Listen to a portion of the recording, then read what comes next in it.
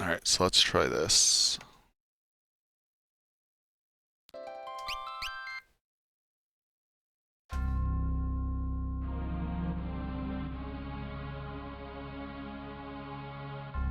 Oh, thank you very much, Jenna. Hopefully your day goes by quickly and safely. Always appreciated for the GG. Yeah, Buffalax wanted us to try running the Steam version a couple of times. We did a run yesterday and it ended up pretty good. I think we can do a little better today as long as I don't fuck up.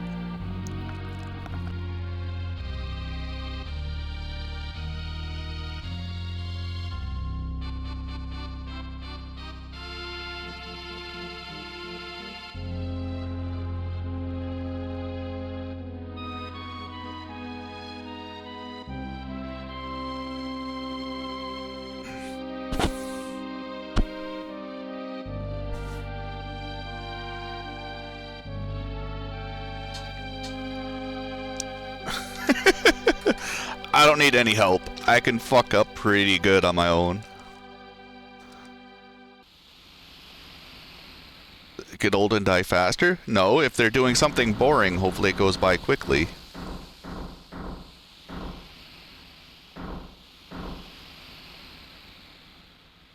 If they're doing something enjoyable, then I kind of just look like a dick, Peanut.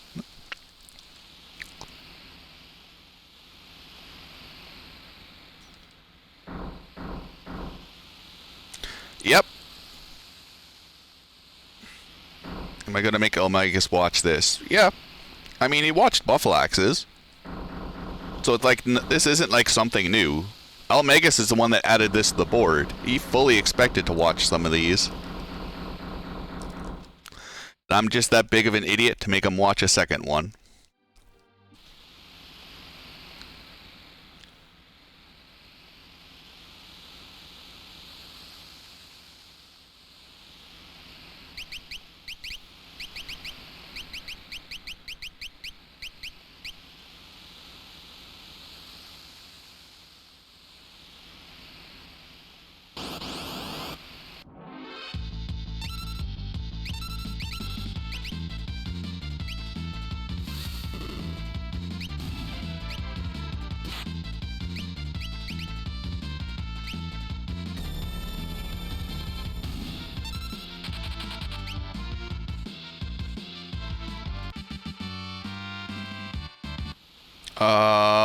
Honestly, tomatoes? No fucking idea.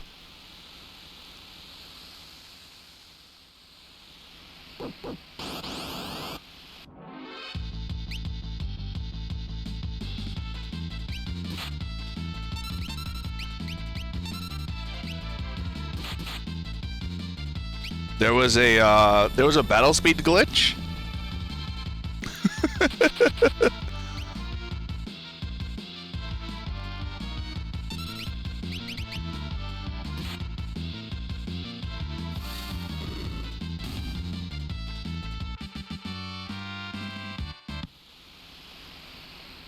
I know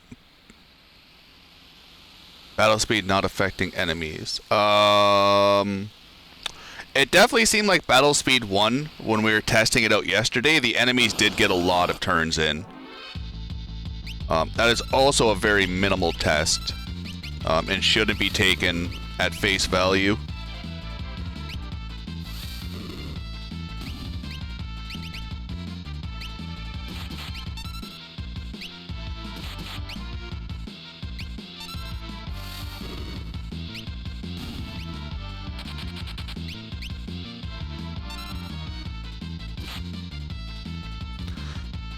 Magic evasion doesn't work in this.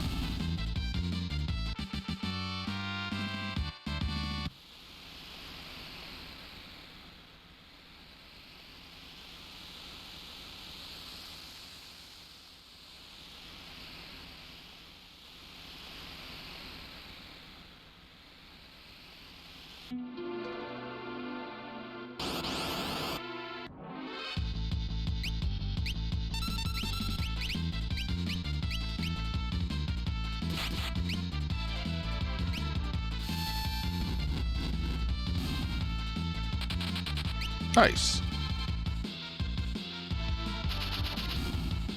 Interesting.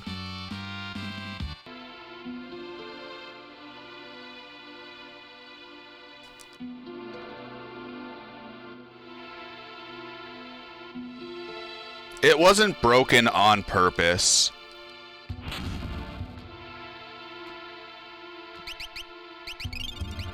So what happened was physical evasion worked in the SNES version before release.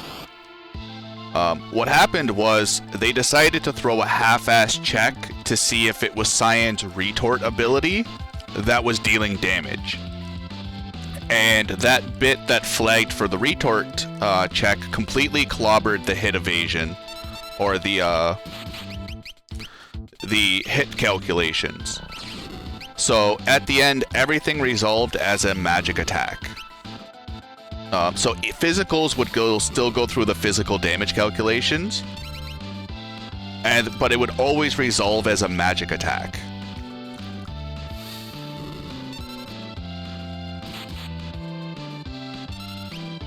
And that's why physical evasion didn't work in the SNES version, was because the developers just threw a half-assed check-in and didn't bother to see how it affected everything else in the game.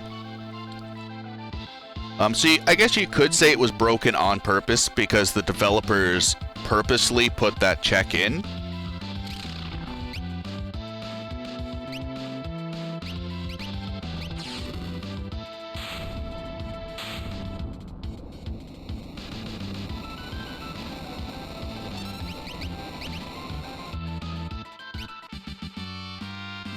Yo, Andy, how goes it? Yo, wandering?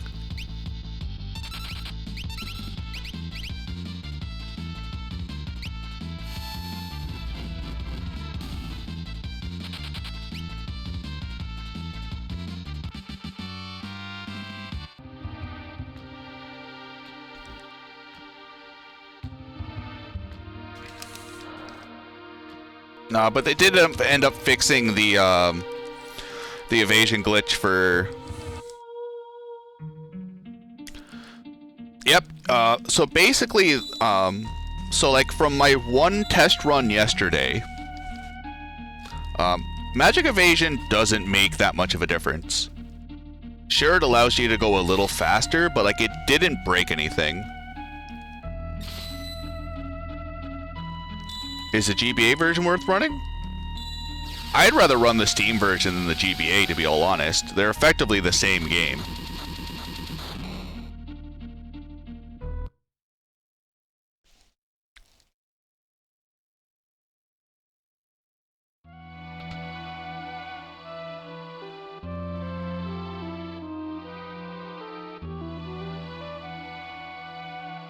So the Steam version is just the GBA ROM ran through an emulator. So all intents and purposes, code-wise, this is a GBA game.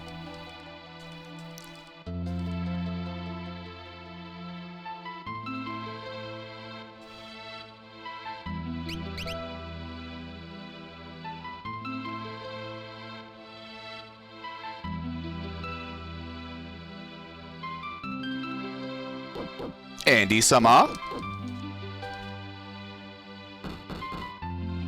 Thank you, Peanut.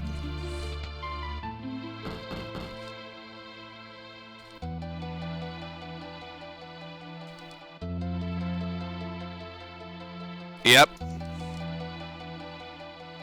I did an all characters and espers run on GBA. The music patch did help, but it doesn't solve the difference in frame rates. The visualization patches are also very, very nice. There's a lot of very nice patches out there, but like you're still kind of putting a band-aid on a broken game, in my opinion. Like it makes the color restoration and audio restoration make it a very, very gorgeous game. A lot better than what it was just like vanilla GBA.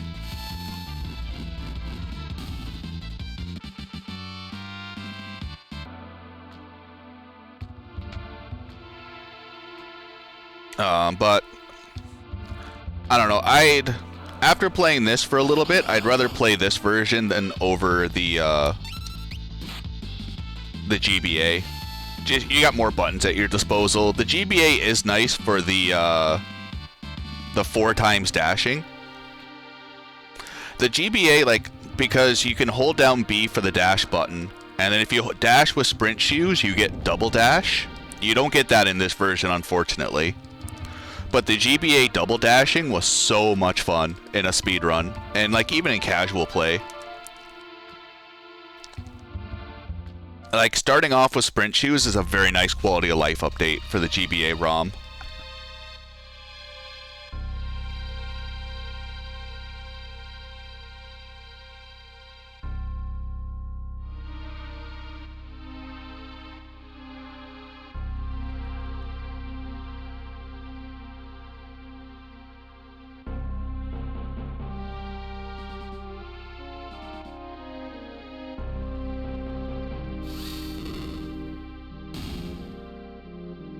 That is out of my knowledge, Jim Carr. I know very, very little on how the anthology works, but I remember from Whippy's runs, going back like 8-9 years, I don't think so, but I really don't have a leg to stand on for something like that, sir.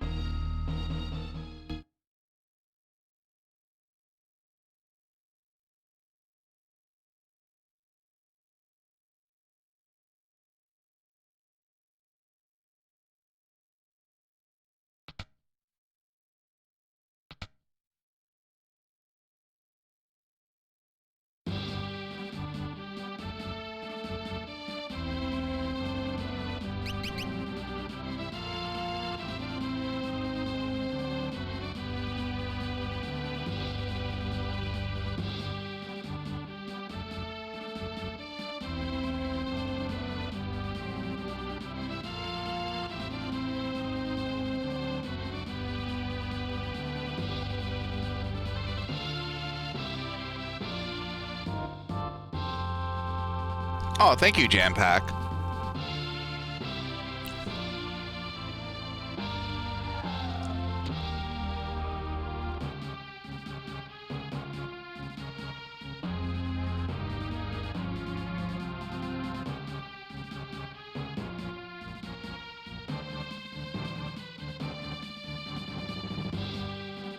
Yo, Jesus. How goes it, my lord? Can you use all your divine power to bless this run?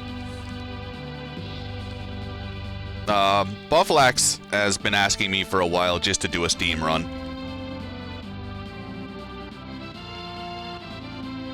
I also wanted to do another all characters and espers run, but I didn't want to run the GBA.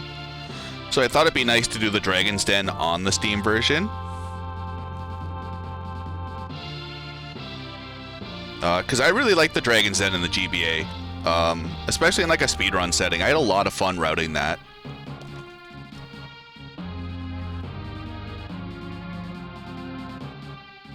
And I really want to revisit the Dragon's Den, but I don't want to do it on the GBA game.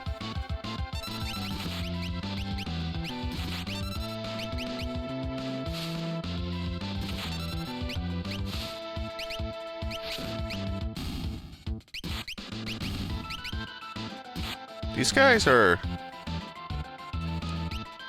packing pretty quick.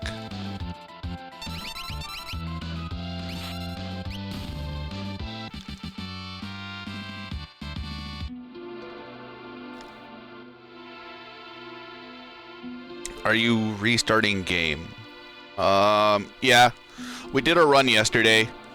Asian Diana. We'll do a run today. Why is the streamer reset? Because I stupidly set off the magic cutscene in the MTech armor. And no word of a lie, we're probably 3 minutes ahead of that run at this moment.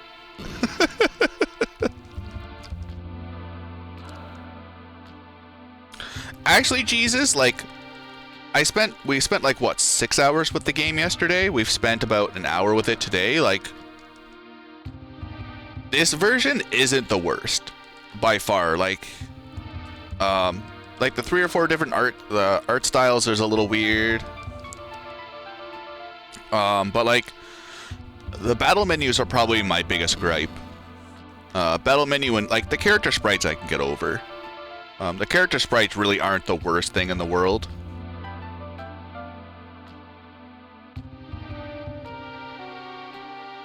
Not being able to select empty slots is a real big bag of ass and chips.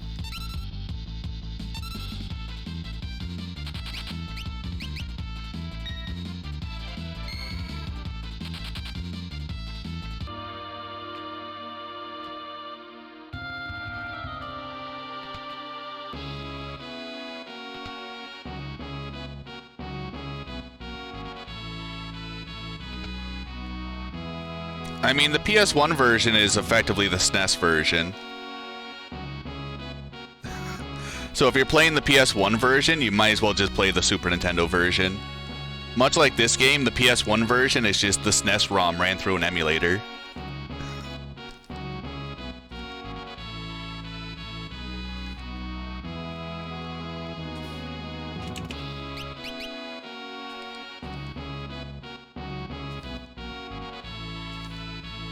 So you're effectively either playing the SNES or you're playing the GBA, and there's really nothing in between.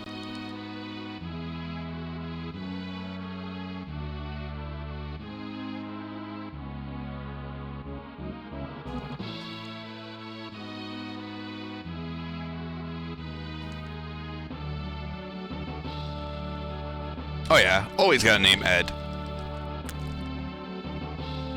It makes SPR happy.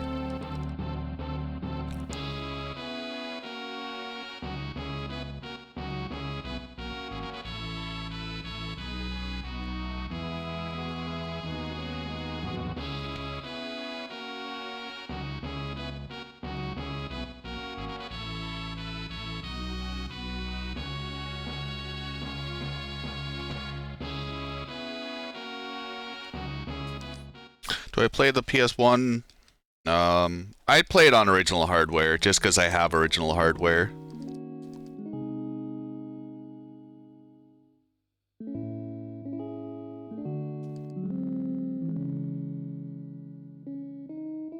Anytime I can get away from emulation, I generally stick to original hardware. Not a purist or anything, I just like, if I have it, I'd rather use it that way. Especially with PlayStation 1 emulators, because some of them are quite a hassle to set up. Like BizHawk's a good emulator, but it's CPU heavy.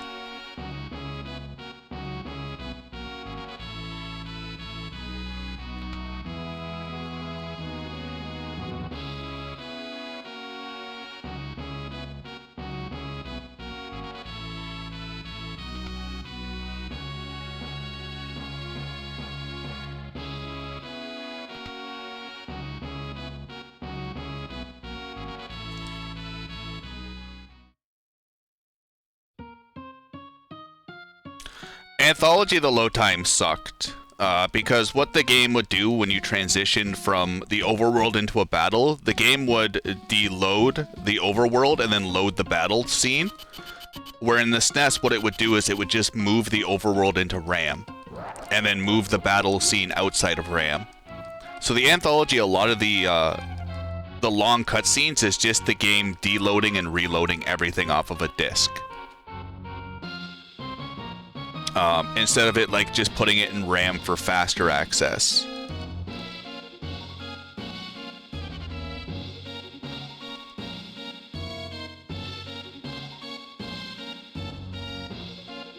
So like each going into the battle I think is like 6 or 7 seconds.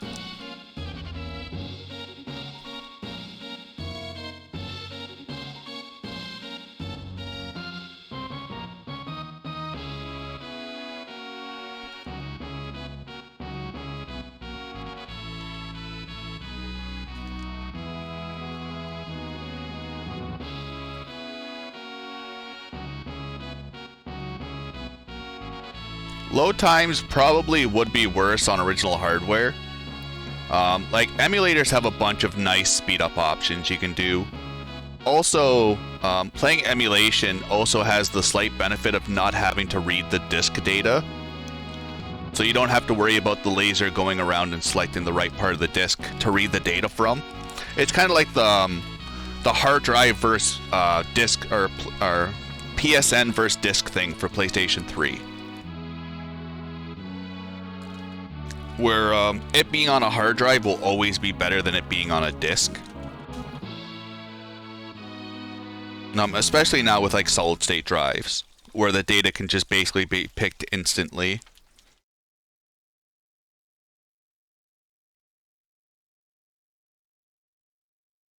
Yo, Crowsit. How goes it, good sir?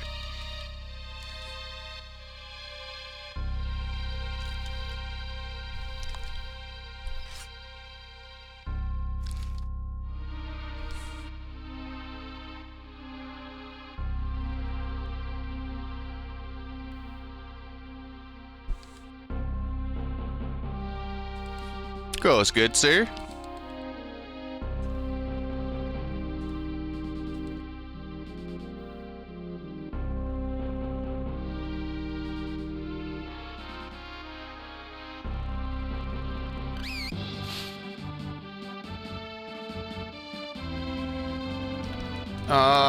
I mean, I don't think it would run any better because the data structure and code execution, in theory, should be the exact same.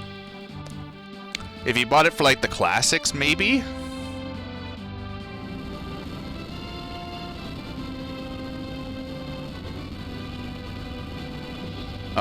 We got a sub 6. No, I think it was like a 556 or 557 or something like that. I didn't really go back and time it. I was just going off the stream length.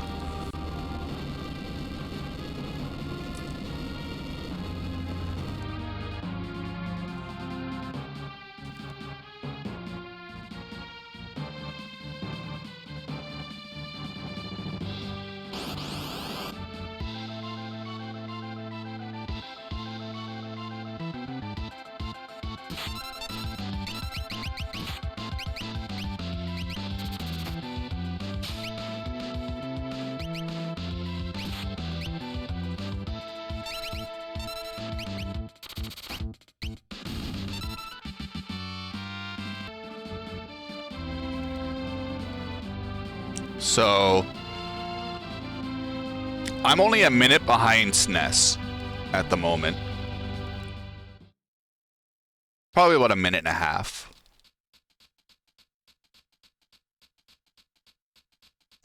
Yep.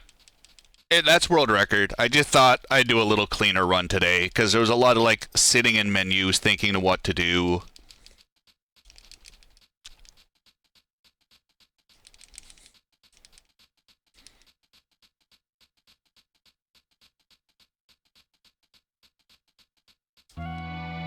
So I have a pretty good idea of what to do this time.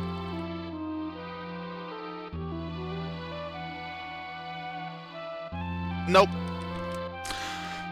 I didn't practice any menus. I practiced a couple of the boss fights. I ran through Kefka's tower trying to figure out if there was some better ways to do a couple of the fights, messed around with equipment. Yeah, I had to Google how to do suplex. That was fun.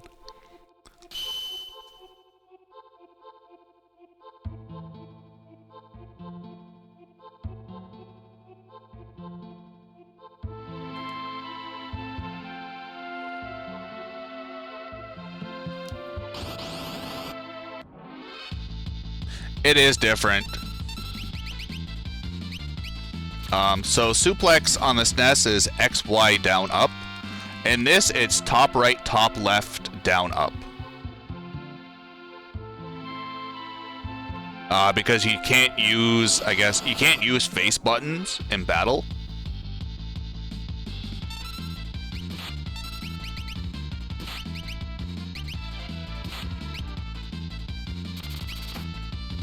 Say the main character of FF6? It's really hard to say, because, like, there are so many, like, main characters. during like certain arcs in the game.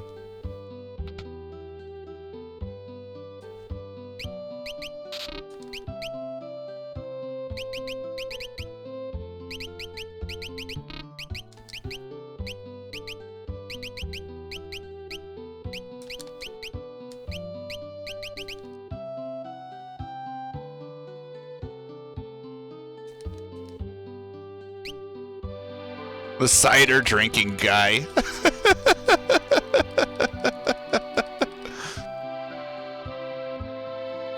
I'd say probably Terra and then later on Celes.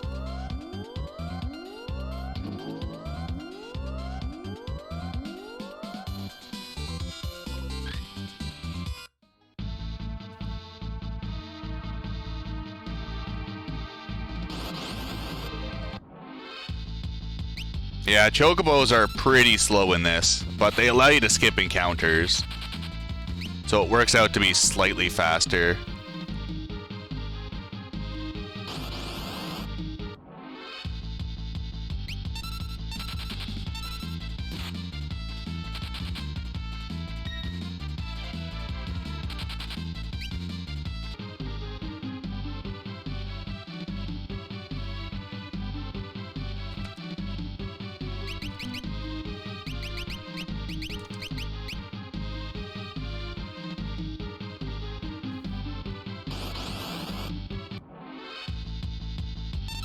Run.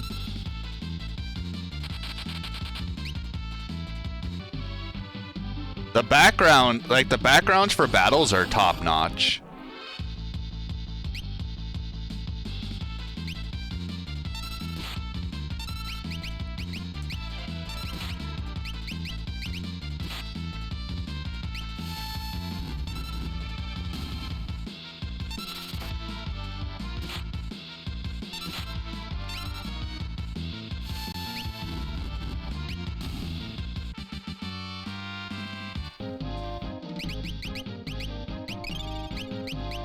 I want to be a little careful.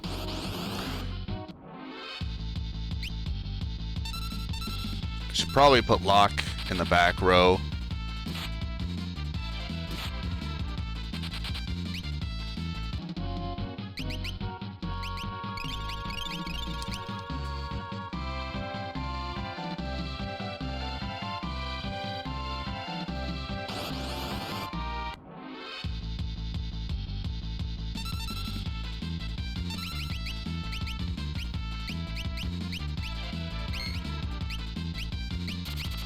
Yo, RPG. Everything goes good, sir. Hopefully all is well with you.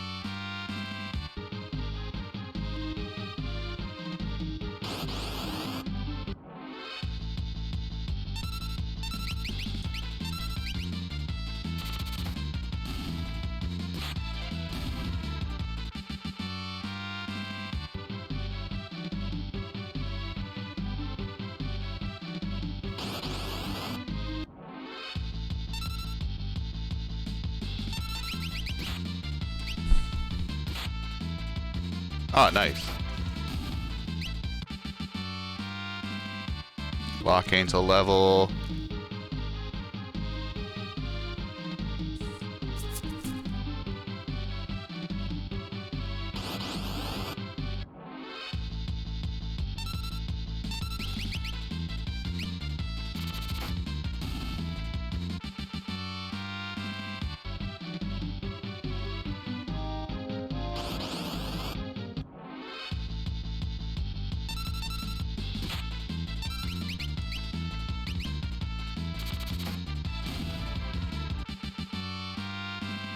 At gained a level, so I need Terra.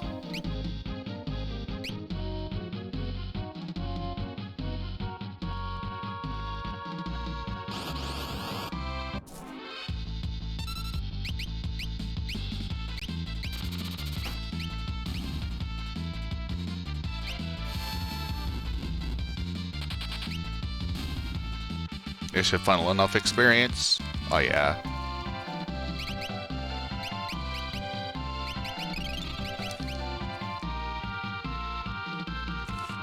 I do like that in the GBA in this version, they give you more magic for being at a lower level.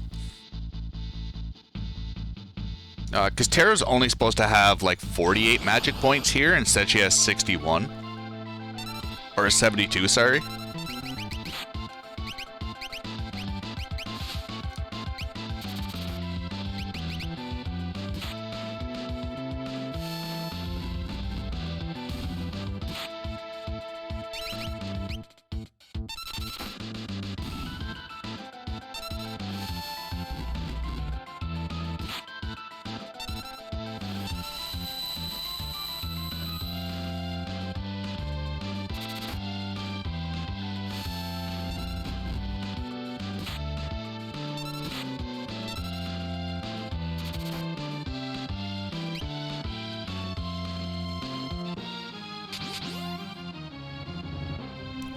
The sudden cuts with the music is very fucking jarring.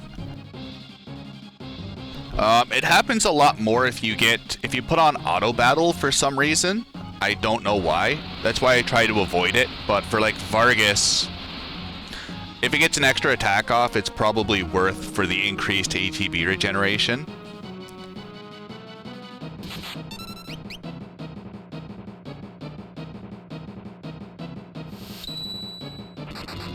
It's auto battle. It'll basically repeat the last function you did.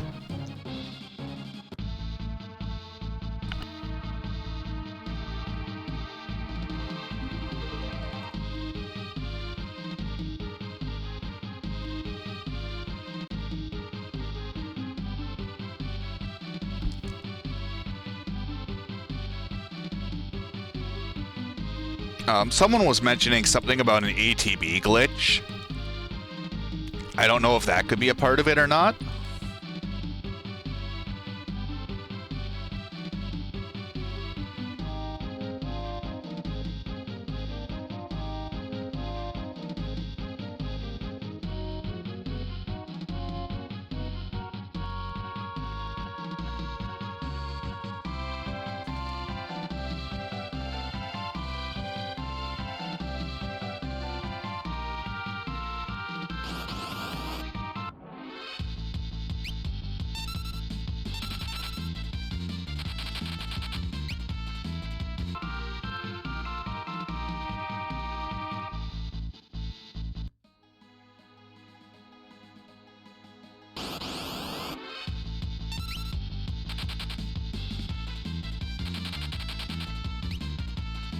Nope. You actually need diagonal inputs in this.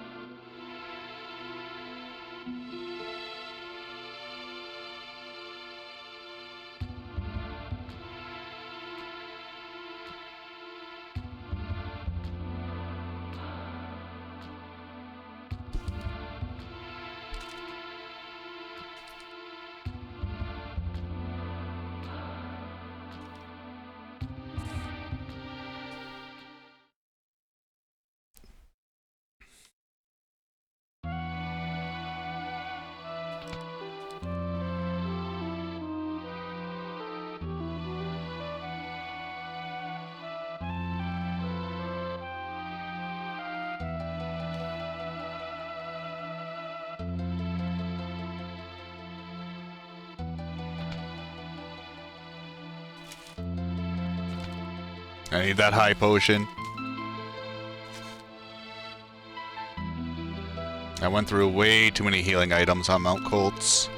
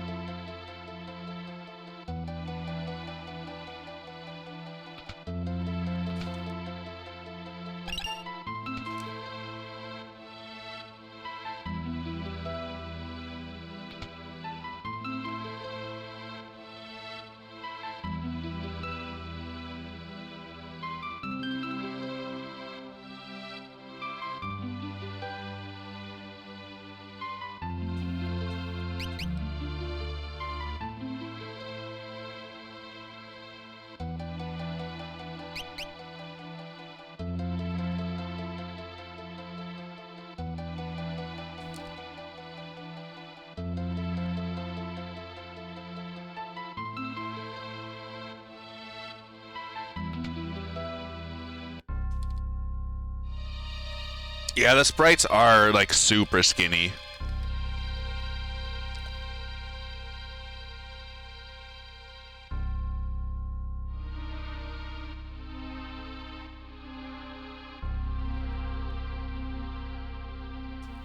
Yeah, especially like since you're meant to be playing this on mobile.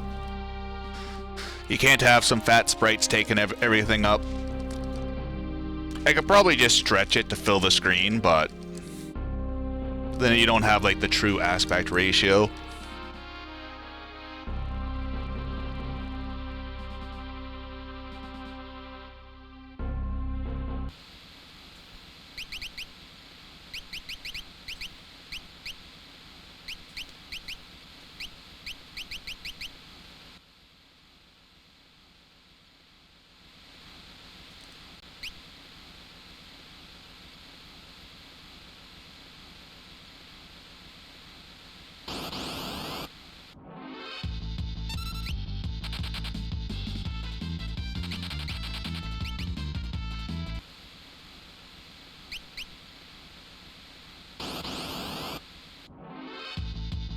Oh, hey.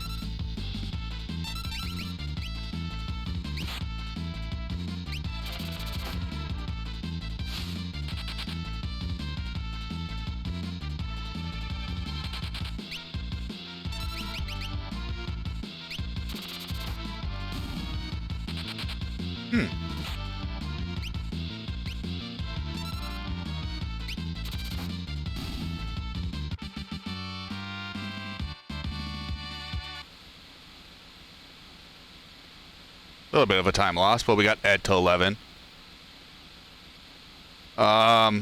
Defense was never bugged. It was evasion that was bugged, and they did fix it. They fixed it in this and the GBA. Considering this is basically a GBA game.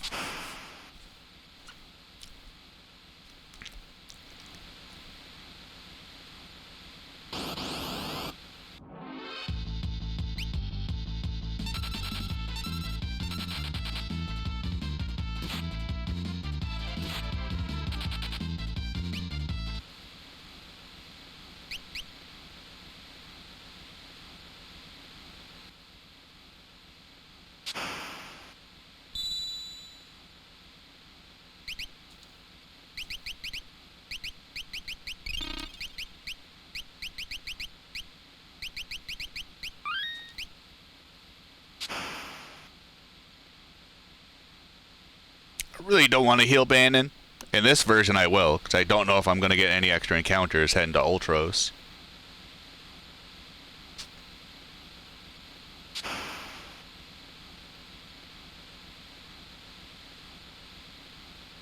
Hi, Uncle Ulti.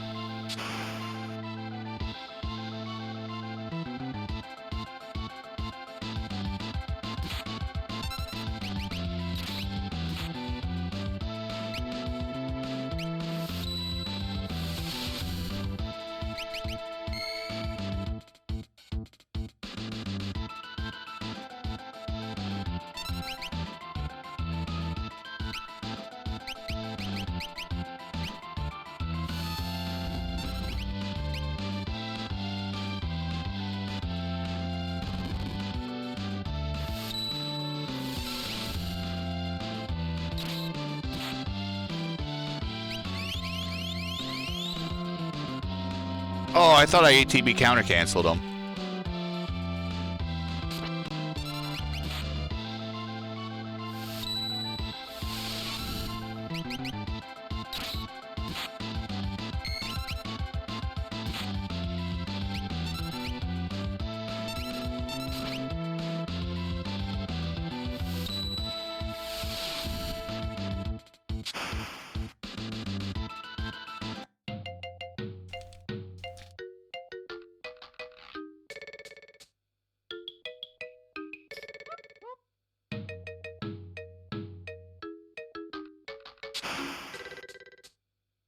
ATB counter cancel is what we do. Nope. You cause him to use a counterattack instead of his normal move, and then his ATB gets frozen for 20 seconds. We use it on Welk and Ultros 1 for the quick kill. It can happen on Ifrit and Shiva, which causes you to lose 20 seconds because it pushes back the transitioning.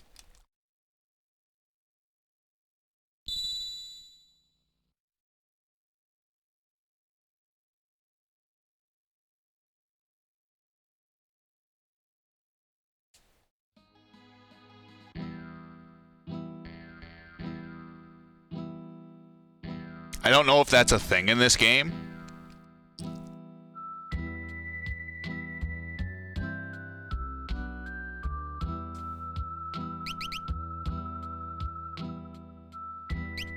Could have just been the queuing system being to my advantage.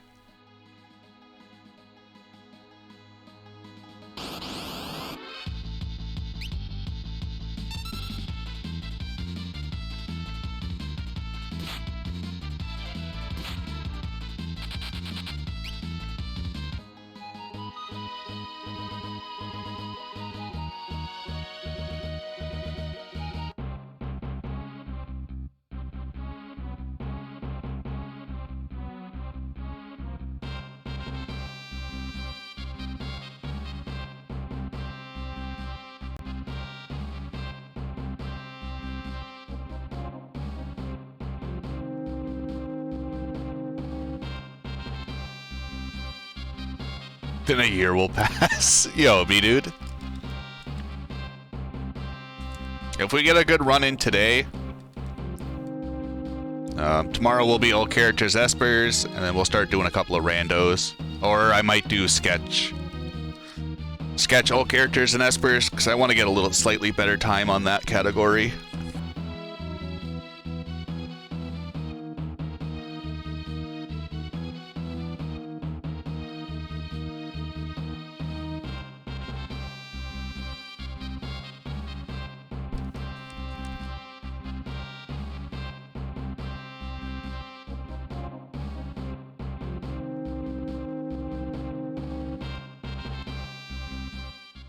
Get it up to 32. Where's Passeria? In about a week. I still gotta make notes for the run.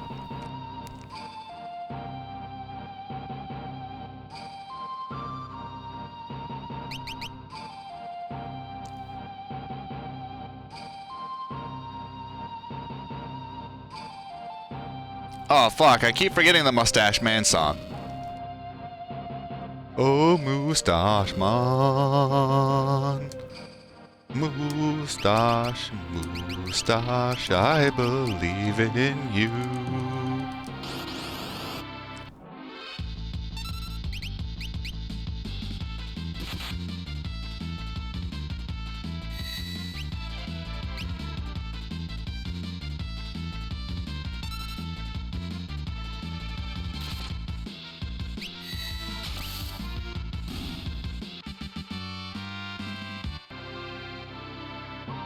SNES exclusive. I don't know what it is. Just don't have the urge to sing it with this.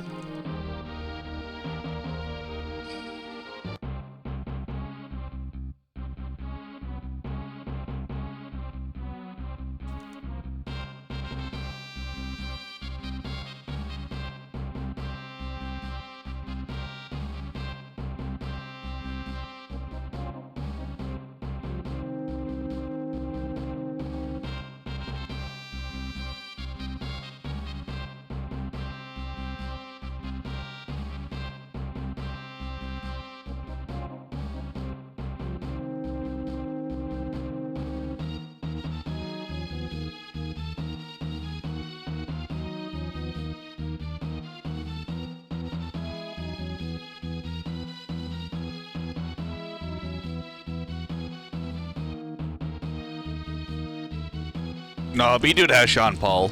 We'll let him keep that.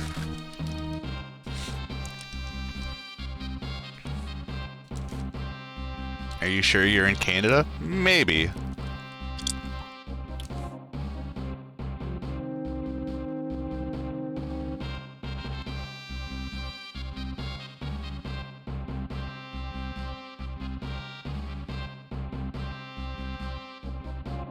B-Dude, it's up to you. It's up to you to carry the torch for all the newer runners. I am now just a washed-up FF6 speedrunner. The Steam version is where we go to die.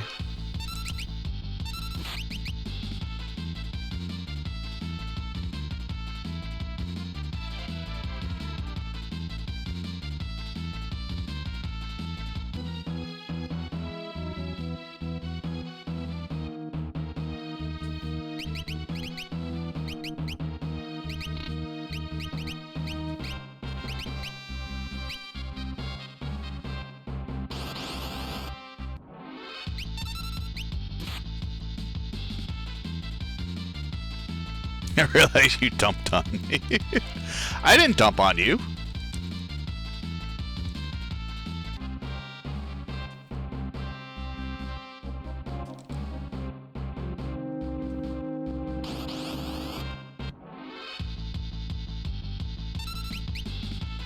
What?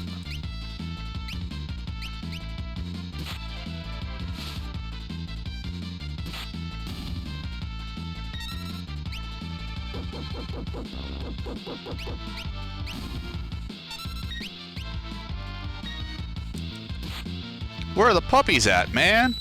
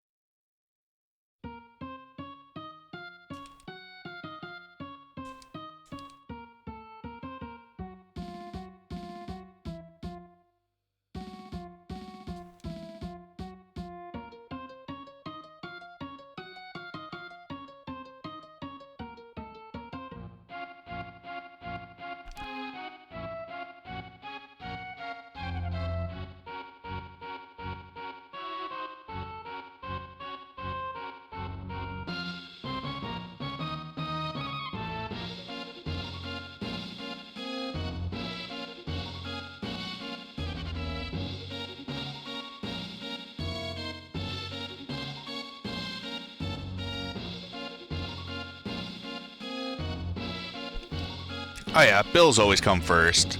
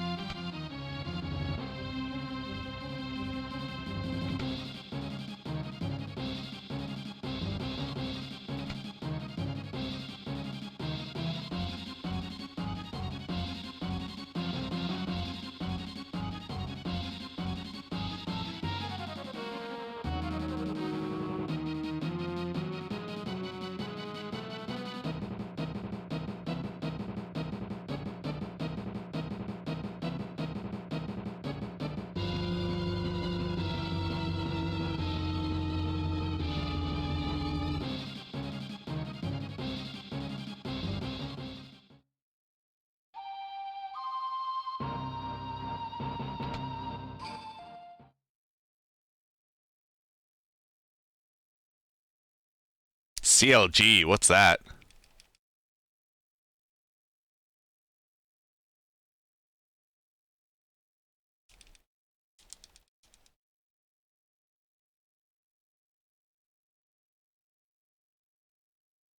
Oh, esports.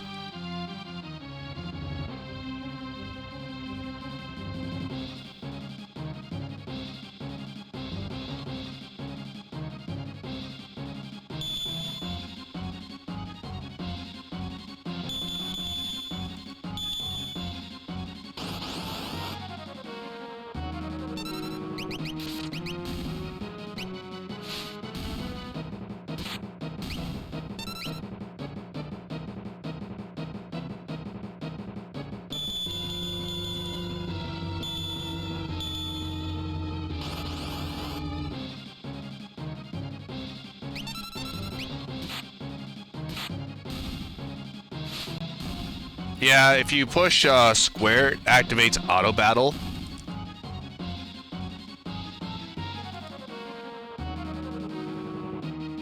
No, it speeds it up, but it always seems to... It feels like the enemies get a lot more actions off that way.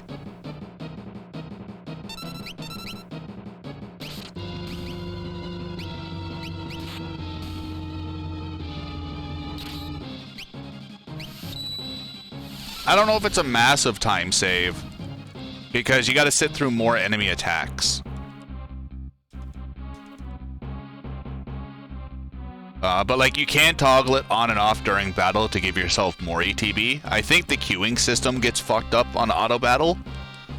But I don't have any hard evidence to back that. It's just my feeling of the game.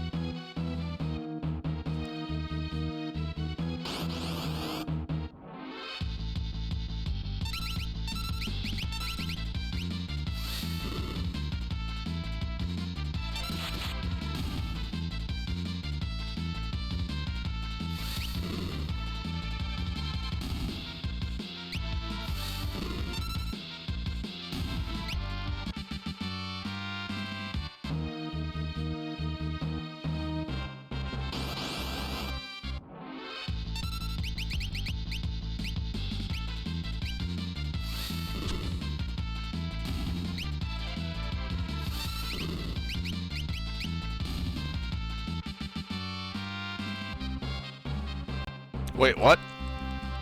They don't leave the M-Tech armors behind when they die? How did I not notice that until now?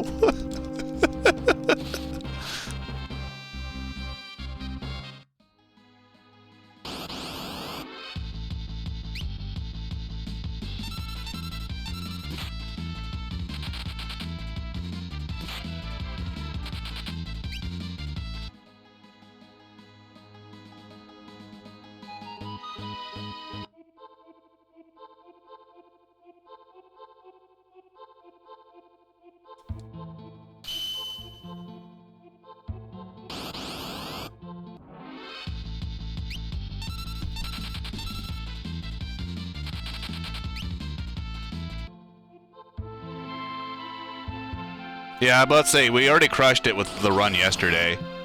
This is just more of an official run. Yeah, I got a 558 yesterday.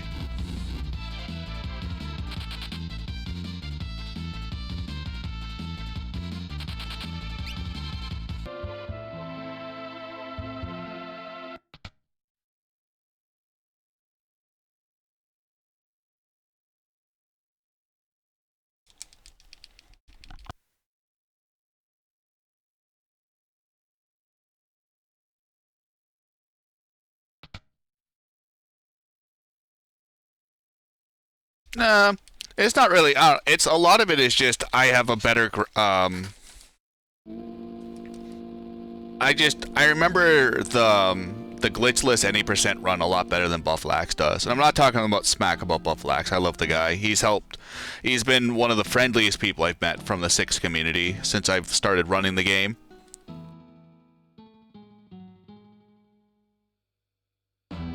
But like it definitely is the difference between like memorizing a run and then trying to do it off notes. Bufflax also does a lot of safeties.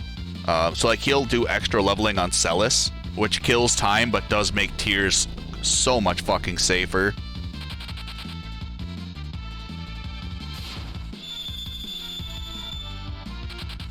Where I'm just really stubborn and I don't want to do the extra grinding.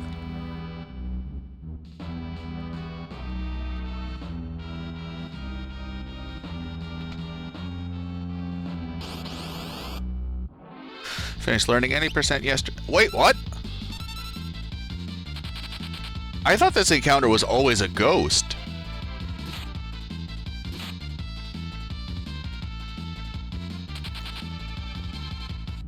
Oh, fuck. Never mind. I got the encounter right before talking to him. Debated so hard.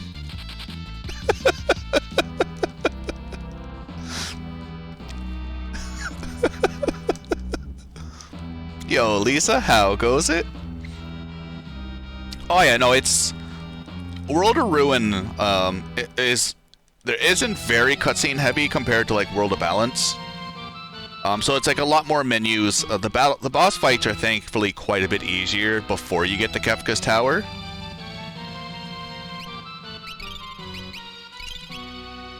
But like it's a lot less cutscenes and a lot more menuing. Especially Kefka's Tower. Like Kefka's Tower is a good 30 to 40 minutes of just really nothing but like you playing the game, which is super nice for ending the game. And then you got like the 3-minute Kefka cutscene, which is really whatever. But it's nice that like a lot of the World of Ruin is just action with very little cutscenes. Tears is something you're going to just need to work around, just because since there's so many of them in the fight, so many things can go wrong, and there isn't really like a static battle plan. Especially for like tier 1, 2, and 3. Like there's no static battle plan, because if they open with Northern Cross or they open up with Doom Tusk or Doom Fist or anything like that, like the battle just changes drastically.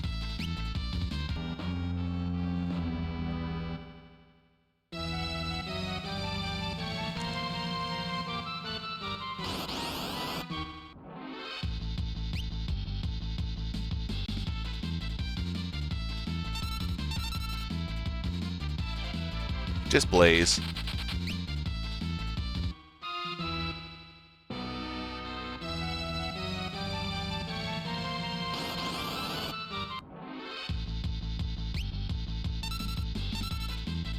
But like tiers, you're definitely gonna need to go over, especially if you're doing Raspless tier 3.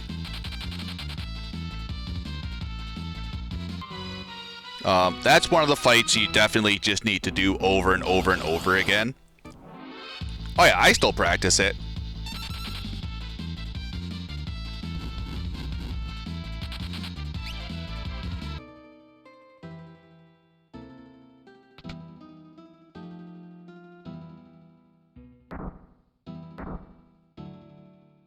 Before any run, I'll practice tiers and I'll practice cranes. Those are the only two real fights that like you can get tripped up on.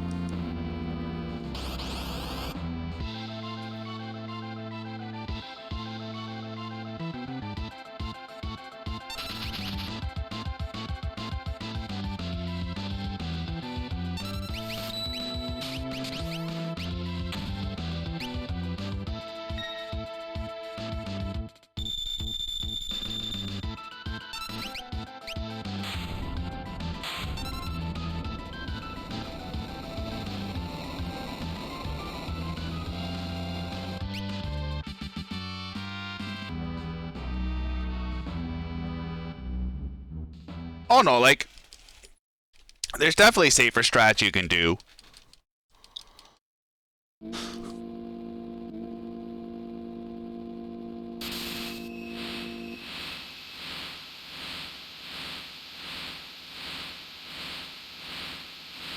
Just be sure to credit Muchiha, you credit-stealing bastard.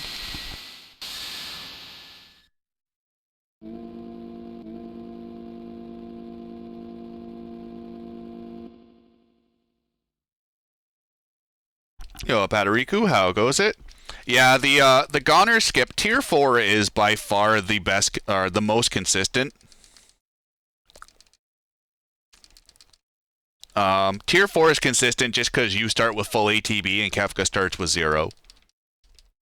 Tier 1, 2, 3, however, are like the big gamble. Generally, like if you get Goner, your ATB waiting or your actions were slightly slow, which at the end of the day isn't a big deal. It's only like 15, 20 seconds lost.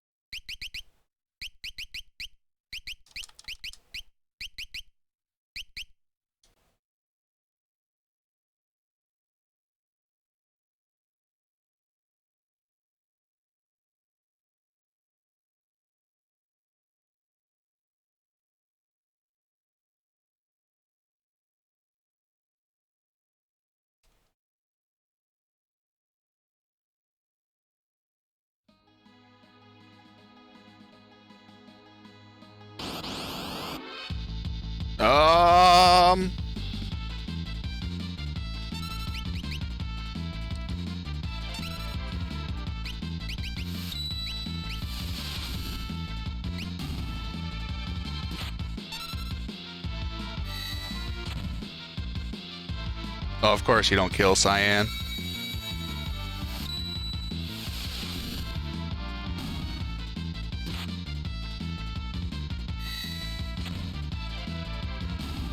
Of course, now you kill.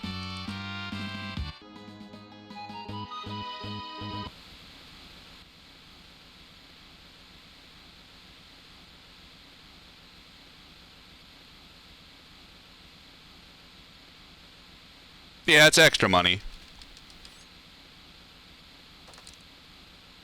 When that would absolutely kill a run into the game I watch. Oh, it also depends on what time you're at. Keynote, like, for Kurosaru, for someone that's learning the run, losing 15 seconds isn't the biggest of deals. Me losing 15 seconds is absolutely god-awful. But it's also just, the more you run the game, the more that is going to potentially bite you in the ass. But when you're not even really done your first run, you have so much time saved that 15 seconds really doesn't mean much of anything in the grand scheme.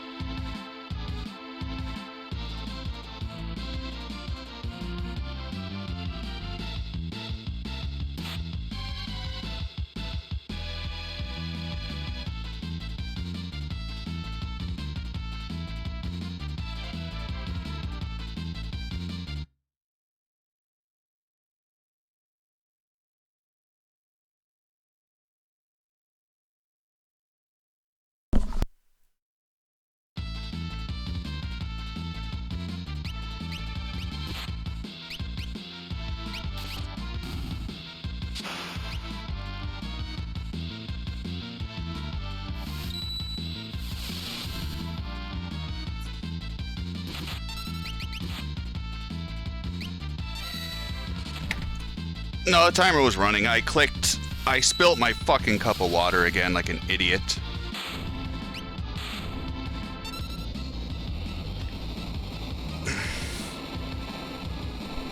So it's just a time loss.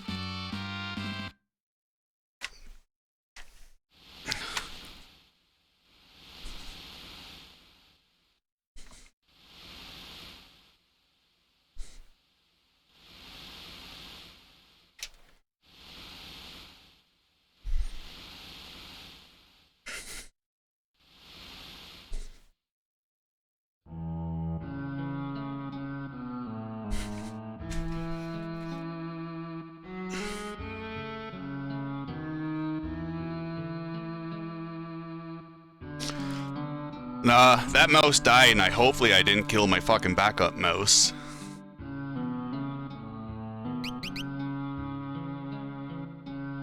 But yeah, like when you're learning a speed run compared to being like top tier, because like my first run of FF6 Glitchless was 8.5 hours. So like me losing 15 seconds on Goner really didn't mean much of anything, considering I had close to 3 hours to save compared to like world record. Ether, kunai, auto crossbow, black belt, tempo, white cape, knight's code.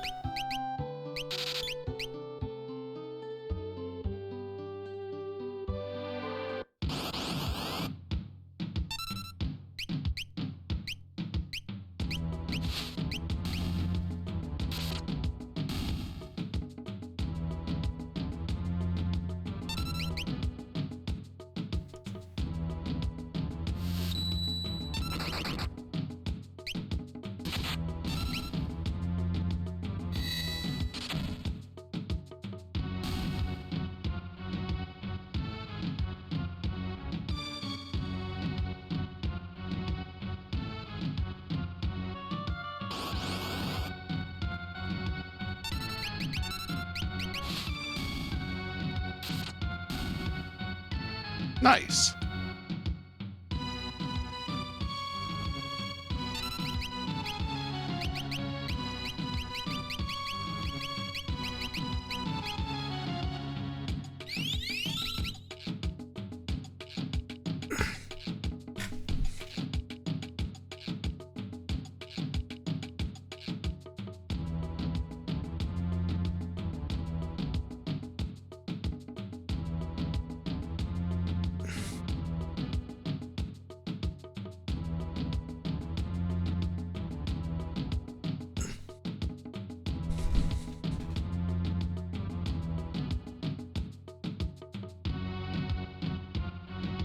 No, B-Dude's playing it in the background. Don't let it deceive you.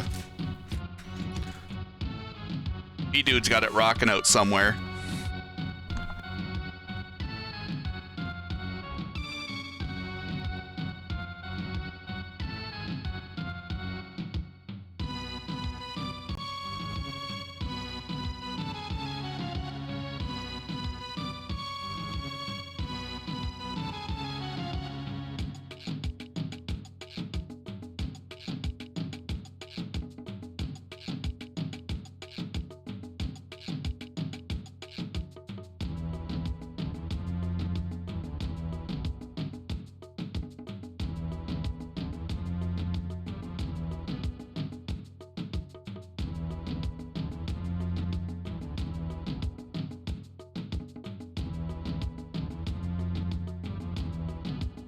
Thank you, Dustin. I needed a break from streaming.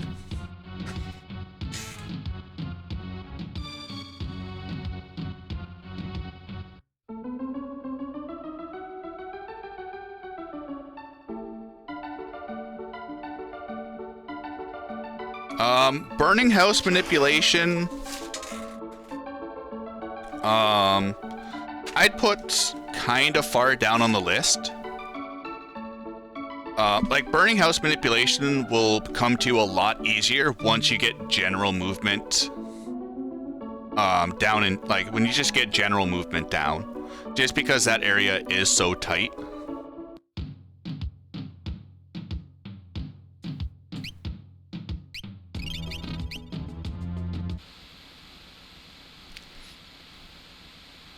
Like, you'll still save infinitely more time on menus and step route than you will grinding the burning house. Burning house is still super nice to do. But unless you're, like, really good with the movement, you could just find yourself bashing your head against the wall for longer than what's needed.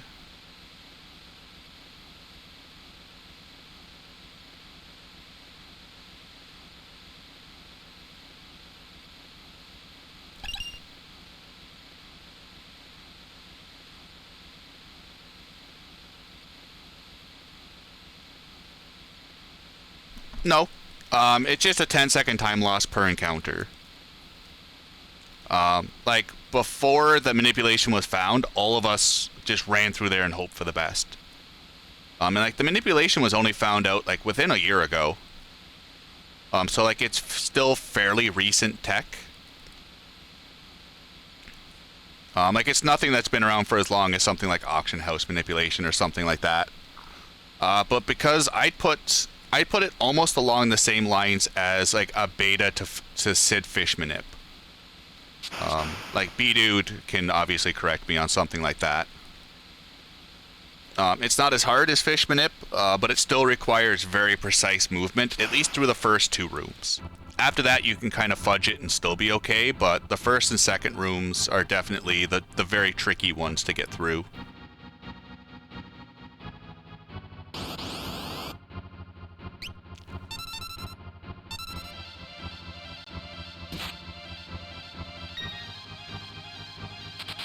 To me, like, just my point of view, like the 2 or 3 hours you're probably going to spend on that is much better learning tiers, or practicing menus, or maybe boss fights to make it a little less sketchy.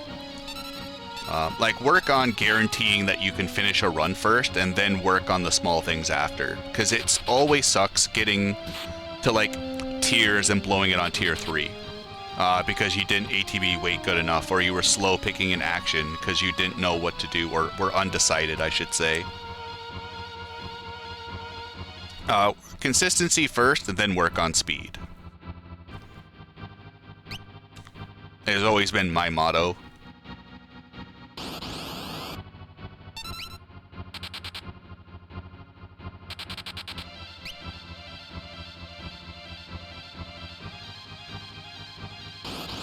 Pharaoh. How goes it? No splits. I just got a timer going. There's not enough real estate to show the splits without the font being super squished. This is some mutant aspect ratio.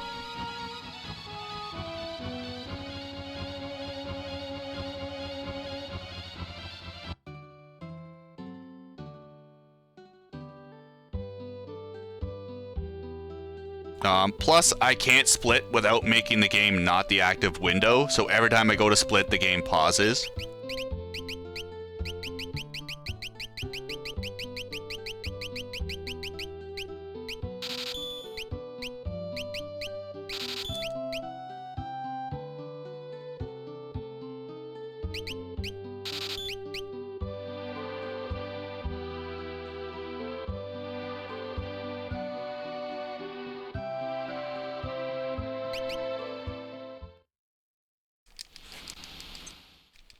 Oh, like, I still know where I am roughly.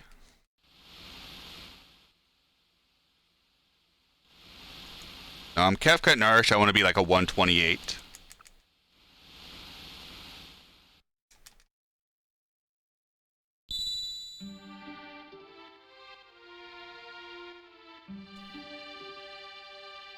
We were only like... We were just shy of 2 minutes off of SNES PB at Doom Train.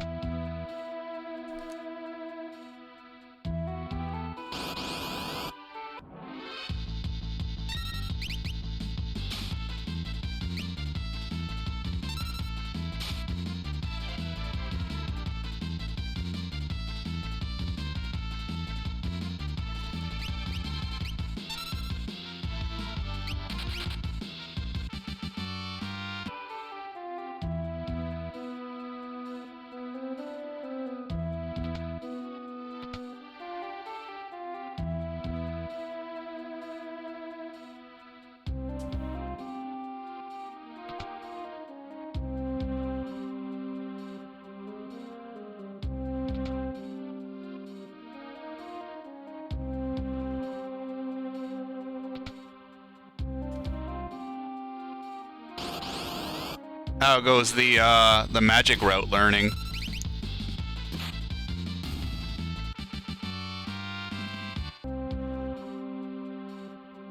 Look, his twin brother.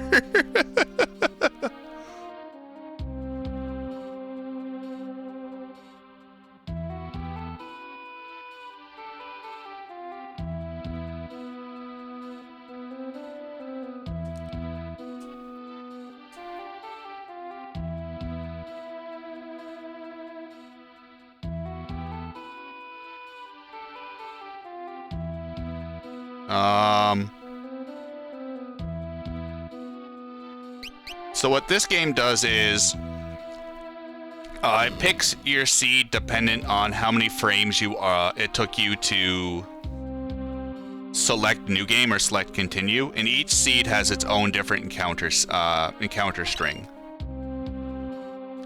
The encounters, without knowing much about the other strings, have felt pretty much on par with the SNES.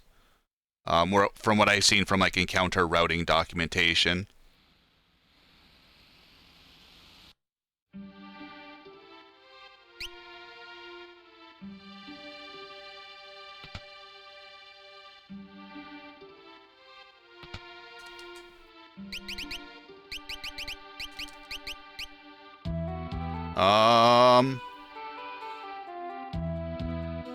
I wonder if fucking Flecky's notes were for a marathon.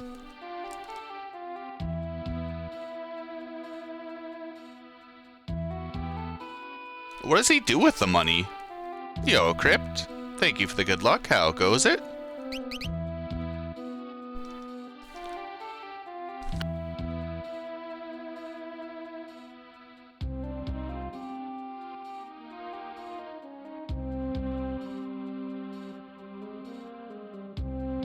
Any other changes? Yep, it fixes the evasion bug. It adds in the Dragon Den from GBA. Fixes the retort glitch. Fixes Psycho Cyan. This is basically the GBA ROM, Bruiseby. Just ran through a fancy emulator or engine.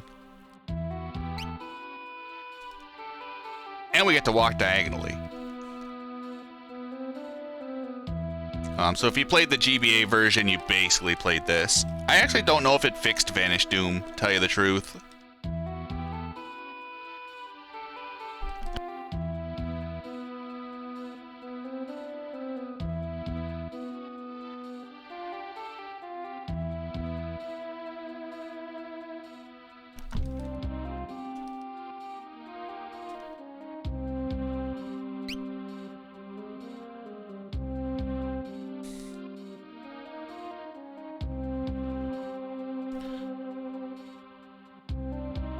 Dragon's Den I loved for post-game.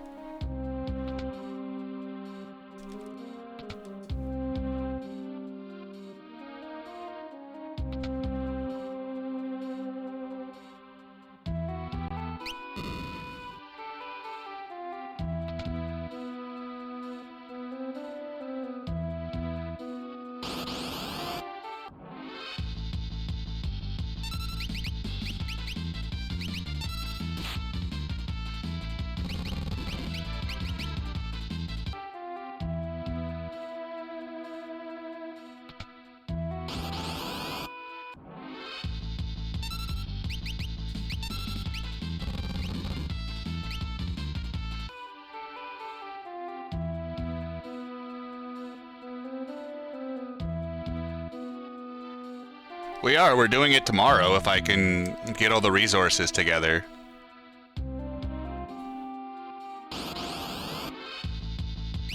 I mean, there is no board for Ace. I'm just doing it because I like the old characters in Esper's category. It's the only reason I'm doing it. I routed the GBA. Like, the GBA doesn't have a leaderboard. I just did it because it was something fun to do.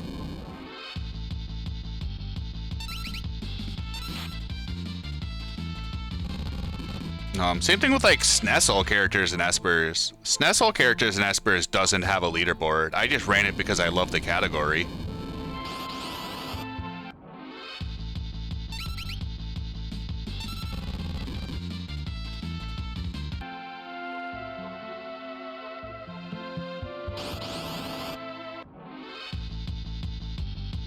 I mean, I spent what? I a year and a half routing low dive 1 quarter for Breath of Fire Dragon quarter, and like I've denied Rexdon like 4 or 5 times putting that on the leaderboard, just because I wanted it just to be a fun category. Because of Cursed Shield and Paladin Shield, and Ragnarok Sword and Ragnarok Esper.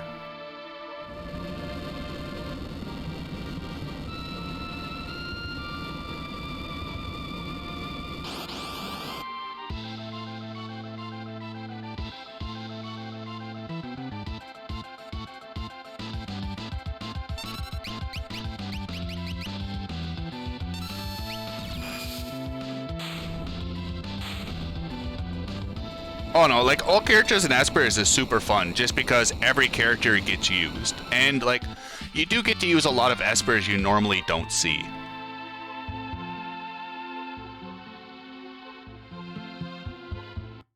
Like using Bahamut, Golem, Alexander.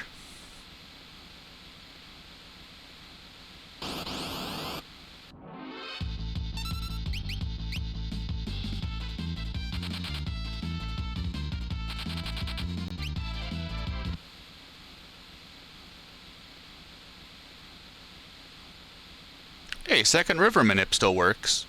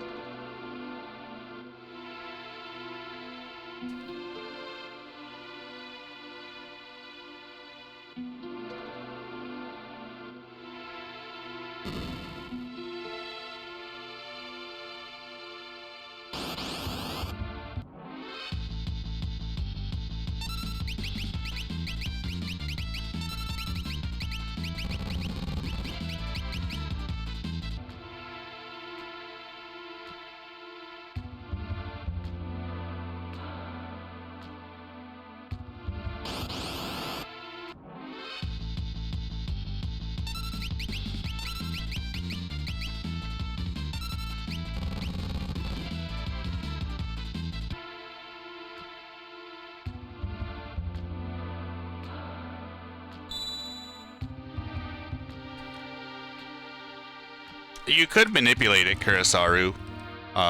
It is a giant pain in the ass, but you can manipulate slots to give you certain items.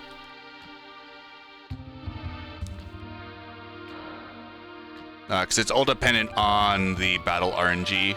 So if you can manipulate the battle RNG, you can always just get the item you want.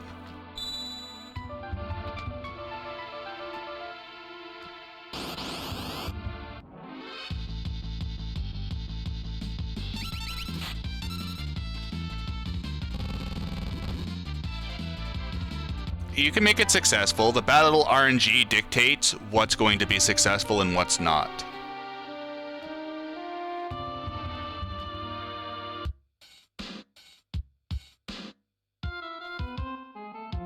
It also dictates what item Ragnarok will morph.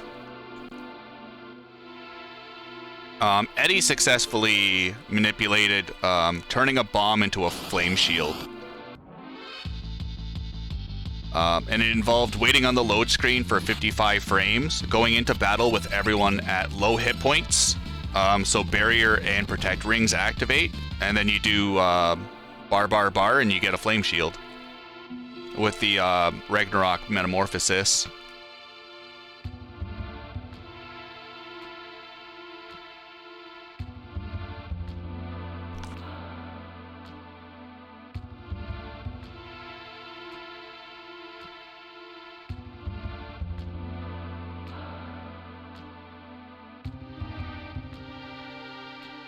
Narum and I were trying to route that into no sketch, but it takes like 10 minutes, and it's not worth it.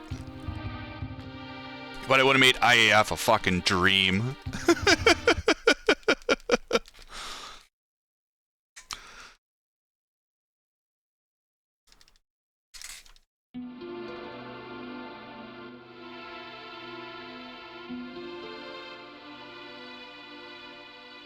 Yeah, it's just trial and error to see what works.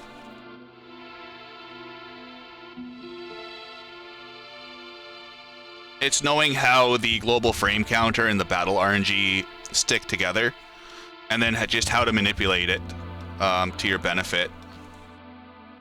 Yo, Shadow Sid, thank you very much for the raid, sir. Hopefully everyone's doing good. No, I'm like, this game is theoretically possible to manipulate.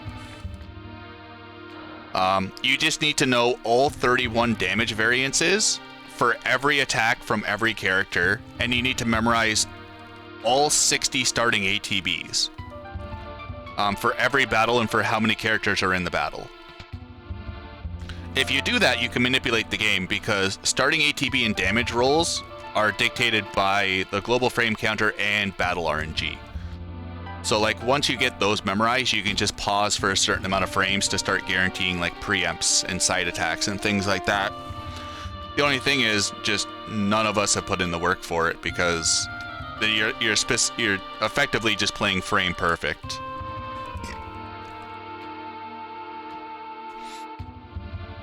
Oh, nice, Sid. How'd it go? Welcome, Linnea C.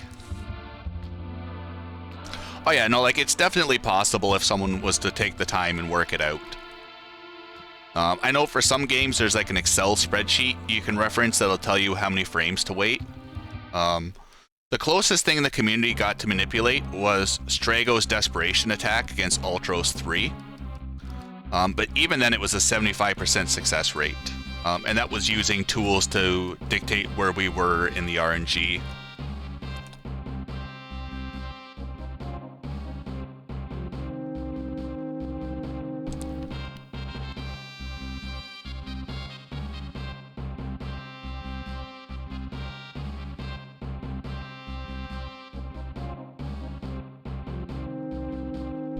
Had a rough start. Oh, nice. Good. Congrats, sir. Was that the Worlds Collide or Beyond Chaos? But that's looking. Those stats aren't. So out of the 256 battle RNG values, if you hit 32 of them, you'll get that item. But if you manipulate it, it's always 100%. It's like the step route. There is no 1 in 16 encounter.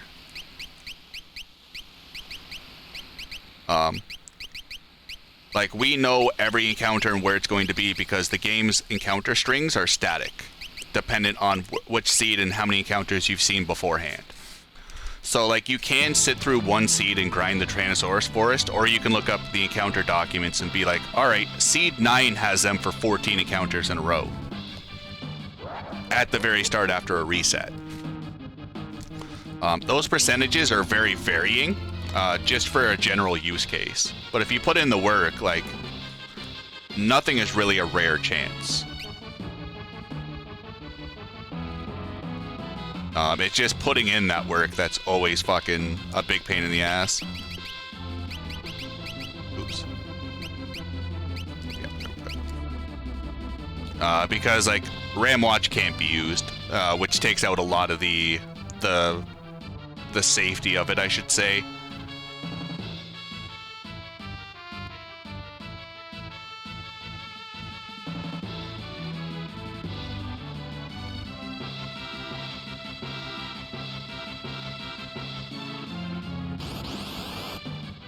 I got nabbed. Yeah, I did. I was a little late.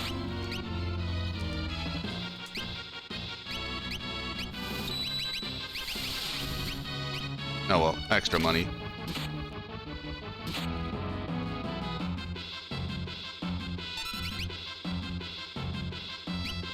You can guarantee that. Just know where you are in the battle RNG.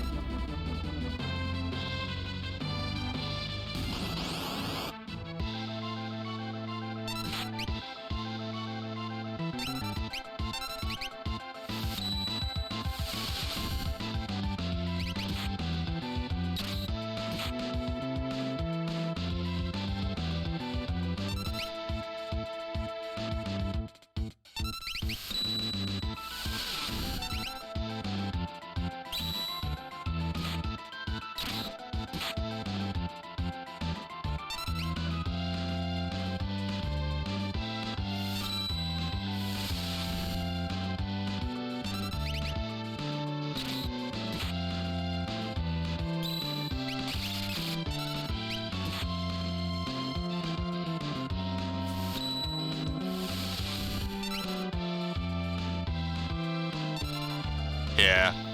Should have healed up Gao, but it is what it is.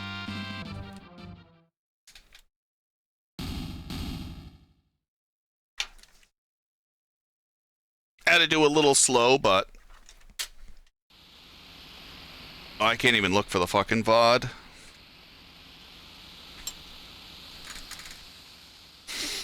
$131, Kefka Narshe. I'll take it.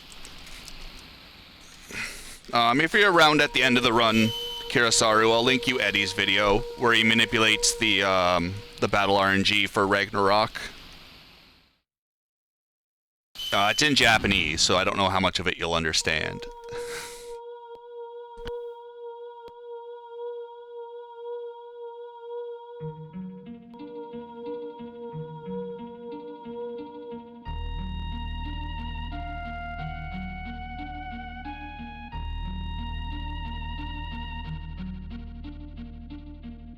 Eddie's. The main glitch hunter for the game for the last, like, 3 years.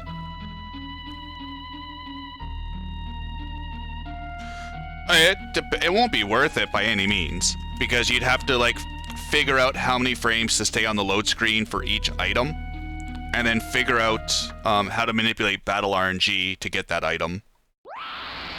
It's not really it's not worth it, but I'm just saying, like, in theory it is, or in practice it is possible to manipulate even the most unlikely items, if you're willing to put in the work and look through, like, RAM Watch.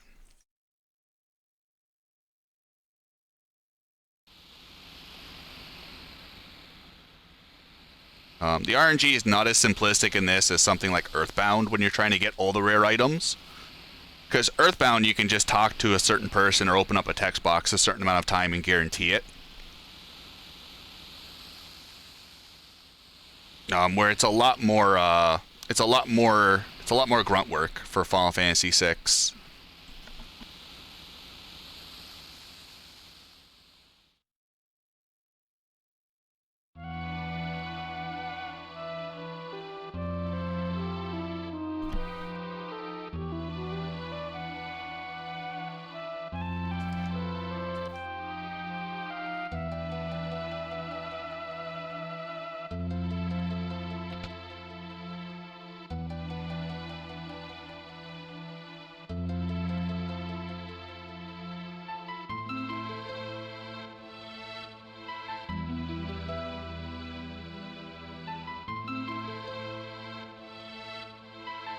Oh, I mean, every game has their caveat. Earthbound uses 3 different RNG values.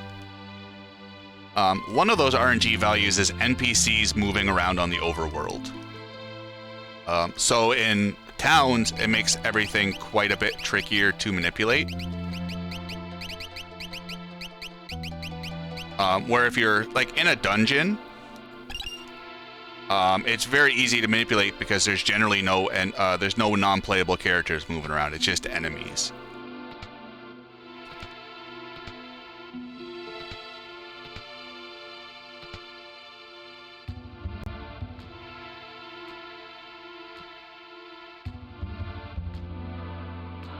But like Chrono Trigger, for instance, has very, very simple RNG. Chrono Trigger really only has... So if you take 256 values and divide them into 16 sections, that's pretty much Chrono Trigger's RNG in a nutshell. Chrono Trigger has very, very simple RNG, and it's very easy to fall on the same values over and over again, just because they are stuck to, like, the 16 sides pretty much. Depending on your route, some people take Cyan, some people take Celes. I take Celes because it's theoretically faster than Cyan, and I hate Cyan.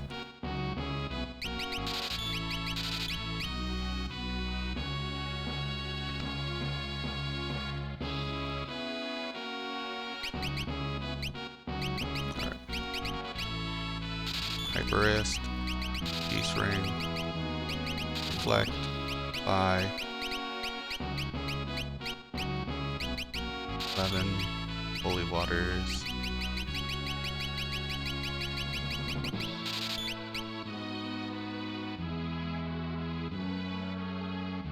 Mustache Man song's good. Cyan's Dispatch will deal slightly more damage than Celes' crits, but Celes with the Rune Edge, you get 1 to 2 crits on Dataluma, and it does really help set you up for a very nice quick kill on Dataluma if you don't over damage them. It's a lot of situational things. But like for me, since LCC started playing around with Celes for Kefka Narshe and Dataluma before the relay last year, I've just been a fan of bringing Celes. It makes the fights a lot safer, not safer, but a lot quicker. And it's also nice for Kefka Narshe because of Runic. If you're not an idiot and don't fight the Test Rider, then you obviously don't need Runic.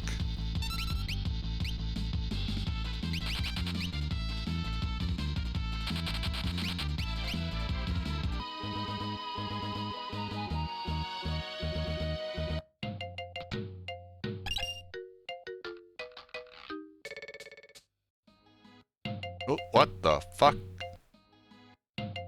What? I didn't agree to this game.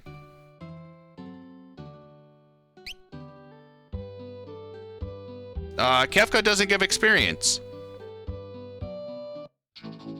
So you don't have to worry about levels.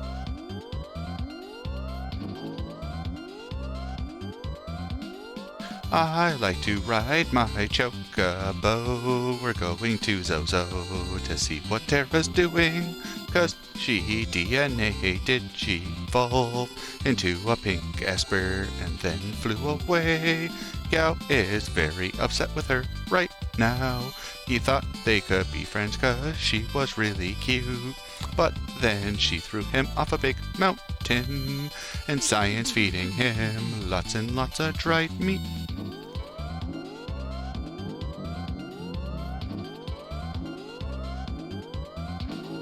I like to ride my chocobo. We're here at Zozo.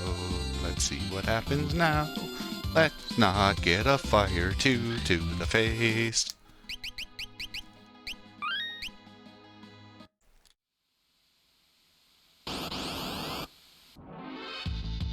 Yeah, bosses in this game don't give experience. So we don't have to worry about bringing certain people to boss fights. Bosses only give magic points, items, and gold.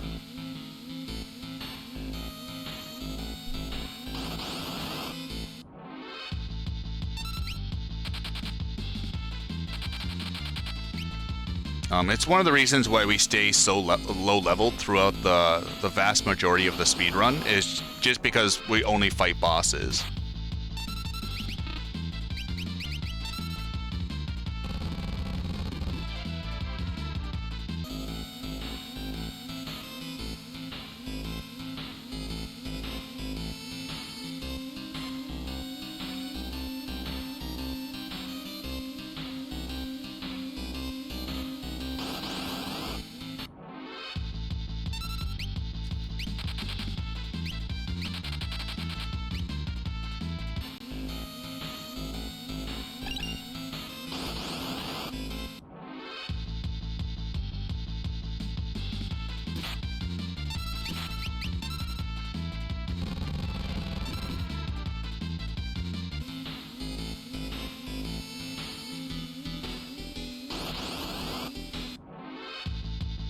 Yep.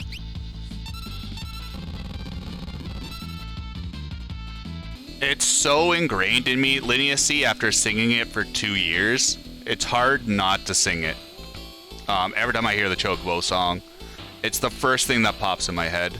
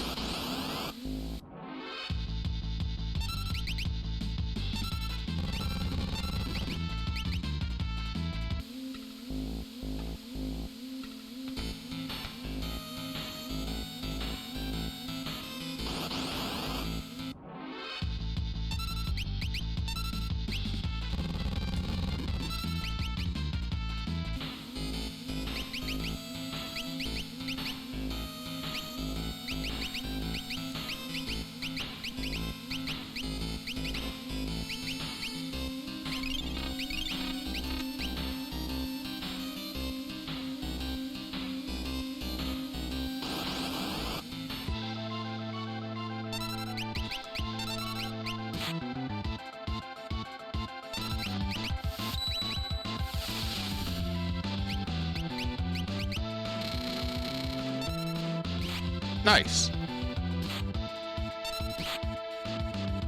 Might get the quick kill here.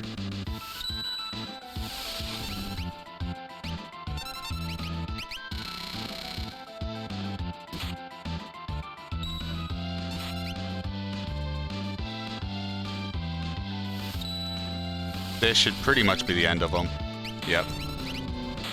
So that quick kill will also happen on Celes in the exact same fashion.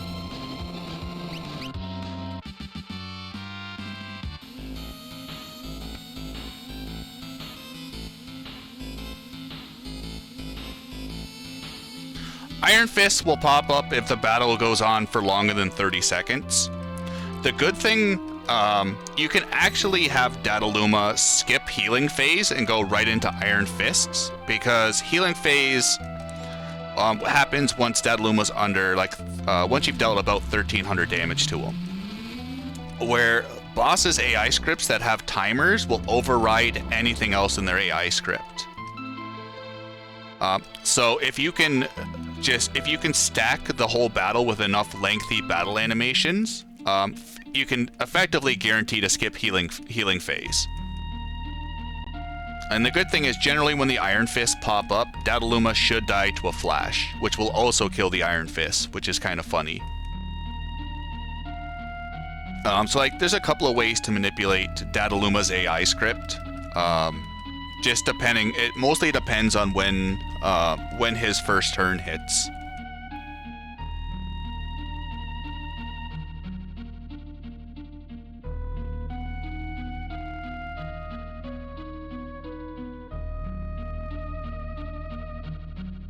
Yeah, you get EXP from the Iron Fists. Dataluma has some very scary things he can do. I think it's his 4th turn, he'll start throwing mithril knives at you.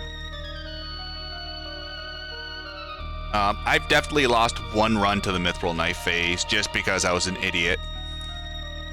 Yo, Tyler, how goes it?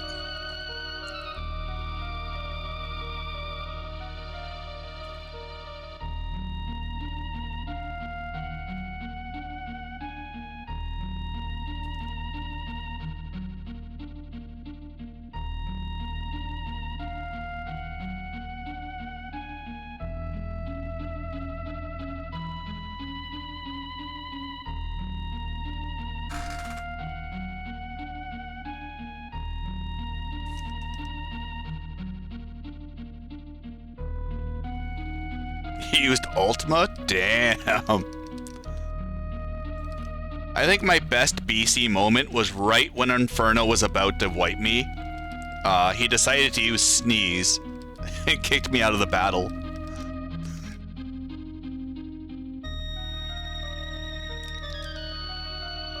Woodland Walker is pretty sexy for lightning returns.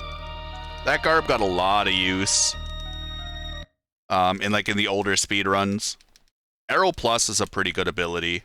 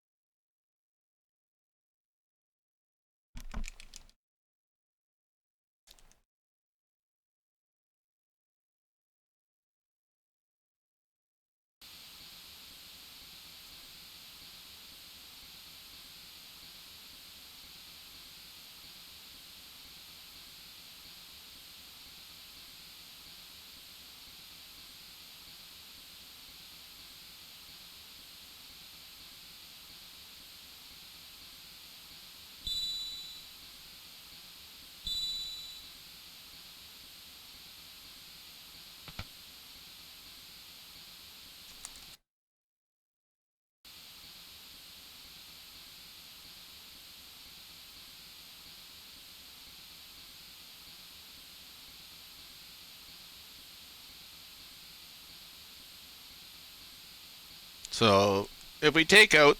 The only bad thing so far in this run was me hitting the test rider, and that's 100% on me.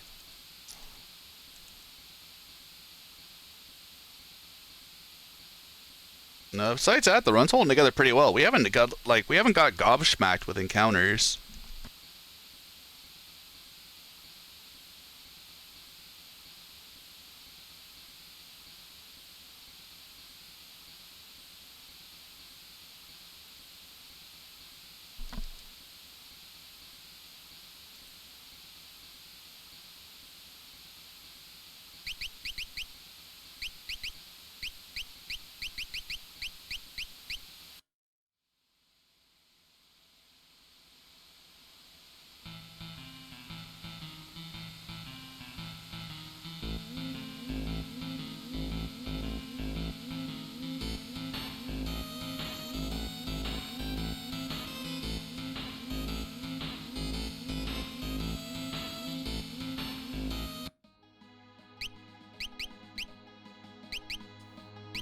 Oop, fuck. Ramuh, Siren. Go. Equip, Sabin with Genji and Gigas.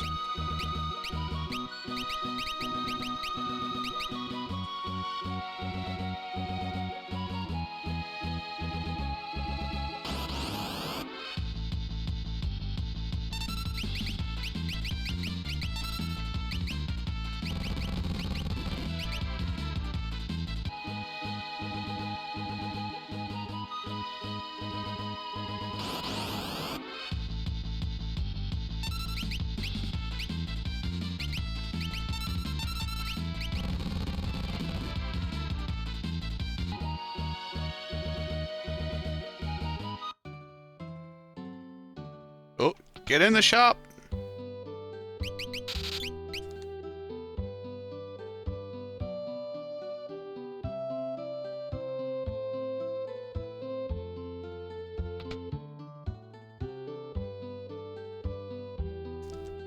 The character portraits are really good. I wish they would have put a little more work into the sprites.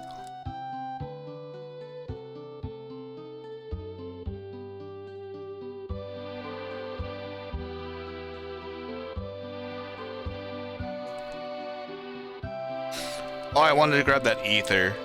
I could probably skip it.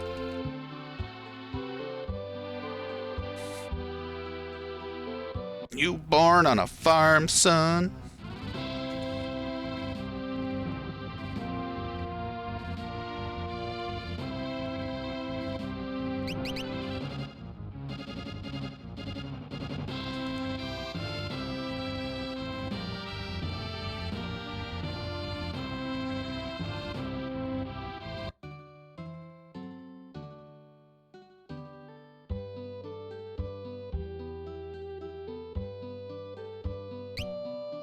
Thoroughly convinced this chocobo ride is slow.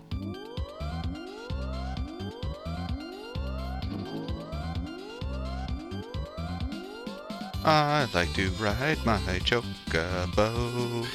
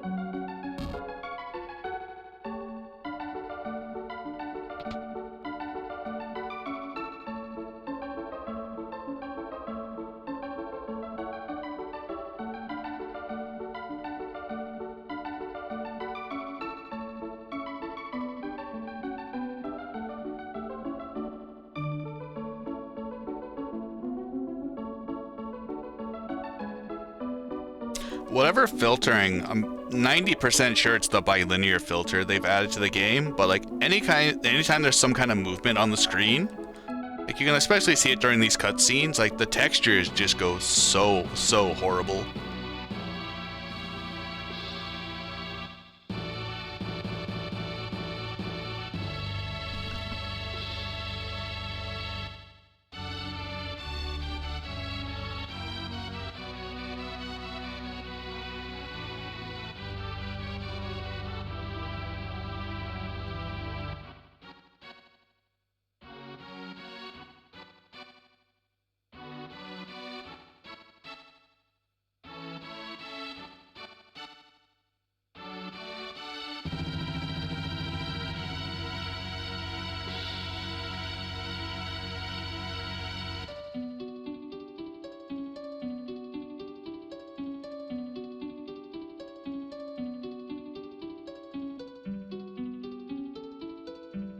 Like I've said it before, to me the biggest eye glare in this port is the menus.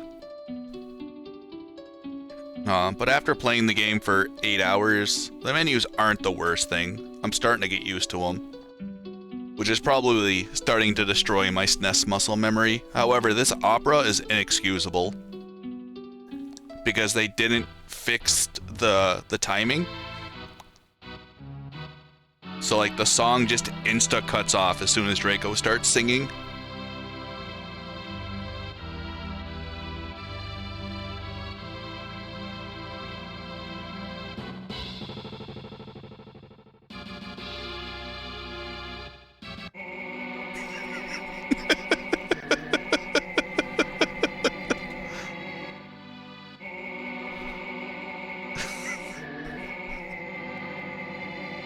No time to lose.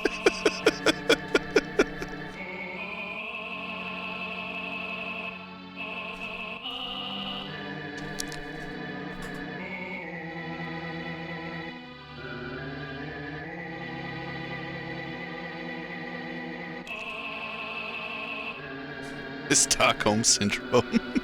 I'm sorry, Rivers. Come save me.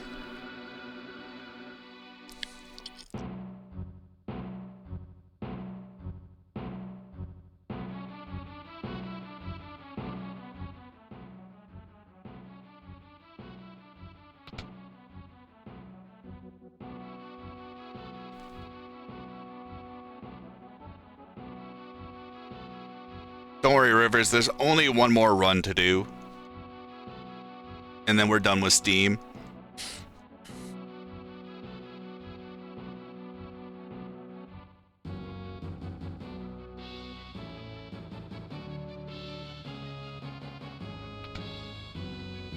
Locke's not angry, that's him being, Can't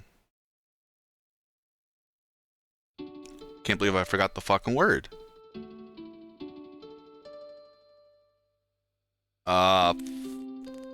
Not flustered. Yeah, let's go. Blushing, that's it. Thank you, Pharaoh. That's supposed to be him blushing or embarrassed.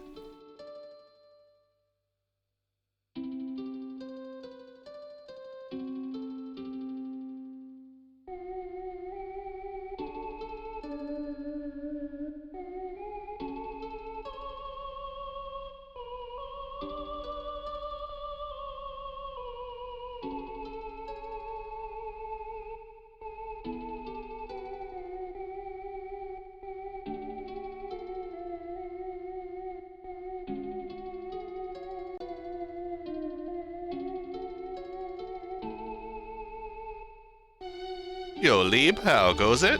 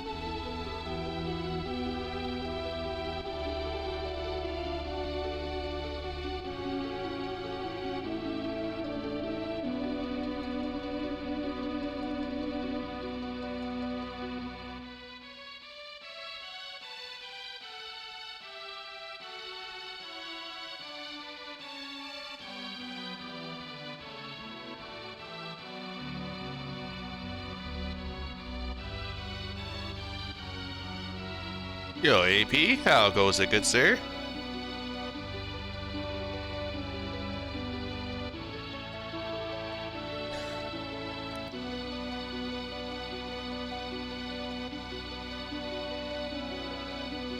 Yeah, this one has a retranslation as well.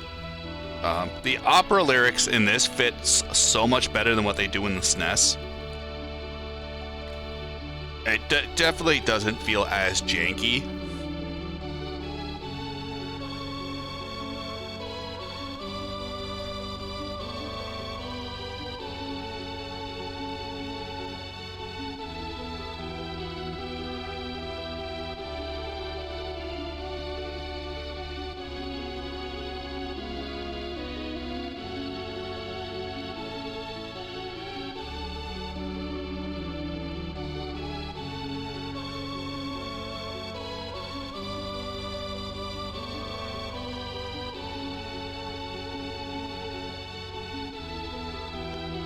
I probably could.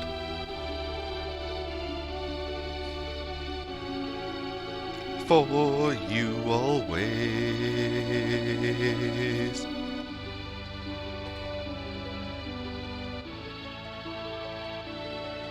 Prince Rouse is looking for a dance partner. Leave the past behind, our kingdom adopting the spirit of the East, dollface. Meh.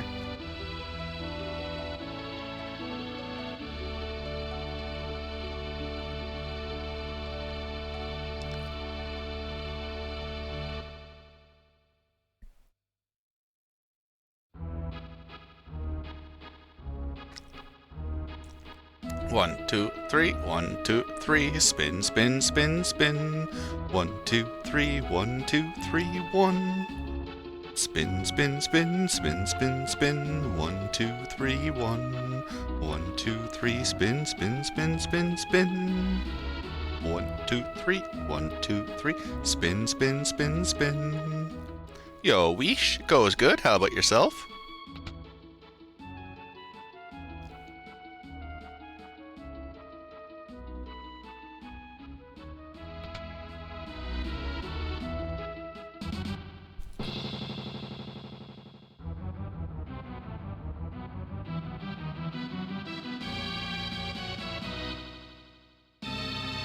Oh yeah, I don't need to mash here.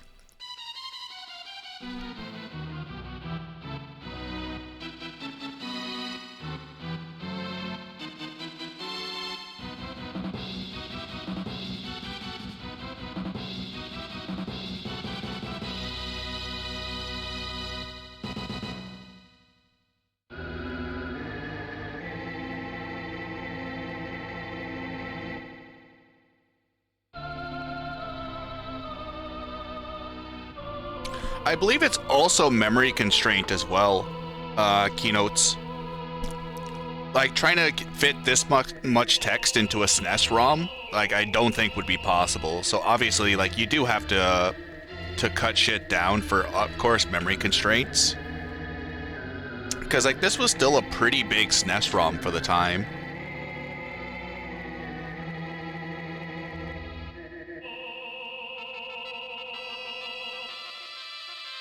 I think if they would have kept the World of Ruin out of it, they could have kept a more faithful translation, sorry. But I think with the addition of World of Ruin, that probably killed a lot of the memory space that was available.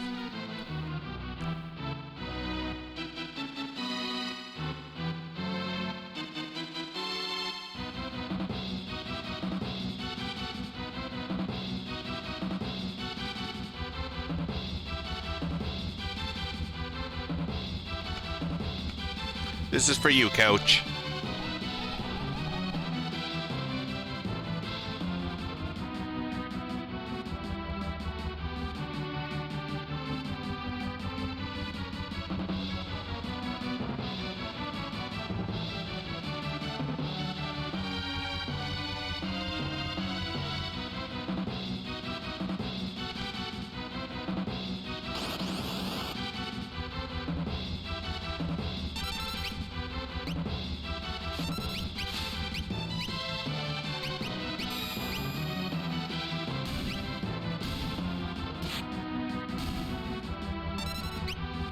Oh, of course. Of course you gotta do me dirty.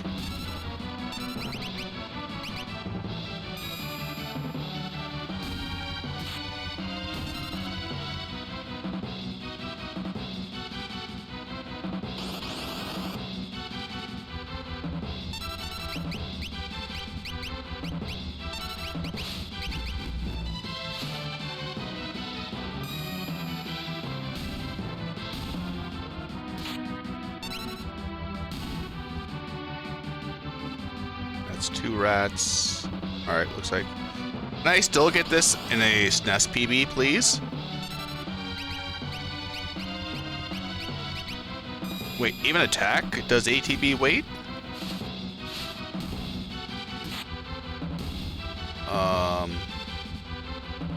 Okay.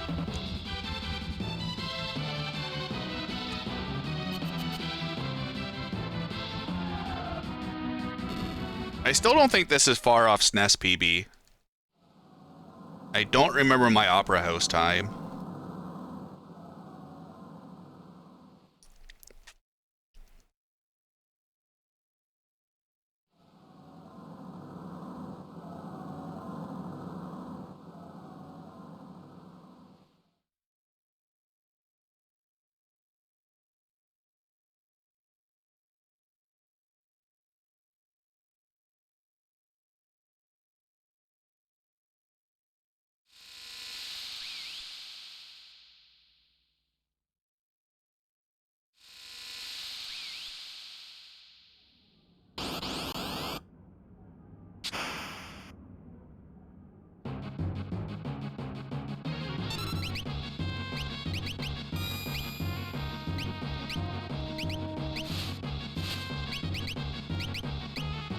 That's a little bit troublesome.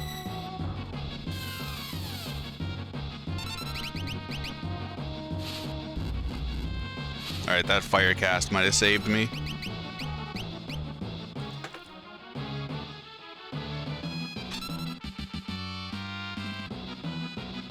$204.15.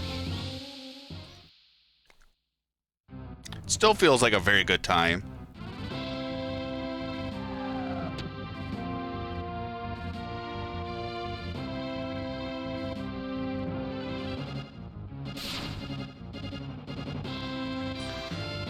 Magic evasion is fixed. That's probably the biggest thing. It makes Inferno a giant bag of ass and chips, but it's from my one run I finished yesterday, doesn't really change much of anything in the grand scheme. There is no step route because your seed is dependent on which frame you hit new game or continue.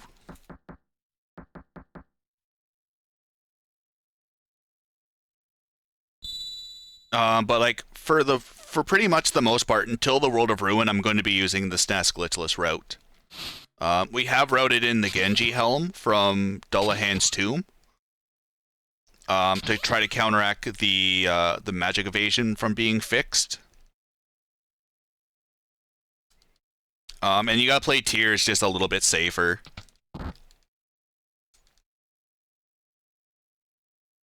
We could probably, in all honesty, skip the Force Armor.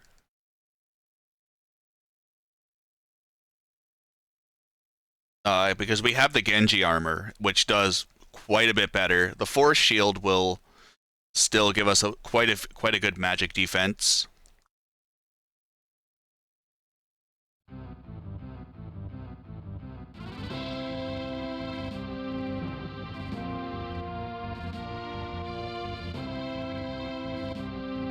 But like effectively the routes are still the same. You could probably go through it and find a bunch of like optimizations. Crispy, but I'm not that dedicated to this run to do something like that. Because of the way like optimization works, you could probably skip a bunch of those. But like it's basically doing a SNES run without a step route. And you can walk diagonally, which actually does make a pretty big difference in the term of overworld movement.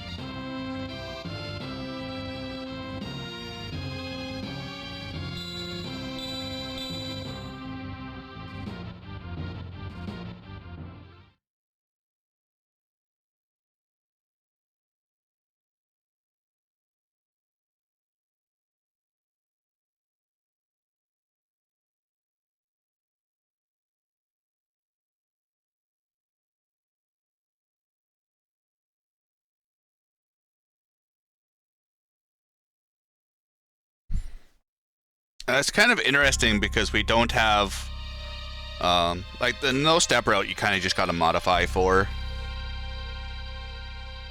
Got to FC and nothing but ninjas. You just got very, very unlucky.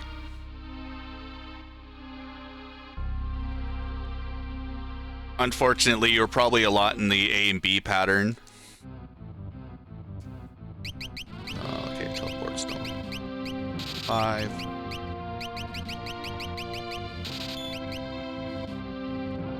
I'll heal up. I actually still have a ton of smoke bombs left.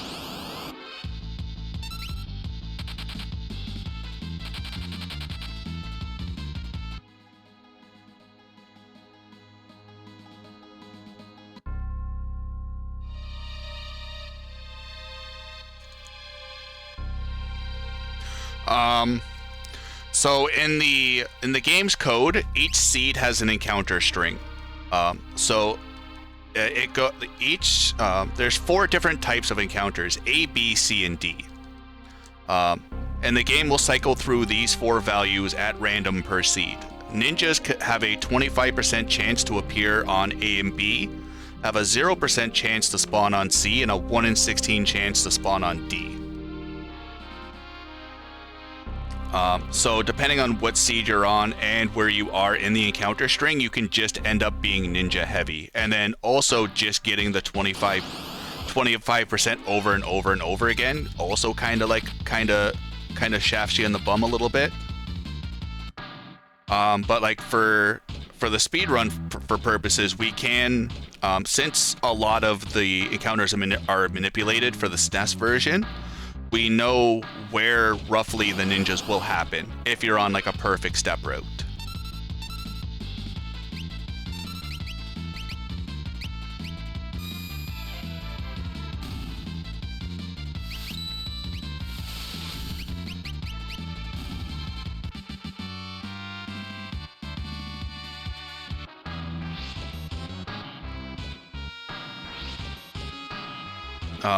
If you're around near the end of the run, actually, I don't know if exclamation point, no, it won't be exclamation point step. I have a giant document in my Google Drive I can share with you after the run if you want.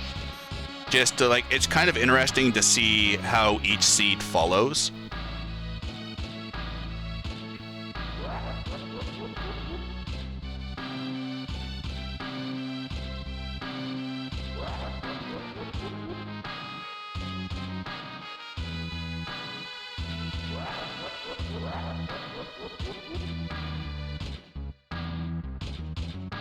But like, it's one of the main tools if you're trying to reroute a different seed, because it's nice to know like what seed will give you, especially for the Celes grind. So instead of like just playing the game over and over again, we can kind of just look at this document and be like, all right, we're going to get 9 Mantadillas and then 3 Reach Frogs. So that seed's no good.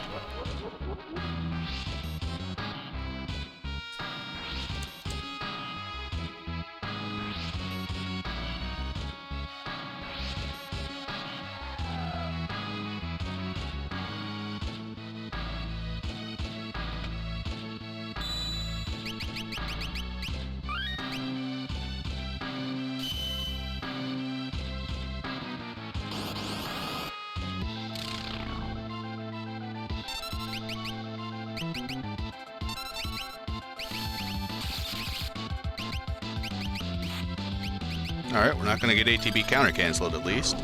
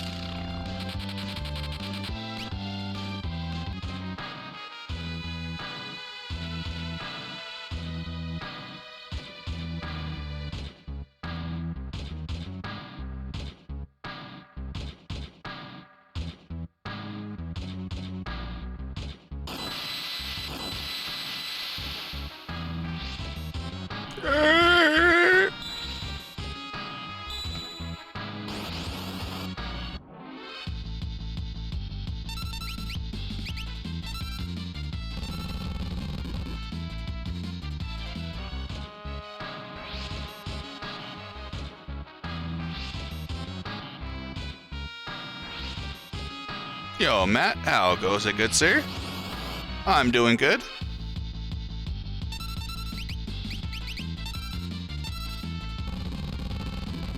The Meiji sites do look horrible.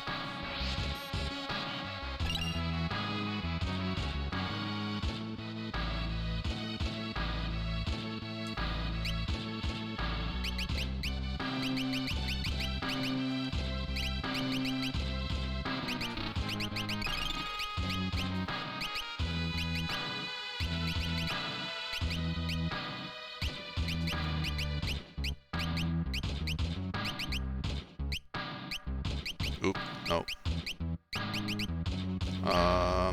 You get Flame Tongue. You get Hermes. You get Earring and Earring. And you get Thunder.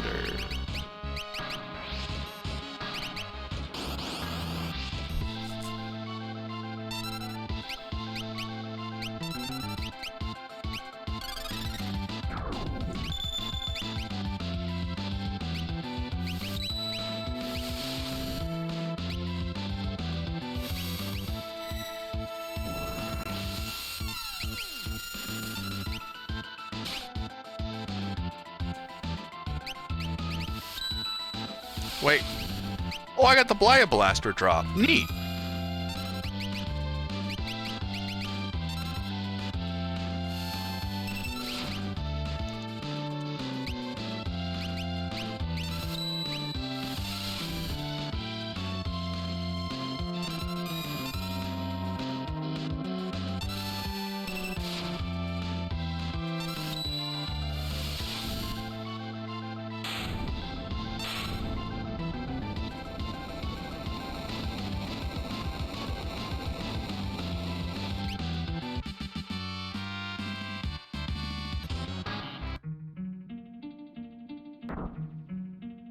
Carbuncle looks super cute in the top right.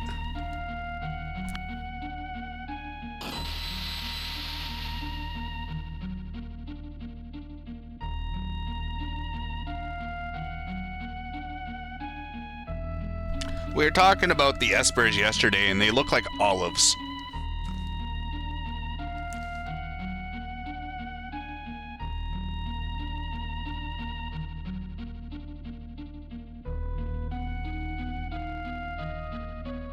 Yeah, Remy, I'm actually enjoying this, sir. Don't blame Bufflax. Running this has actually been kind of fun.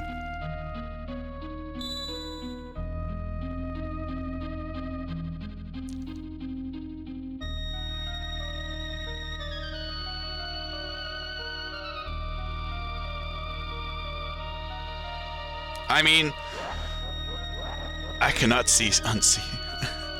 I know. I mean, I gotta blame them, but still. It's honestly, Remy, like, the character sprites are something I've overlooked. The background artwork is utterly amazing. What they've done with the minecart especially is by far probably the most impressive thing in this game. Espers look super cool. Like, a couple of maps definitely could use a lot more love. But like, Linnea C was saying it the best yesterday. It's just a very confusing artwork because there's 3 different styles going on. And like, in the whatever filter they're adding, I'm pretty sure it's a bilinear. Like, just doesn't do any help for movement. The characters are like the real downside. The characters in the menus. Besides that, like, this has been a pretty fun adventure.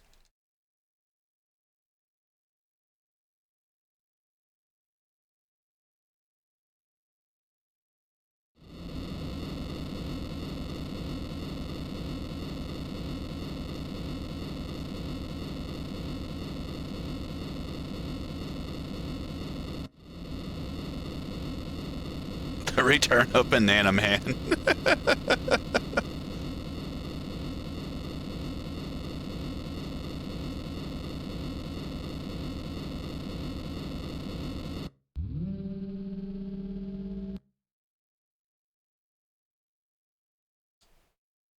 Okay, so you get Cable Toss.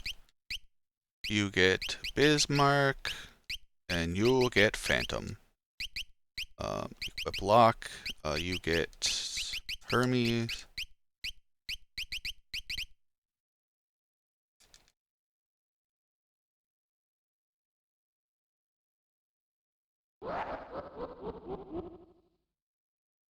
I think it's the Vector logo keynotes.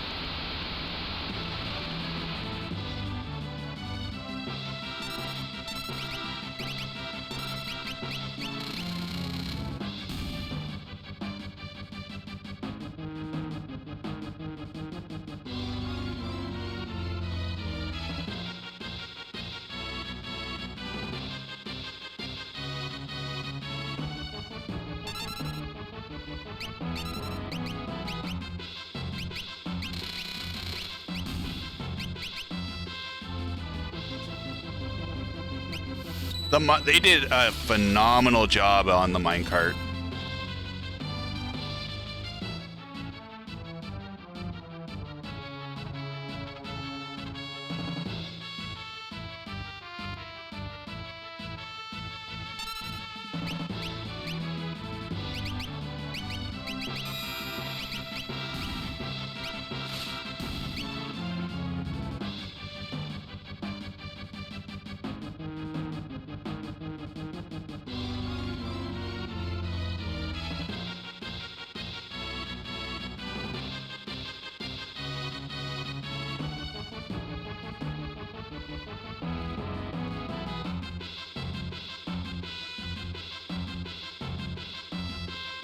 Oh god, we're getting worse fucking encounters than we did yesterday.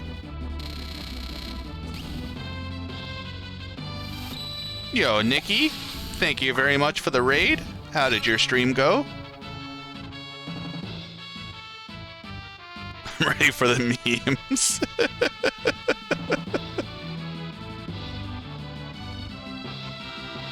You were doing Final Fantasy 15, weren't you, Nikki?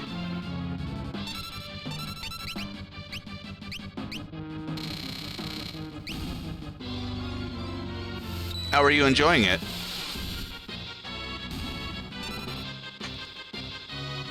Oh wow, not even a 4-pack.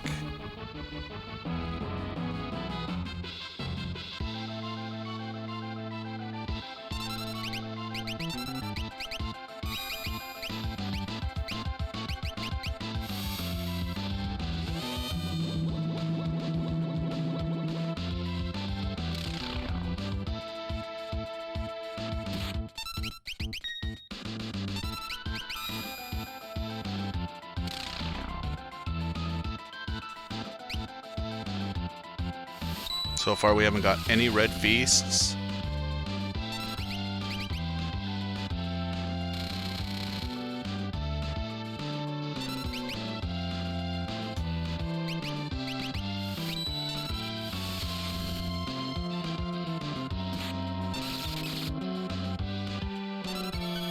I should have had Edgar go. We could have skipped that haste. Oh well.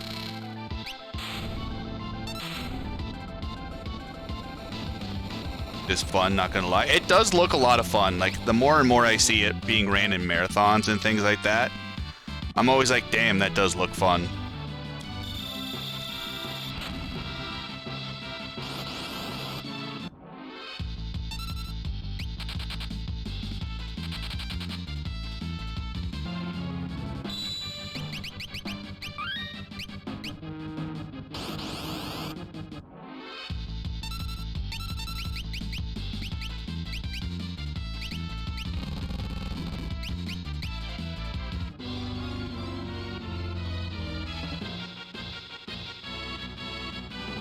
Toriak, how goes it, good sir?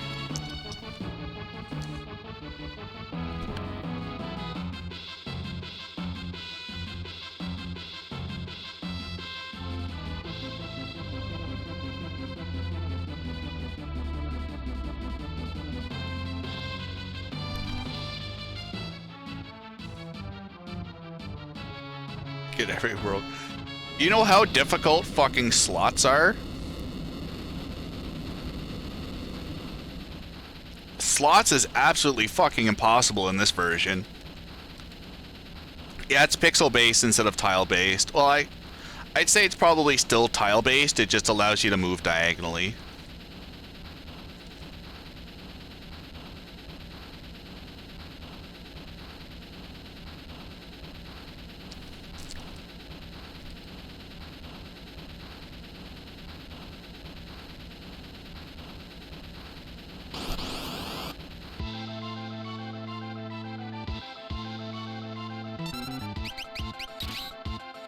Oh, nice. Good start. Excellent start.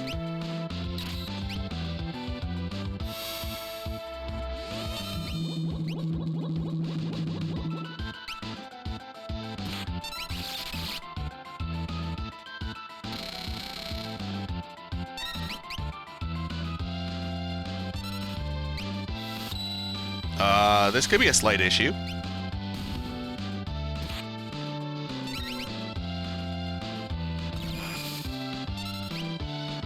Never mind, slight issue avoided.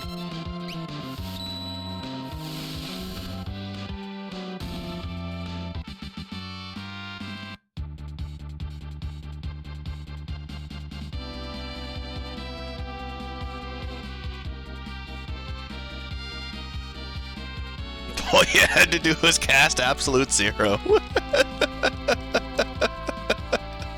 You had one job. Just cast Absolute Zero. Edgar's down a lot of fucking magic, though. That is worrisome.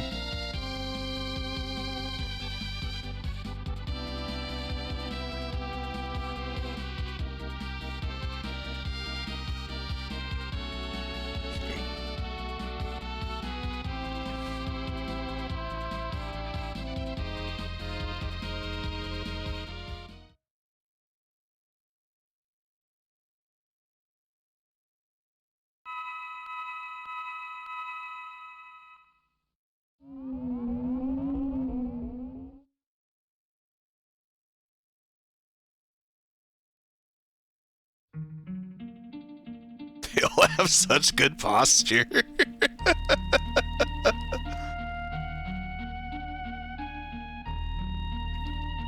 Oh yeah, for some reason in the Esper world, you don't have sprint shoes. I call that a bad game design.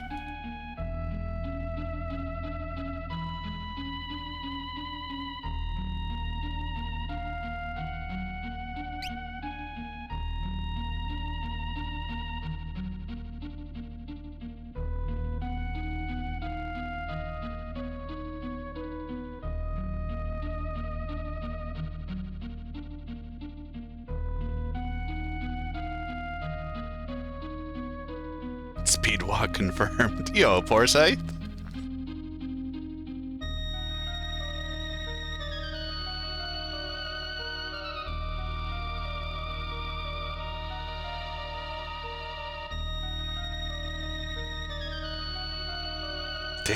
Except dancing to make insta babies.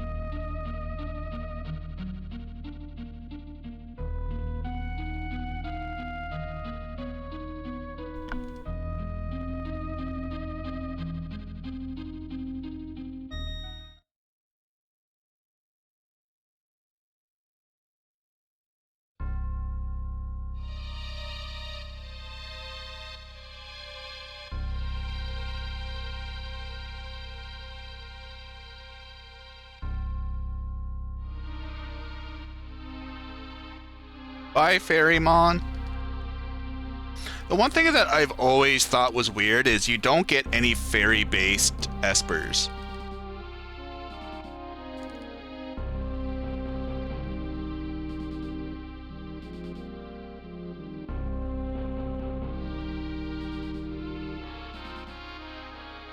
Like, Wolfmon there could just be Fenrir. Dragons are always Bahamut.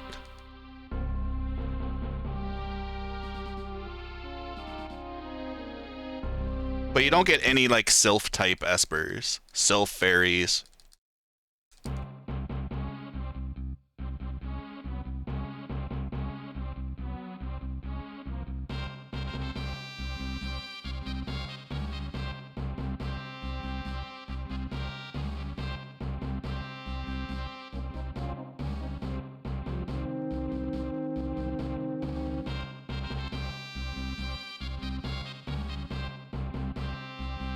Surprised I walked through that tree.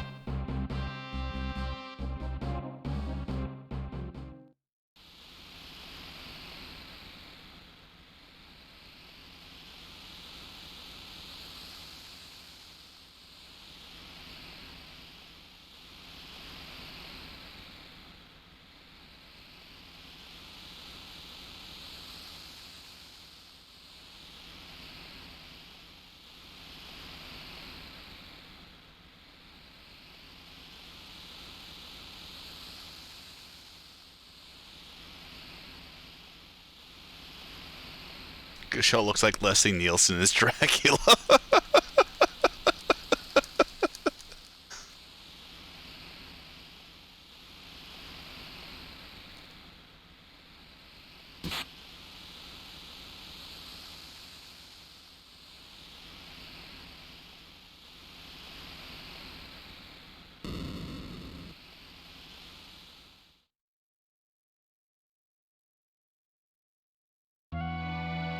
I'm not crazy. You're crazy. It's the children that are wrong. Olives.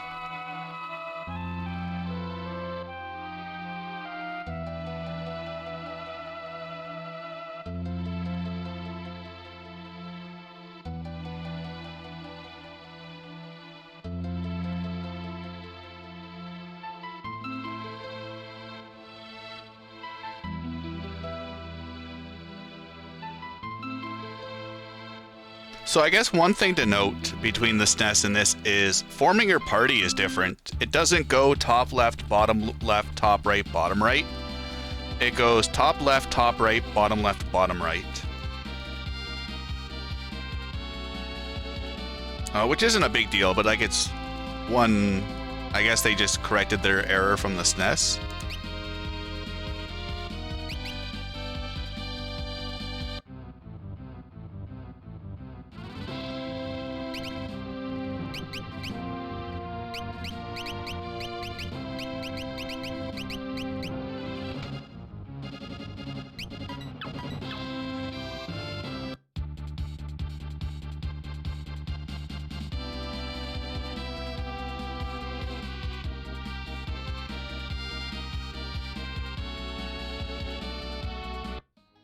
Oh, the airship is so slow. Oh, are you fucking kidding me?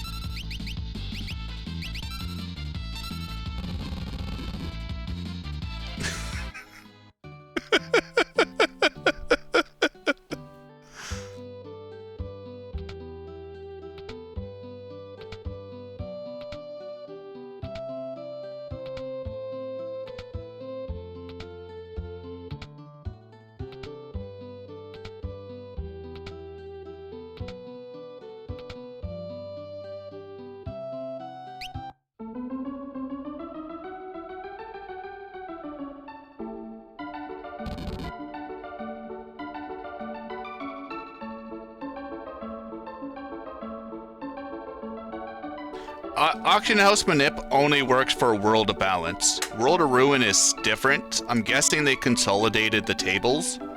So World of Ruin was really dumb when it comes to the auction house.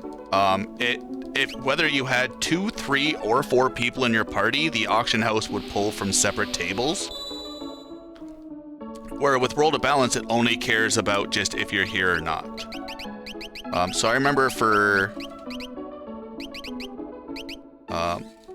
just one second.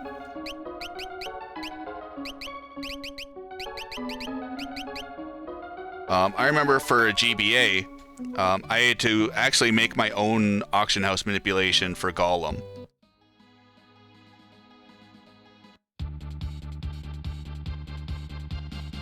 because none of the ones that we used for all characters and espers would work.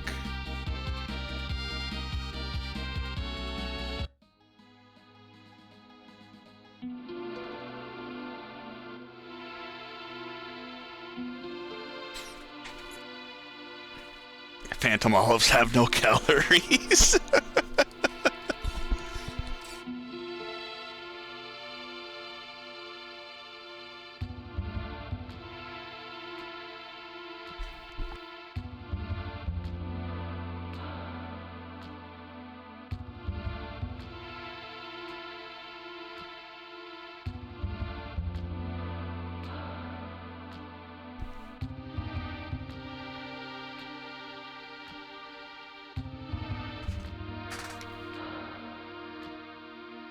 Game's unplayable without the Blonde Terra mod. The Palette Zero mod.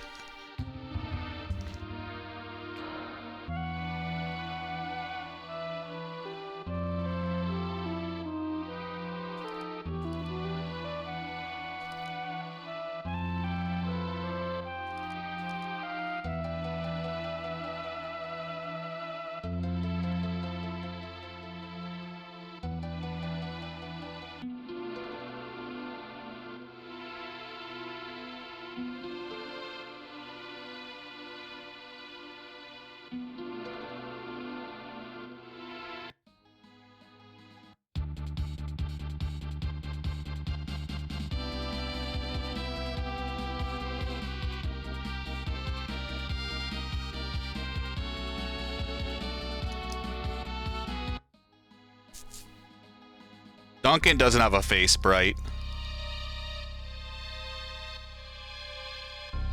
Duncan's treated like a normal NPC.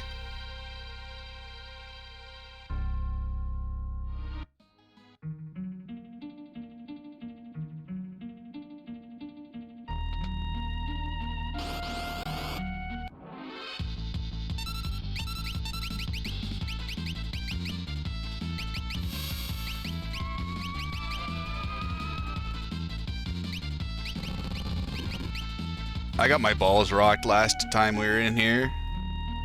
And not in the fun way.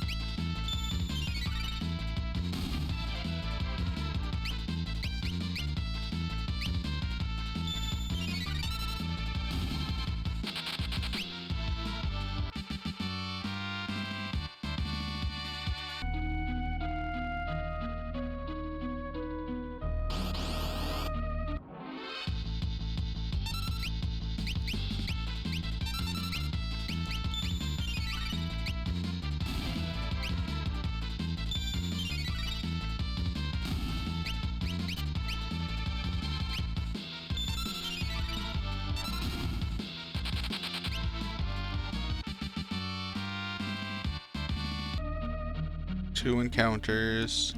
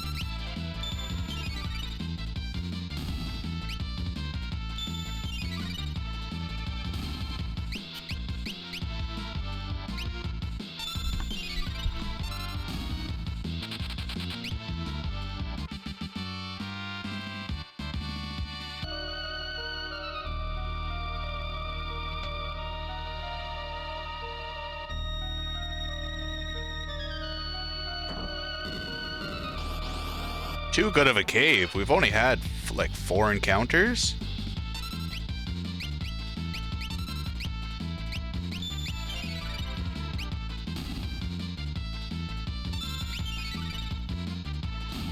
To the left-hand side, when you first, after Noel finishes his dialogue box, when you first meet him in the Warrens, jump to the first platform and look to your left. There'll be a car on the bottom level. Behind the car is a treasure chest, and that's the battle axe of the Believers.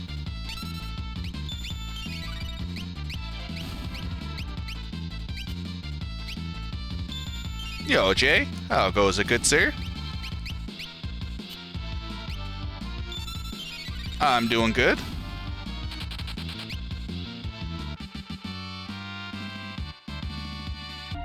Alright, Terra's 18. One more encounter, and we're good to go. Oh, hey! Oh, hi, guys. How are you? Good, good. That's good.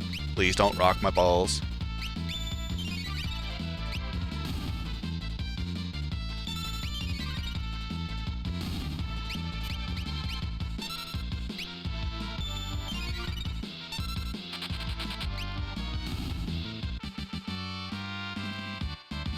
That should be 19.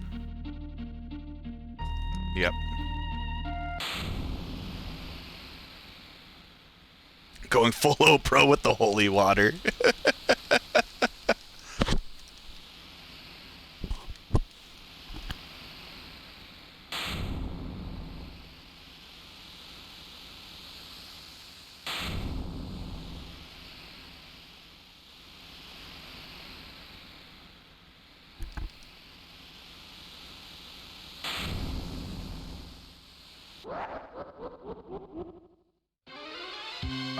I think it feels like we're very close to my SNES PB, Lion.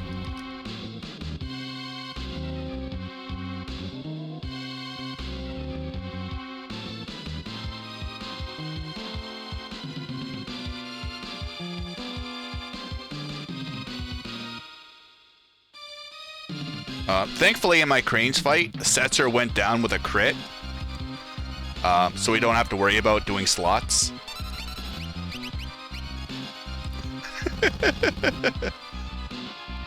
Glitch is exclusive to this version? None that we know of, Jay. I shouldn't say that. There is one glitch Eddie has found. I don't know how it works. But like you can still do Joker Doom, you can still do the timers.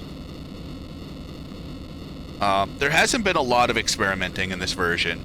So if anything's like particular to this, it's probably to abuse the quick save function that's in the game.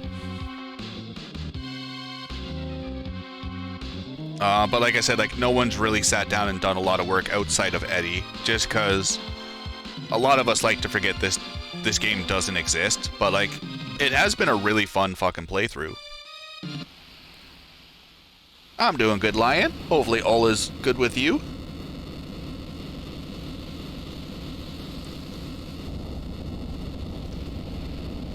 I think you can, Nikki. It uses the So the PC version is the GBA ran through an emulator.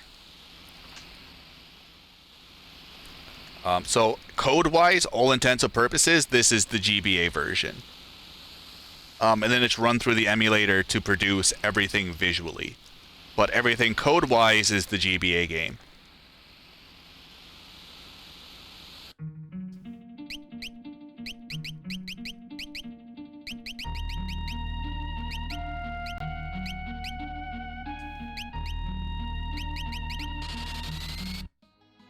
GBA doesn't allow diagonal. That's a perk of the emulator it's ran through. But you did lose double dashing speed for moving diagonal.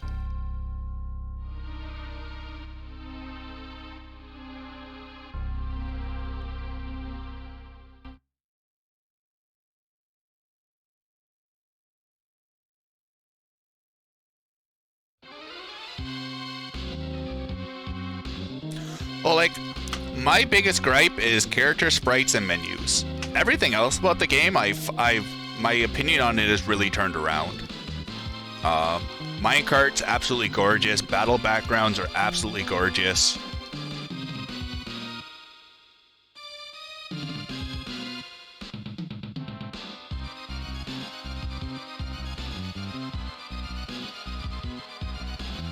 Like Forsyth was saying it during his Final Fantasy III grind, and I 100% agree with him.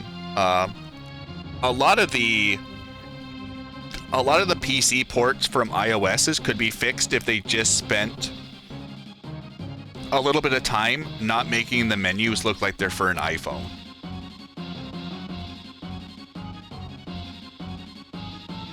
If they took the time just to make menus that don't look like they're for a phone game, it would probably just increase the enjoyability of the game quite a bit.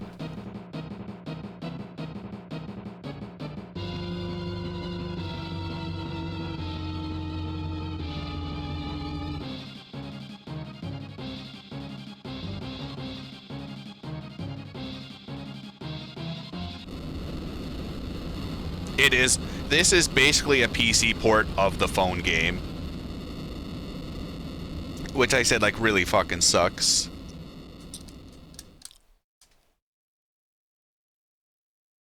Maybe I'm not close to PB.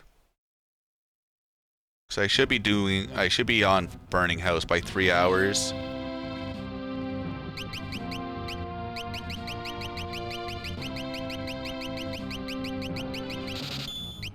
Whew. I don't know if that's gonna hurt my money route or not. I am quite fucking broke at the moment. I didn't even think about that chocobo. Thank God I had enough money for it.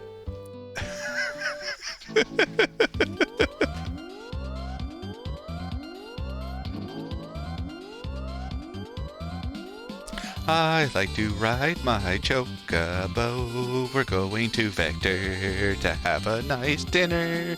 But first we have to beat up some guards, cause they want to prove they're better. But one guy just wants to take a poop.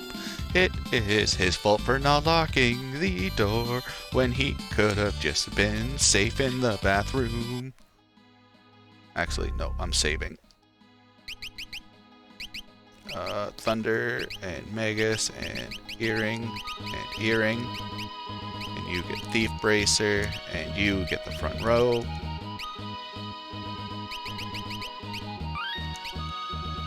Lena!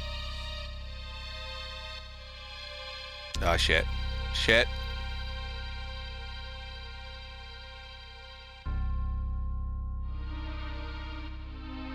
Oh, I could have done that menu during this. I'm more afraid of fucking up the banquet than anything else.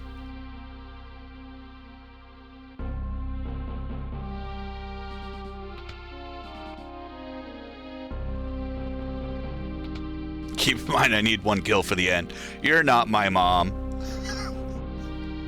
You are my internet mom.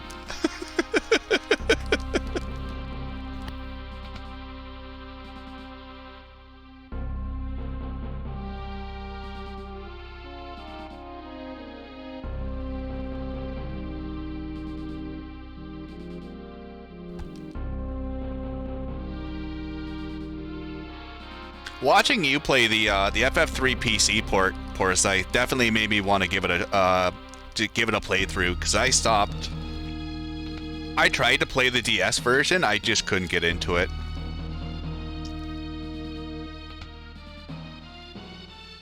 Oh, I didn't equip the Esper. Odd win. Think that's it.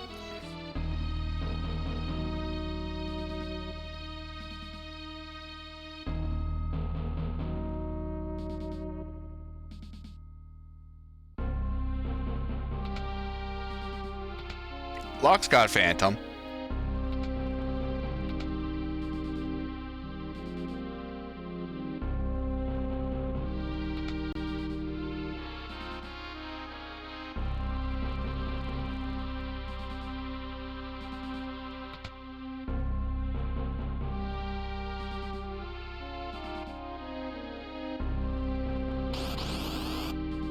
Overrunning the bounds of the text box? Oh, that sounds amazing.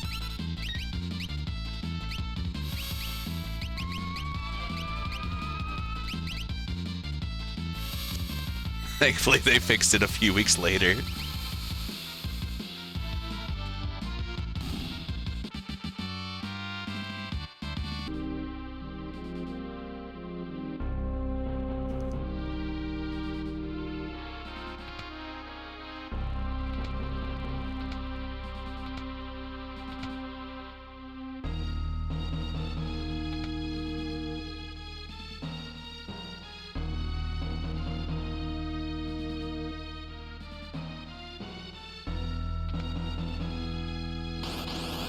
Rebel scum.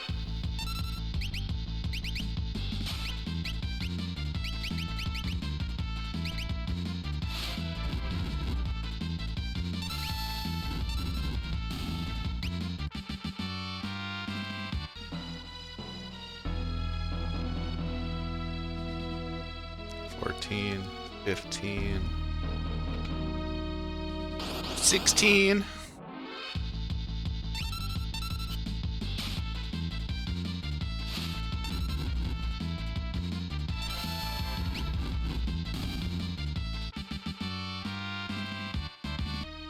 Wow. Oh, maybe these are all the levels Locke should have gained on the minecart.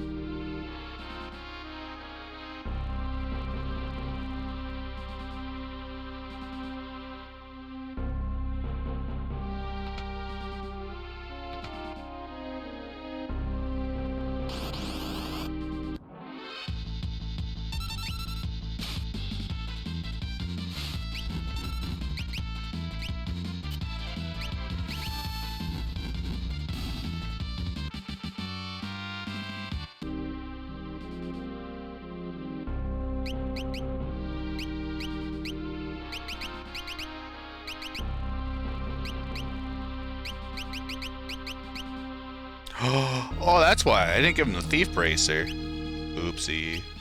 Oh well.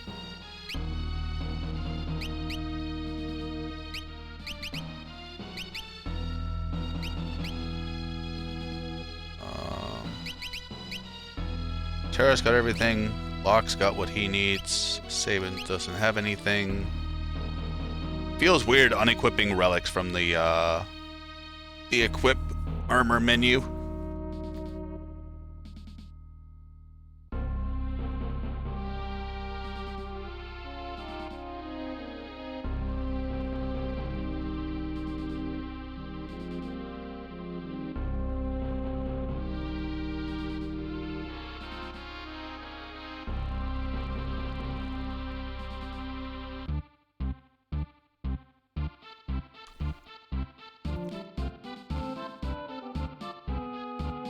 I think BizHawk emulates it. Then again, there's not too much nowadays that BizHawk doesn't emulate.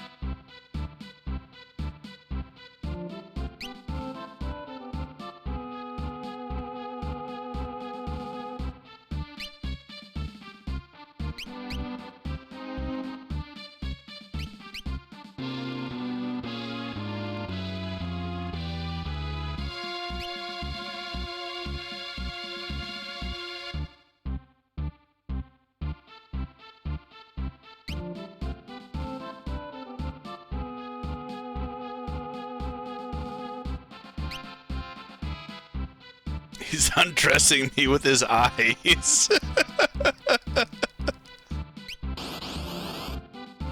I got the charm bangle in yesterday's run.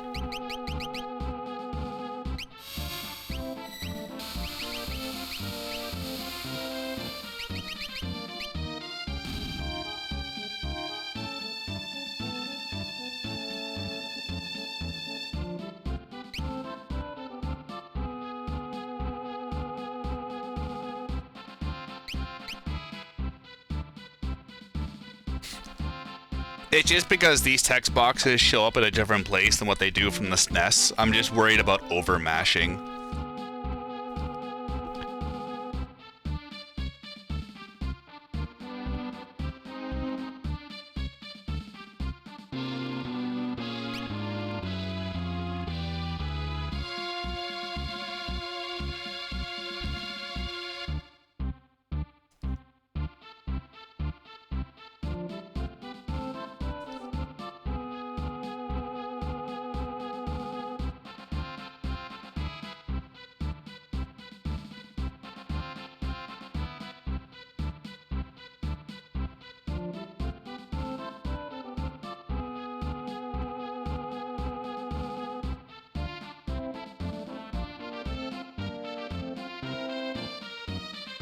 I miss my turbo buttons, yes, I do.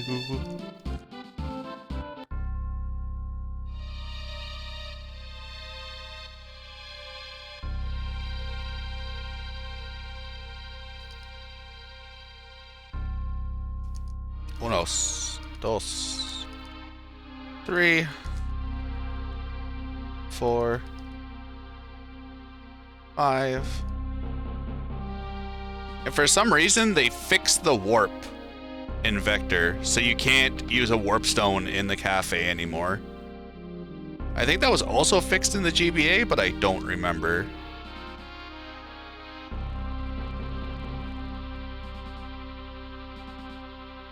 About 35 seconds? Nice.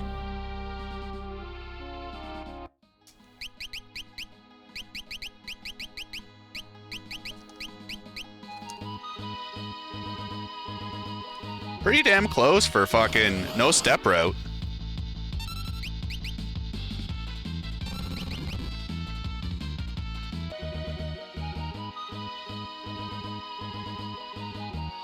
It's the diagonal movement.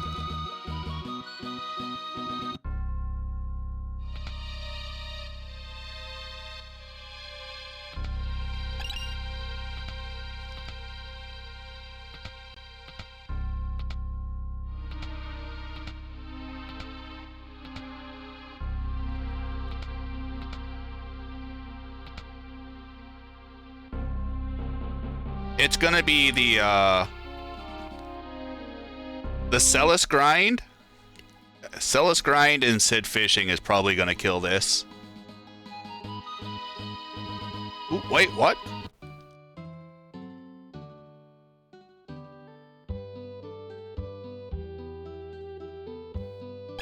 I think I lost like 10 minutes in the Celes grind because that's all I got was reach frogs. It also didn't help that I got fucking a pincer attack on the second fight.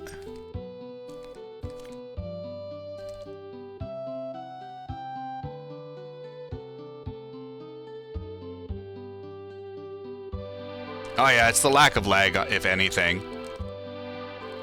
Like, especially on, was it Modwin for sure. Like, Modwin probably saved a good 2 or 3 seconds on its own. Auction House Manip probably saved like 30 seconds. Just because there is no lag entering and exiting. So like you're just buffering up and down like a madman.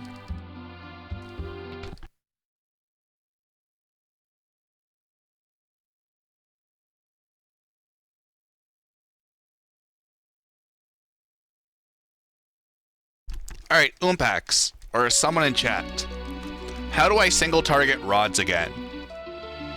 Is it R1?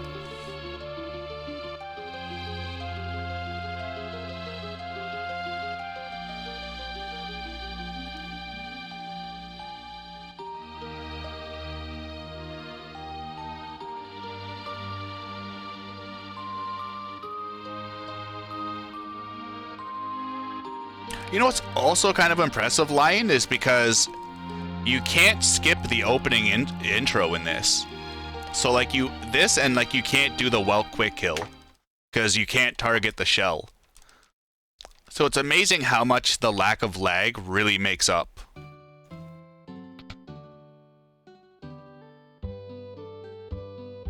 No, you can't. You have to watch the opening intro.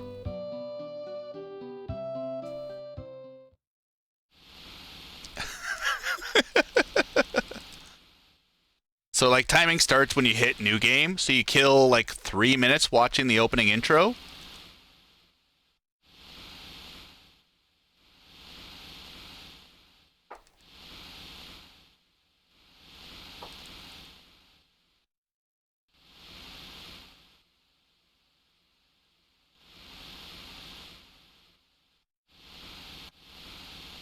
Button on the top right. All right.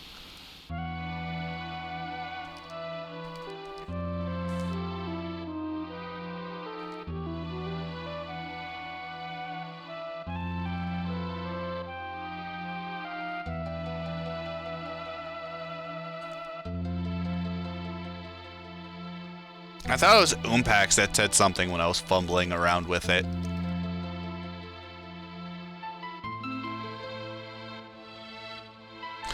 You can skip the stomping of the snow in the armors.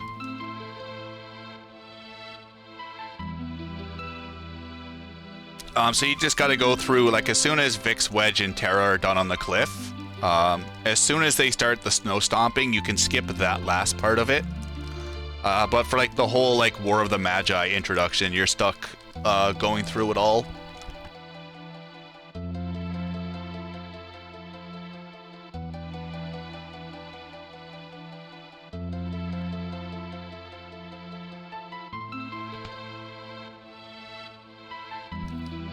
Yeah, Leo's portrait looked super goofy in the SNES.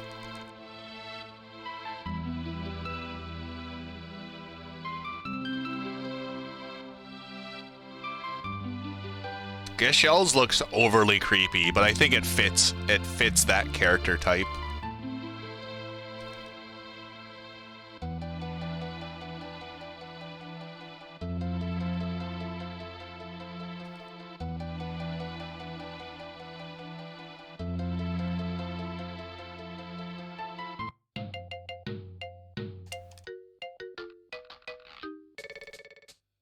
Boop boop boop boop boop boop boop. Ba-da ba-da boop boop boop boop boop. Ba-da bum bum bum bum bum. Bum bum bum bum bum. You can, but it requires some heavy glitching. I don't know if it's possible in the Steam version. I wouldn't say it requires heavy glitching. To get them quickly is just playing the game to World of Ruin, then Death Warp back to the World of Balance. To get them into, like, Final Kefka fight requires some heavy glitching. I didn't want to talk to you.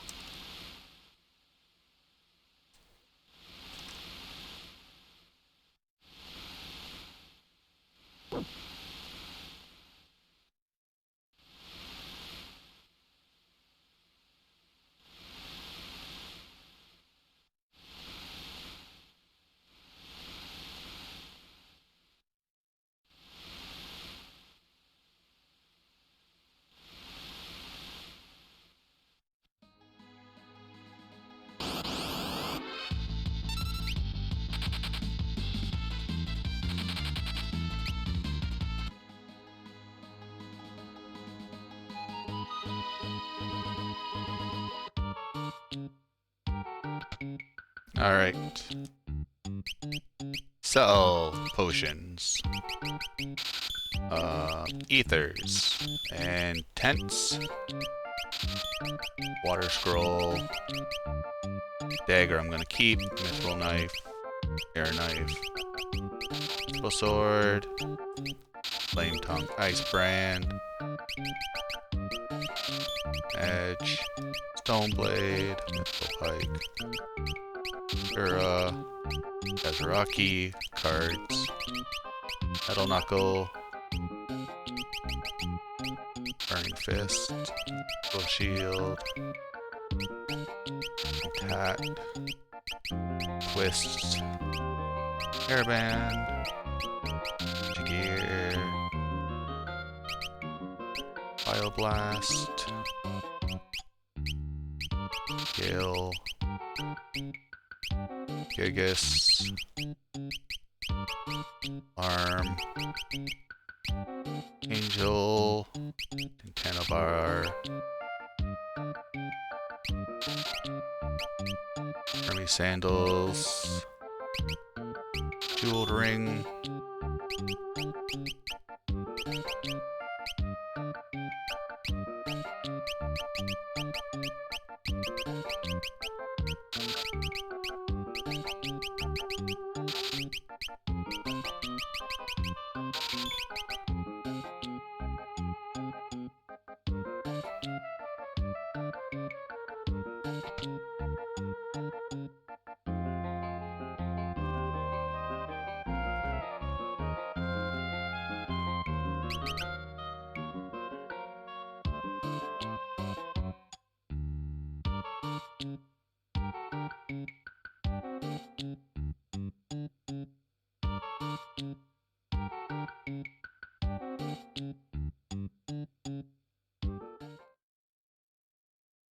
Gonna grab the Murasame on the floating continent. I have a feeling I sold the Reflect Ring.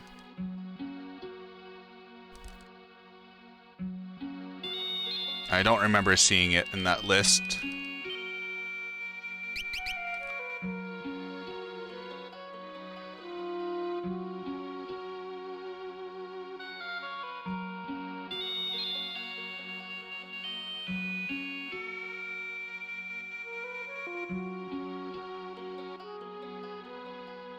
I thought I sold the Angel Wings, but apparently I didn't.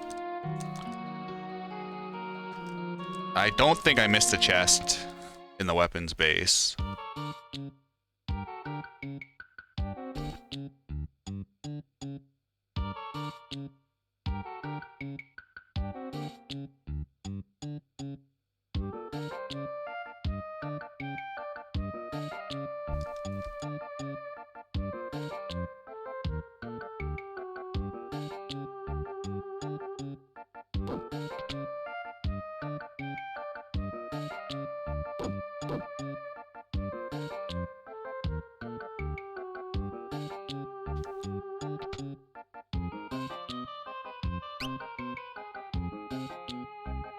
And sadly, Burning House manipulation doesn't work for this.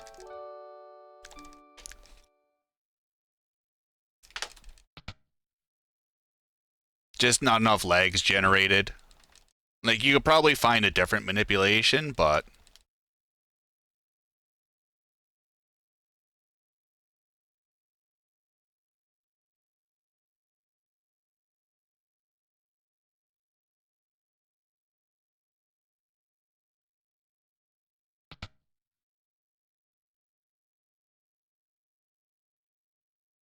Oh, it is, but if legs being generated, the NPCs slow down with their movement, which helps hinder the incrementation of the NPC value.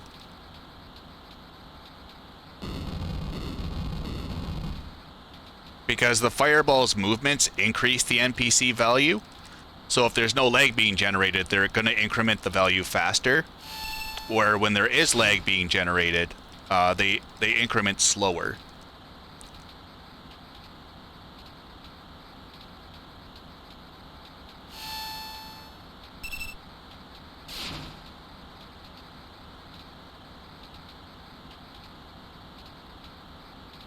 Yo, Frog, how goes it, good sir? Hopefully all is well.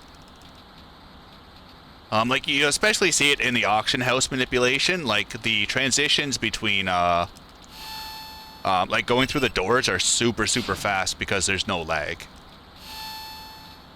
You'll see it here for, like, I'll show it off for a second, but you can, like, going through doors is noticeably faster in this. Is there sufficient lag? I remember failing it on the GBA, but there was enough lag to do it. The shitty thing was, like, you can only see, like, a part of the screen at a time. So, like, you don't get the full screen like you do in the SNES just because the smaller. So, like, these door transitions are already super fast.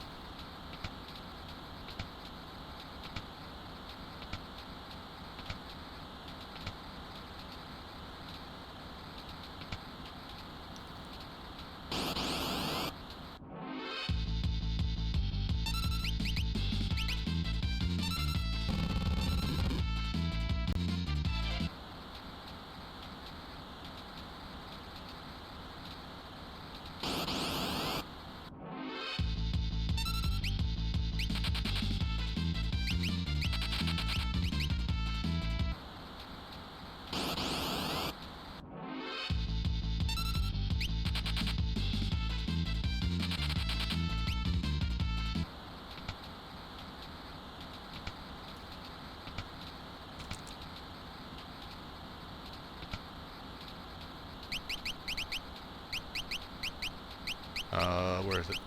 Beast Bracer, Earring. I do have that, alright. So I do have all the items I need.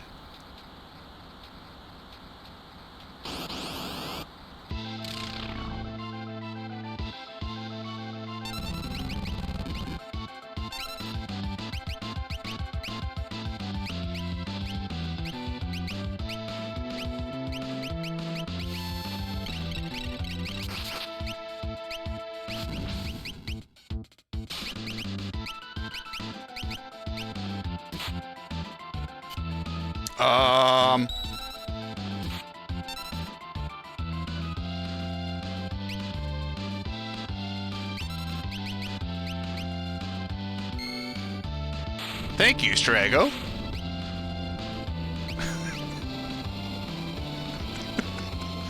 I didn't think you could miss, good sir.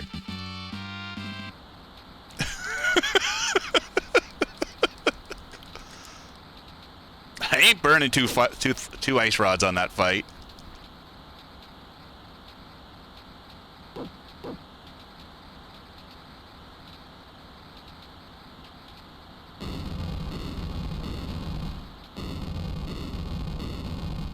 Maybe it would be better to give Terra the Blizzard. Because at least she could physically hit after that. Attack has 150 hit. So 20 of 8 times 4 is 40. Minus 255 is 210. 215 times 150 divided by 256. Plus 1 is some number I don't know. But it should be like under 15%. 20 times 2 is 40.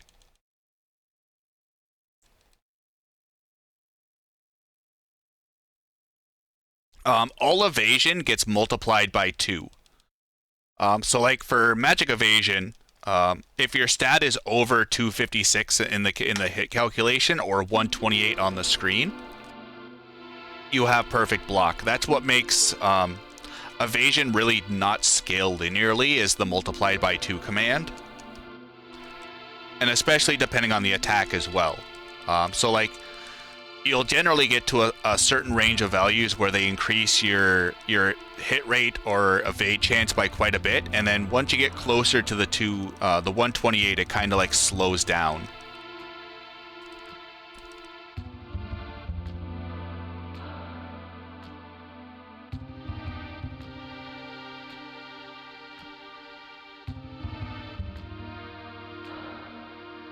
The goggles, they do something.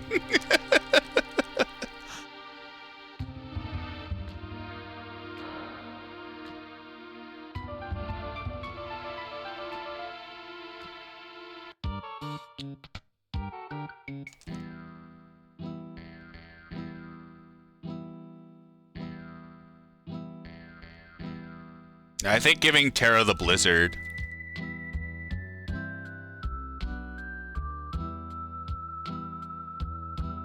would probably be a good option, just for a backup. Because Lock can't deal any real damage.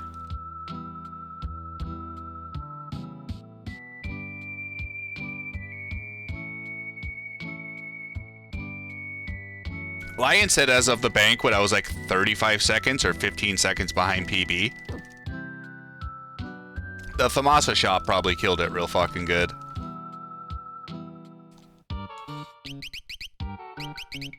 Okay, so I want Hermes and Ward.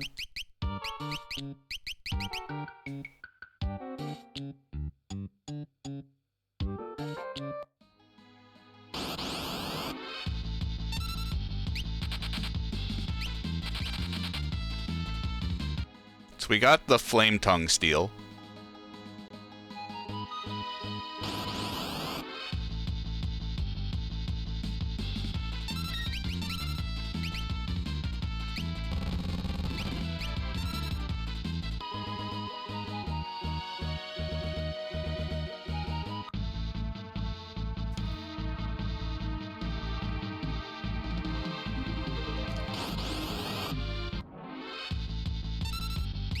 Wow.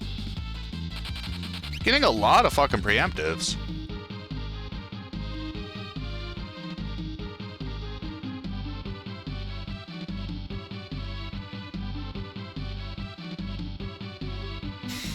Don't be hard on yourself, Nightshade.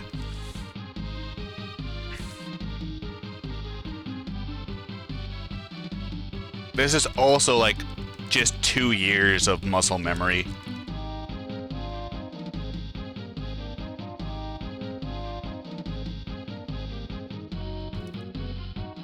Yeah, in like in this version, Merton's called Meltdown,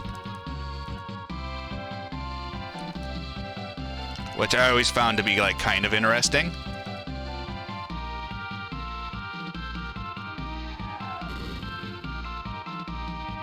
Alright, so I got the Reflect Ring.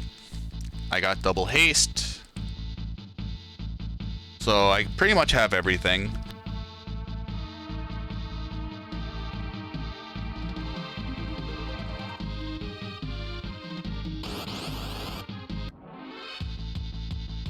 Probably should have put Terra as the party leader.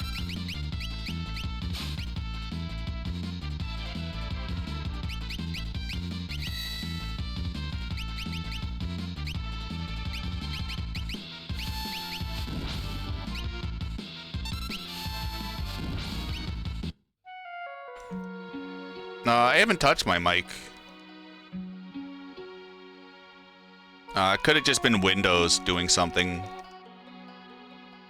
I know like Windows has been resetting a lot of my mic options, and I did a Windows update last night, so maybe that fixed something with it.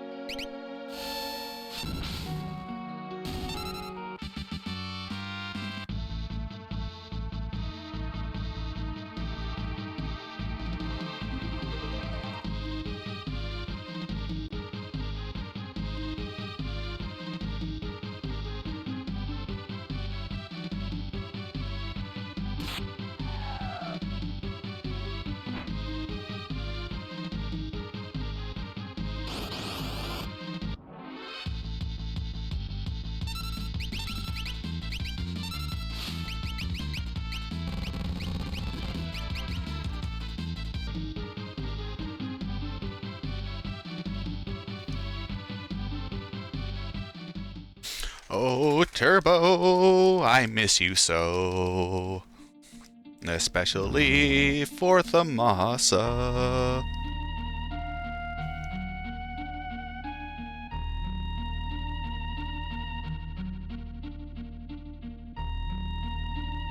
Because I could really use a bathroom break.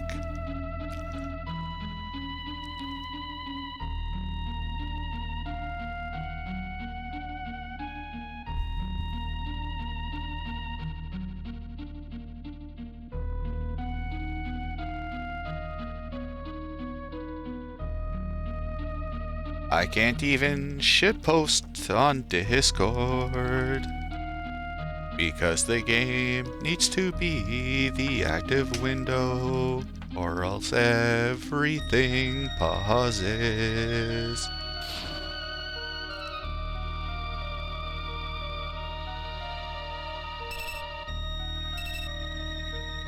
Oh, window boy, the pipes are calling. From glen to glen and down the Elm side.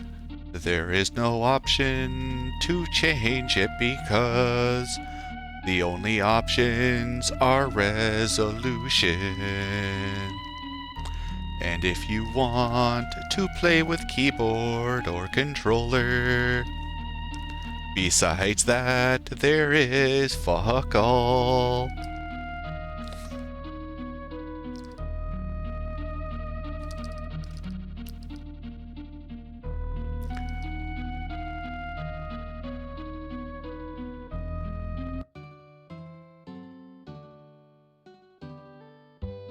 Yeah, the settings in this game are extremely limited.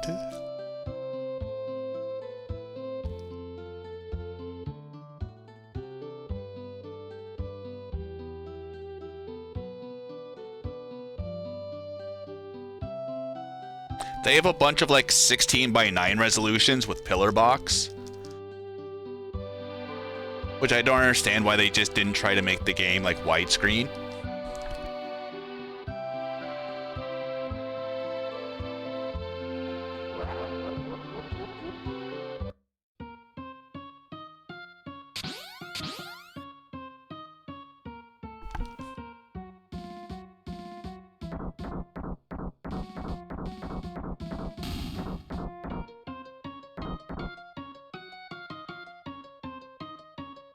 I do like the design of the MTech armors. Like, even as a kid, I loved the idea of the MTech armor.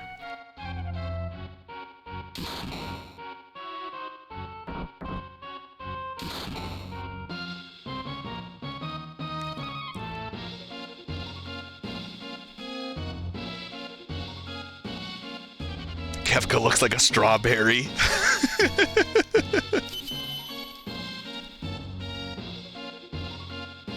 Alright, Leo. Stab him in the gut. Don't just stand there. Just run up and stab him. Alright, just run up and stab him. Or use shock. Take your pick. No, I left Bandit in the front row for your Terra scenario.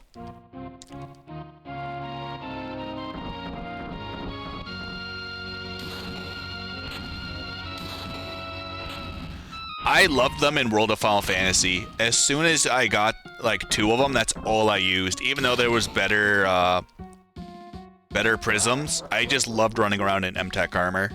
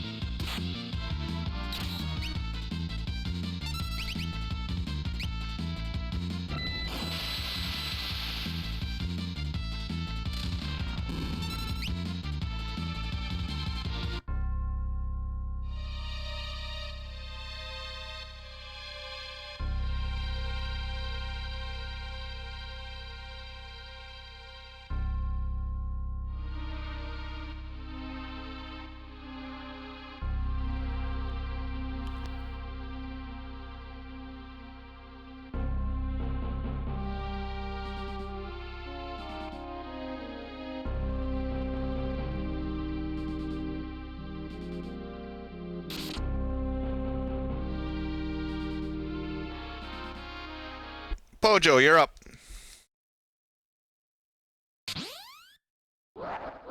You can also bet if you want, Pojo.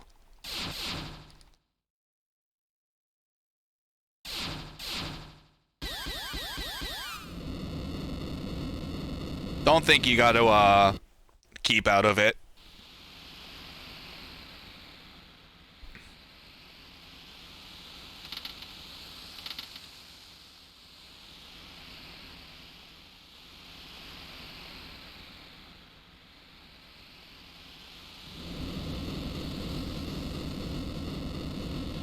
I think yesterday it was 2.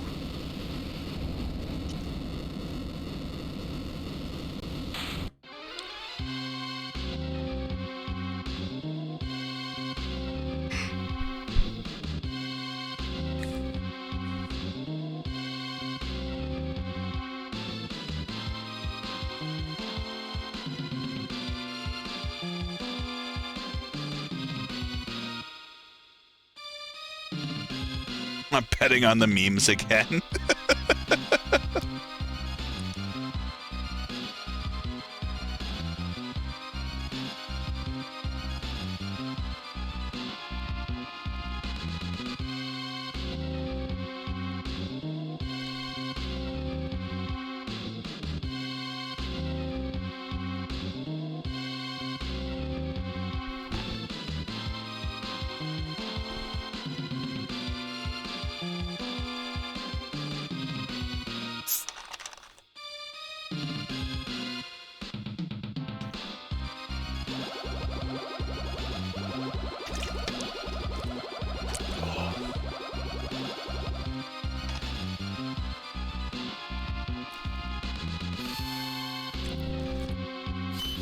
Ba-da-da-ba-da-ba.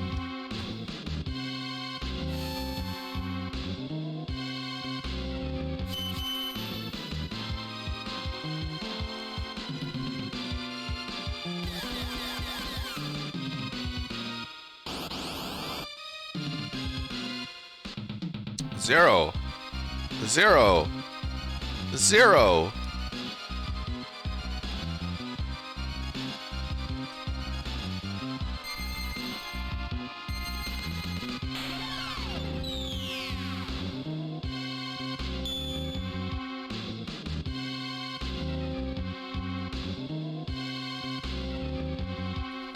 Exclamation point win space 0.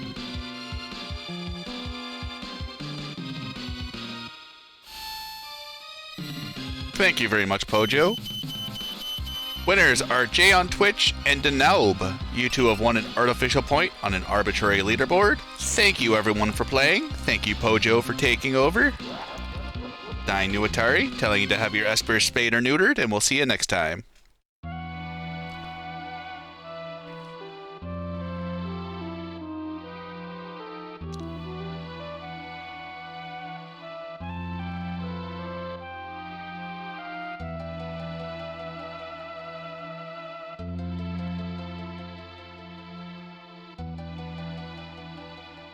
Could we try to get Steam into the Relay next year and just make it super cursed? Actually, I'm only going to sign up for the PC version. I'm not even going to sign up for the SNES. I'm signing up for PC or broke. Just to drive chat nuts.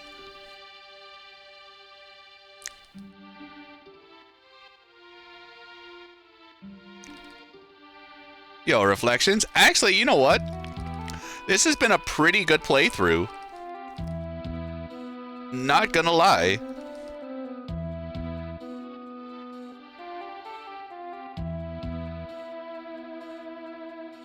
PC no sketch. Coordinates or map warping with coordinate storage is very, very wonky. Also, pause buffering for slots is wonky. The timers still work, Oompax. They're just a lot tighter because of the no lag generation, but you can still definitely steal the Jador timer. You can also leave Celes in the basement. Goes good, sir. Hopefully all is well with you. How's been the exams and the schooling?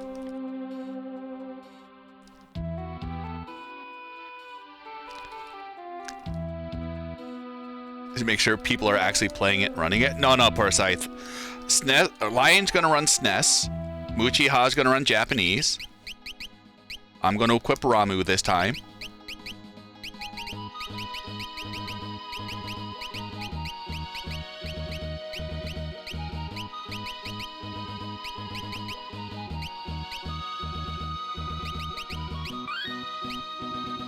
And I'm gonna run PC.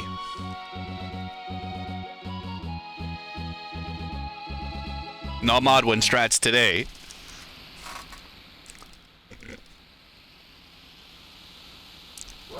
Because, well,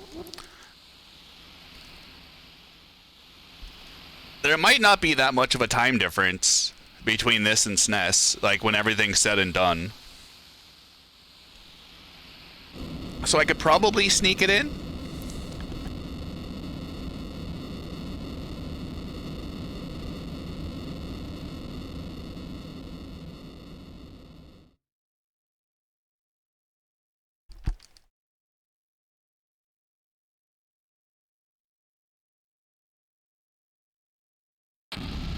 Uh, 60 FPS.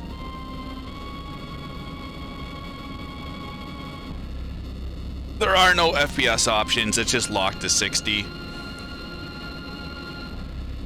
Because I didn't notice any duplicate frames when I went through my recording yesterday. Because if I could stream at 30 FPS, I'd do that and just lower the bitrate. Yeah, that's the lack of lag generation. it's set to dynamic. There are no options to set it to anything, SPR. That's the shitty part.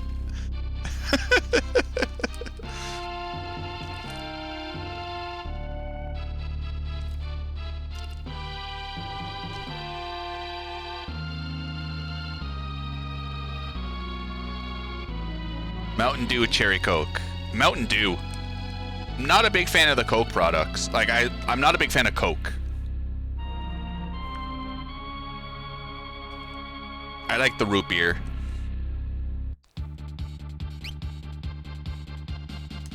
Okay, so I want Tara, Edgar, Celes. Can you at least turn ray tracing in HDR? My PC, my graphics card barely handles ray tracing.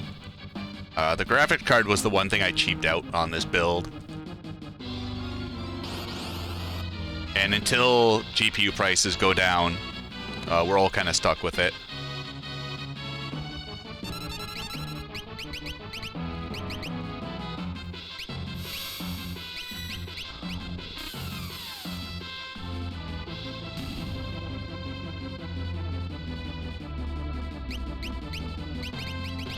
Bubble Toss, and you get Phantom. You get Optimize, and you get Hermes and Earring. You get Optimized, and you get Sprint and Ward. I have a 1660 amp.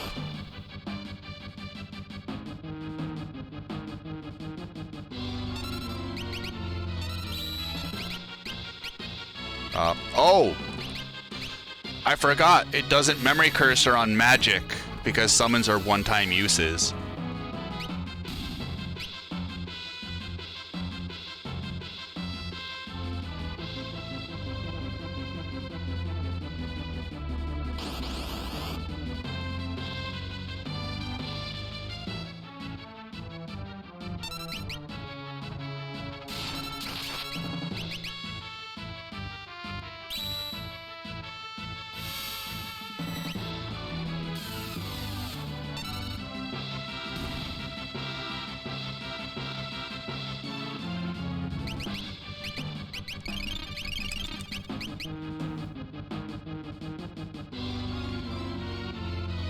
Won't build a fast PC at all.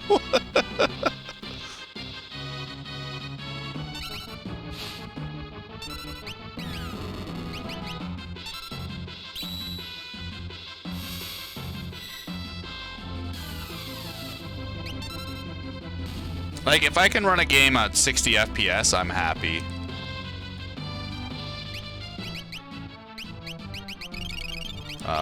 Like, I found with some games, like running them on like ultra high resolution or ultra high graphics make them look worse than like normal. I also know like a bunch of NVIDIA's upscalers have been broken for a while, so that might have something to do with it.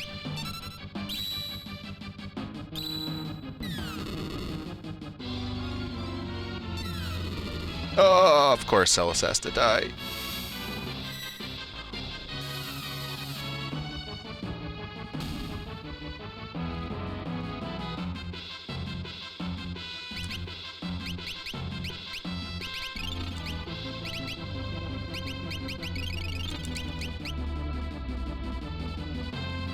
I don't think Chupon's after this encounter. 60 frames per shoe.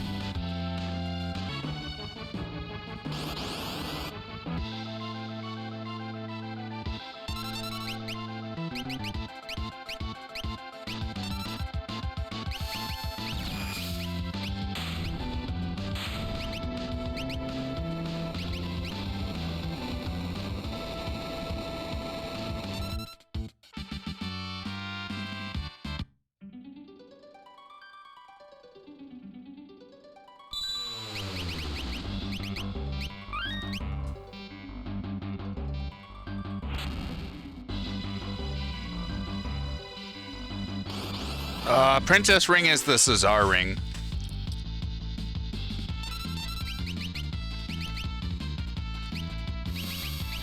One minute? That's not bad at all. I'll take it. Actually, probably should have took this encounter. Haste and shell when your hit points get low.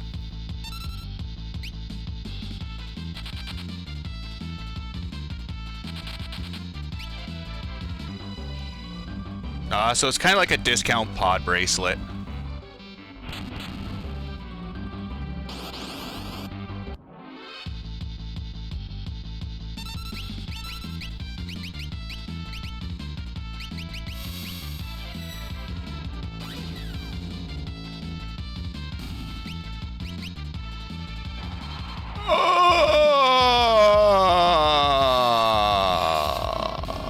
Alright, I guess I asked for that.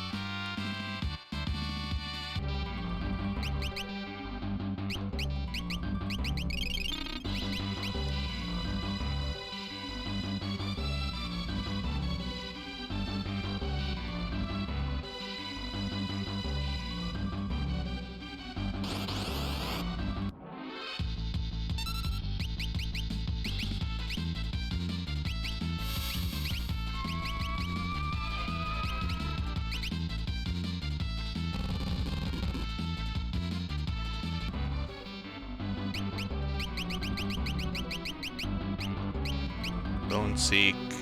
No. Cobble Toss. And you get Modwin. Abilities, Gray Magic. Imp.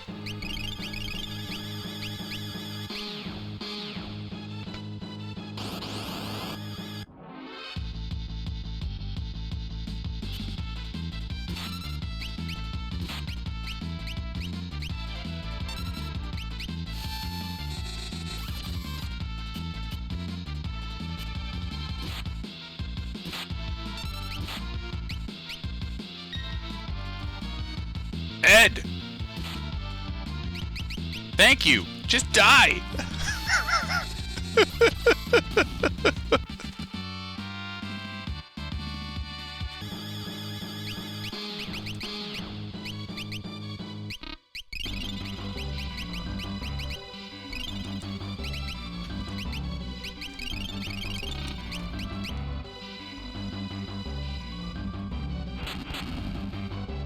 That's the fixed physical evasion coming into play.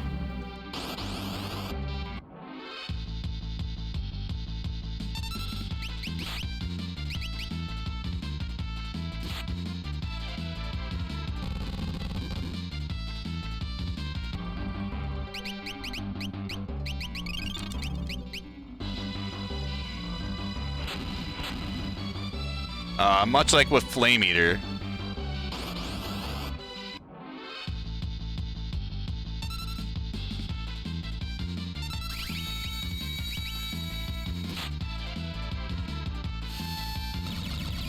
Yeah, in this version, it's not bugged.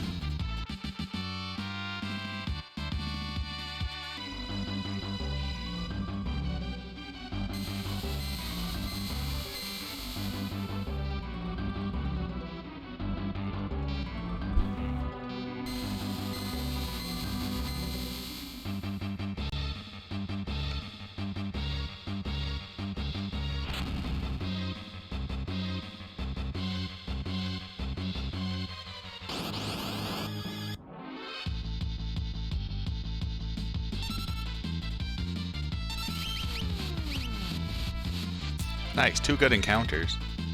What kind of bugs you mean? In the SNES version, physical evasion doesn't work. Everything is governed by magic evasion because of Cyan's retort ability. So physical evasion doesn't mean anything in that version. In this version, physical evasion actually governs physical attacks.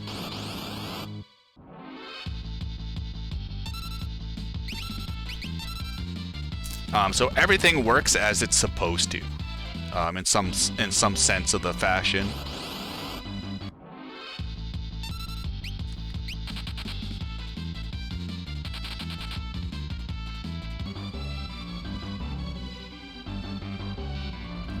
So what happened is the developers threw a half-assed check at the end of the evasion formula to see if it's Cyan's retort ability that the damage is coming from.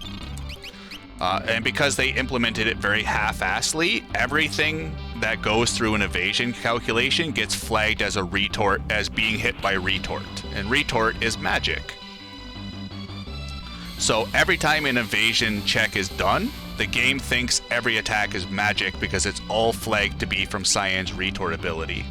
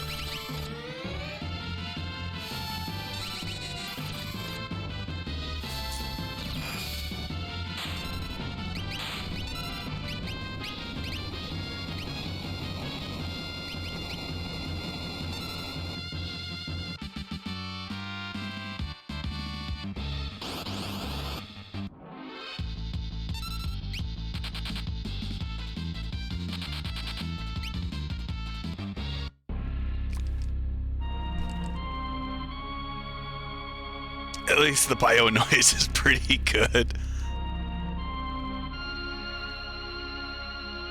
Culling morph trance. I do like on how at least there's a bar separate from the ATB.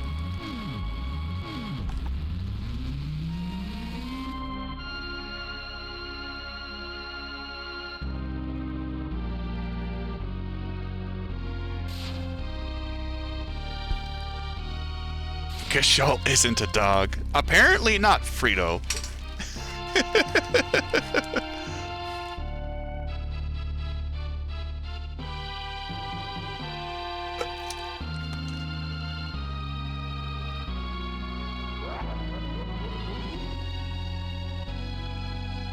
Shadow will die.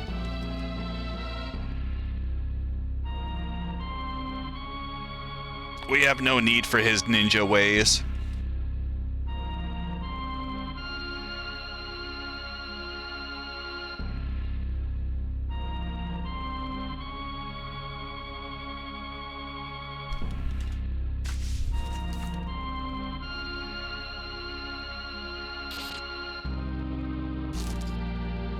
Or you could say she puts herself in a trance.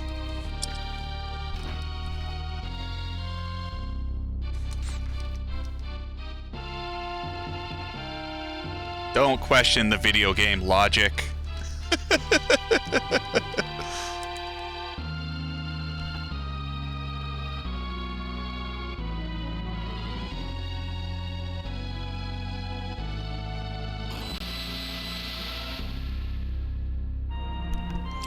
The dog does get saved. The dog goes to Realm if Shadow dies. And besides, we'll be saving Shadow tomorrow.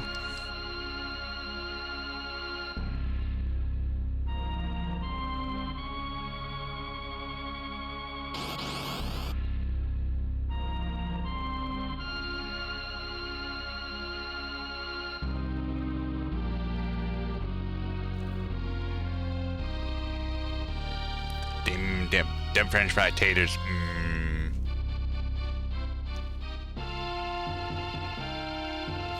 Yeah, if Shadow dies, Interceptor goes to Realm. So Puppy lives no matter what.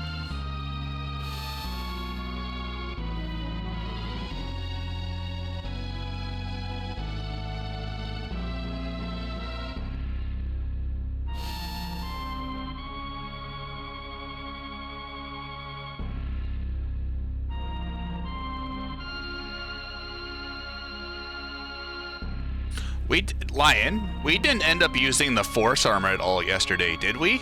Because we gave Setzer and Edgar the Genji armor.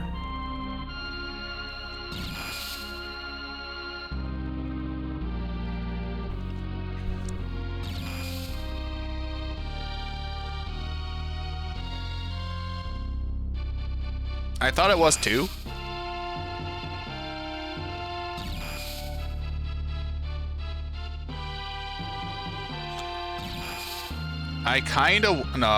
I didn't use it on Doom. I gave Setzer the Force shield. First time he had the Mithril shield, and that's why all the spells just rocked his balls.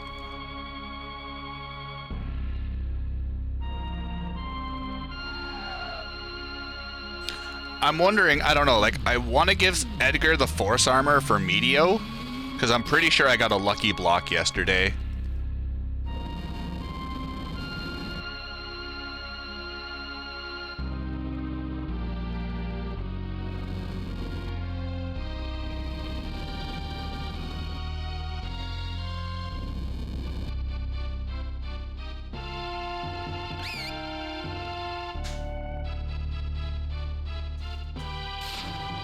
Then again, we can also just hope not to see Meteo.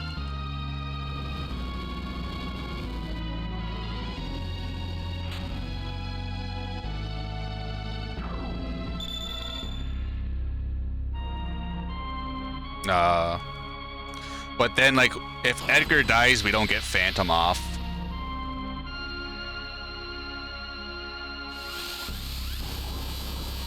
No, we'll see what happens.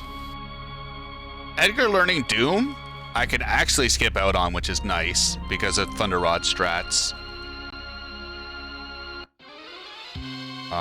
So I guess I could probably just throw fucking Phantom on him.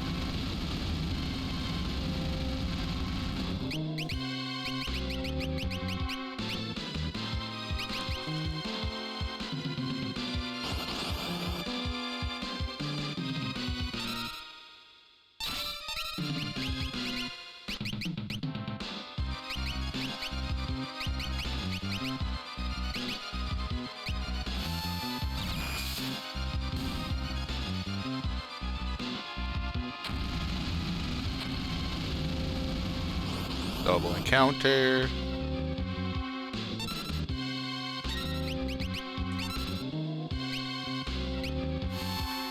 Oh wow, I'm up a Thunder Rod.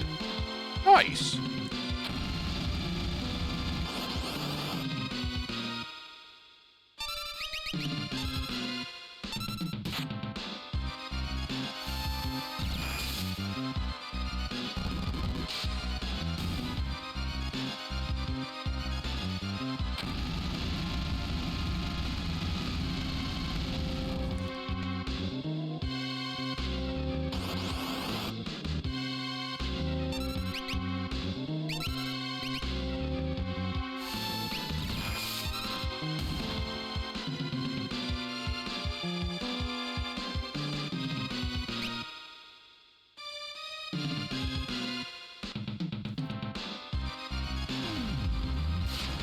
It's definitely Shadow that fucks up the world.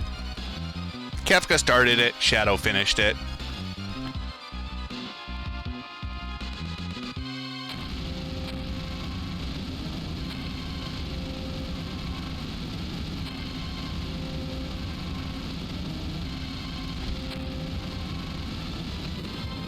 Doomkill used Force? Yeah, I don't know if Carbuncle was probably the smartest idea in that fight, to tell you the truth. Because if Mog gets frozen, and I don't know if ice damage would heal him enough.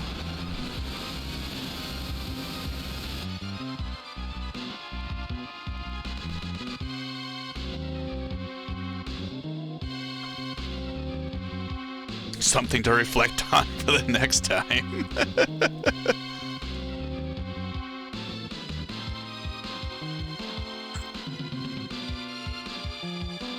Might be better to do Force. Because, like, if Setzer die... Normally, Setzer's going to die after he throws a Pearl Rod. And at that point, his usefulness is already up.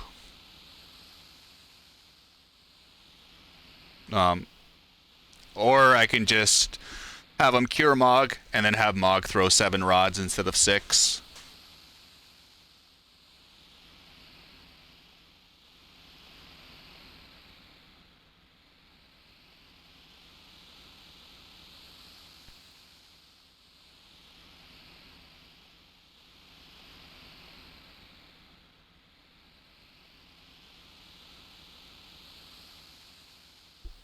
I can have Edgar and Gogo cast Vanish on everyone tier 1. Especially if if Edgar ends up taking too much damage from Force. Because he's not living through tier 3. And Edgar's just there for utility spells. If I could learn Break on Mog, I'd do that, personally.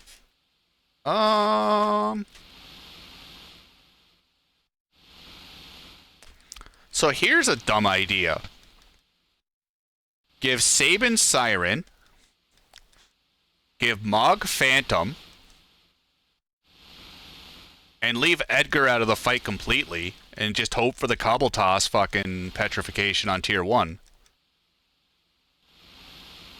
Because Gogo can mimic it all to high hell.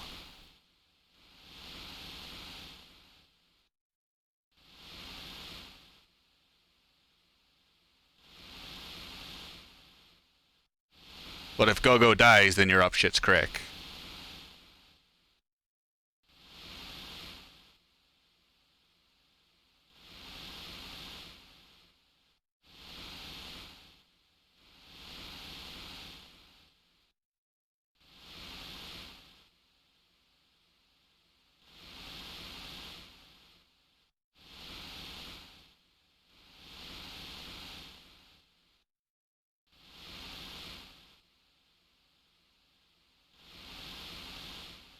Because, like, oh, wait, hold on. Yeah, I'm not worried about tier 3 Nightshade. I'm thinking of tier 1. Cobble Toss, summon. Shout. And then have Gogo mimic it if needed.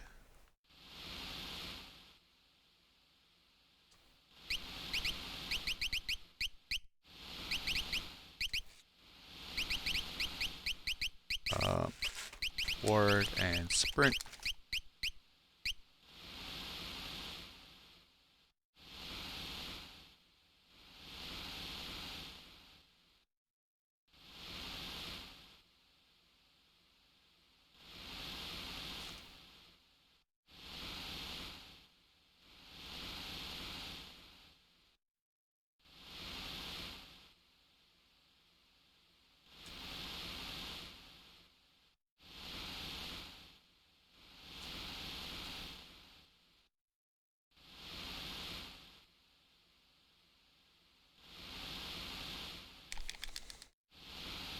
Alright, so about 60 hit points healed. Fish! Fish! Here, get back here, 32 hit points. Get back here. Thank you.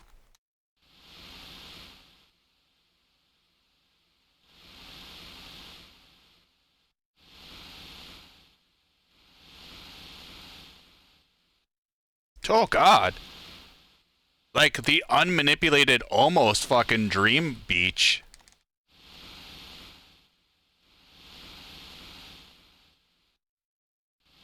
Ah, and of course there it dies.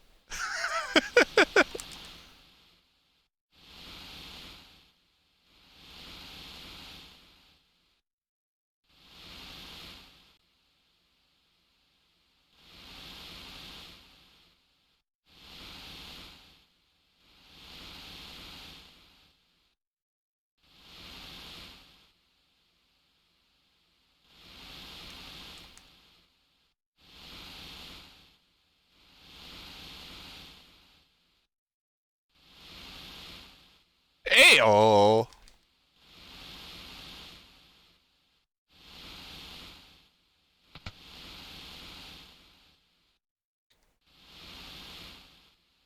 Yo, King, how goes it, good sir? Lena. Actually, Lion, didn't we calculate Meteo's damage range?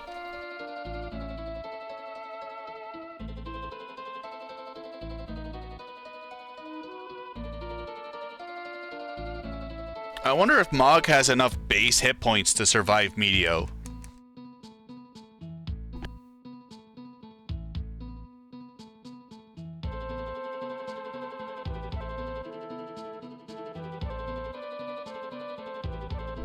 Oh, I forgot we did it for Polt. Never mind, sir.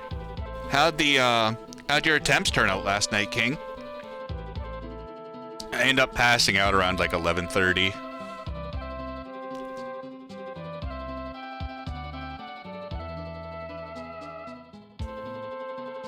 Died to BLJs. Damn you.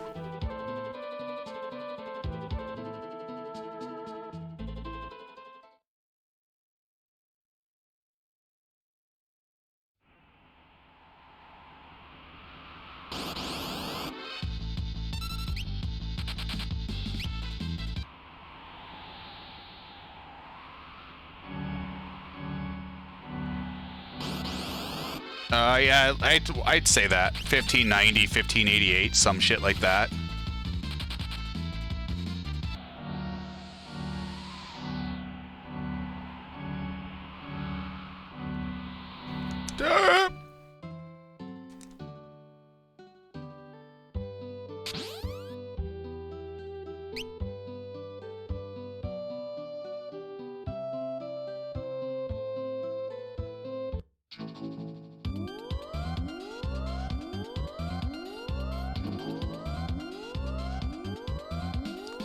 I like to ride on my chocobo. We're going to IKEA to meet your rat. He is just a really dusty Ed, the king of Figaro, who we thought was dead. Now, in this new world, he wants nothing to do with us, 'cause Setzer lost his airship trying to save us all. Now, all he wants is stupid castle back, the castle in the sand, with dirty, dirty bandits.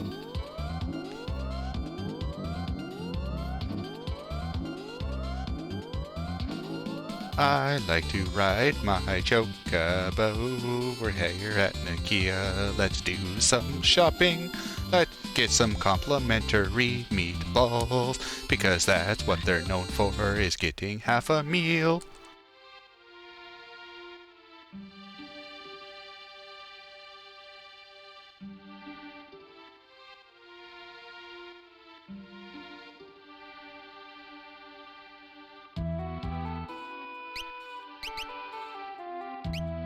I don't know why I gave Sell it Ifrit.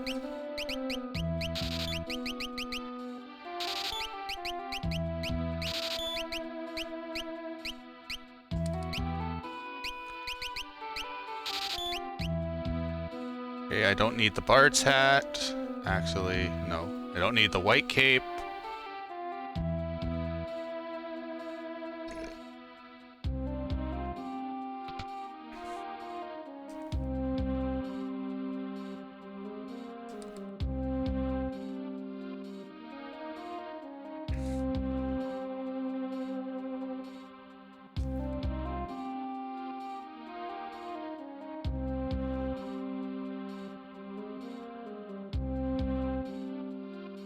Actually,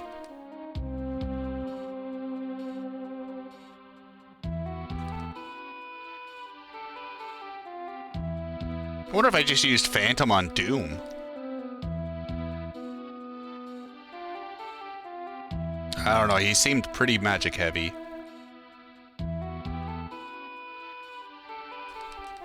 There's been a couple of things that have like really turned my eyes about it, King. Like the battle backgrounds have been amazing. The character portraits are nice.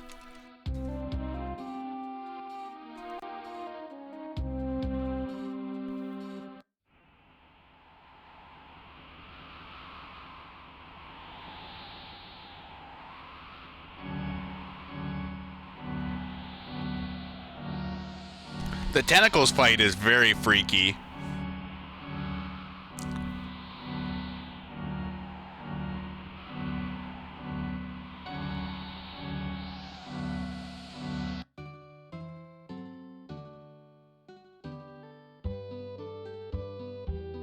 So I think with Edgar on with Phantom, on for the last leg of Floating Continent, and then Dullahan, he should be close to learning the spells. Where are you going, you fucking idiot?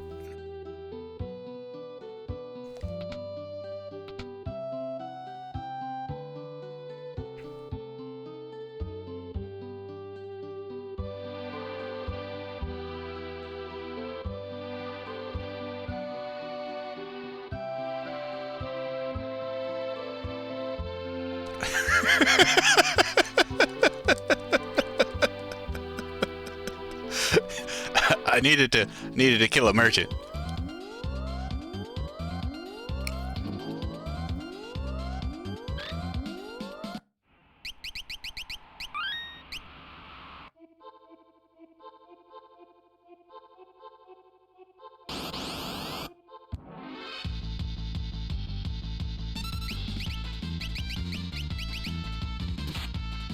Owie.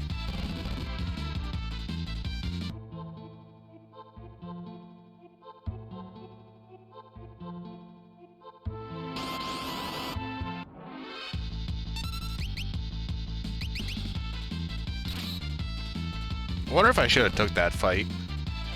A little bit of extra experience on Celes.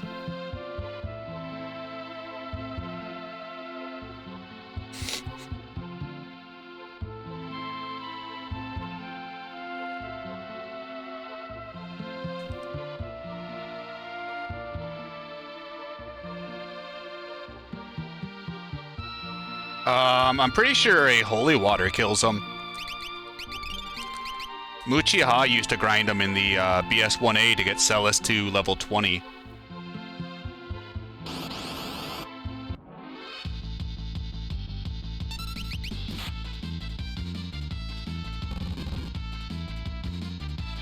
If I'm remembering correctly, they are. However, the riders outside of Narshe are not.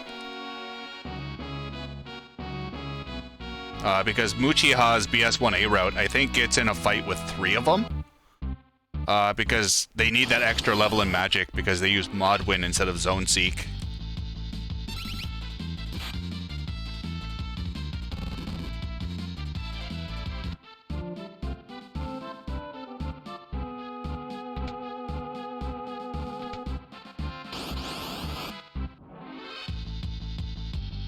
Whoa, you can get a fight with 4 Humpties?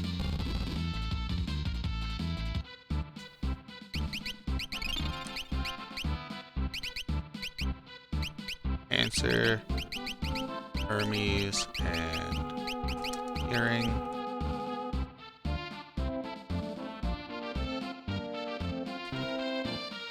Really? They're bio week 2?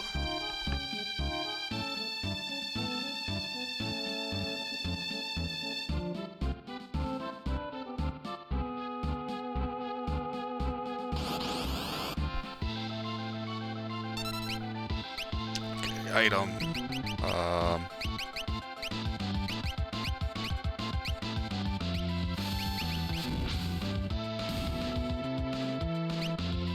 Actually, tools, drill, flash. No, just ice rod spam.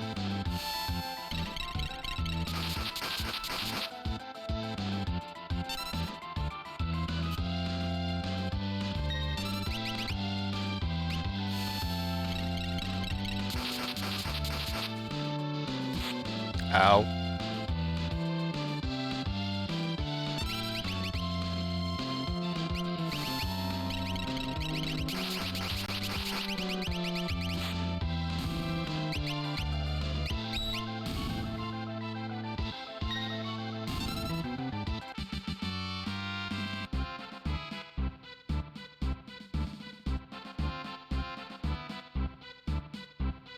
Wavy floor adds something. I'm not quite sure what.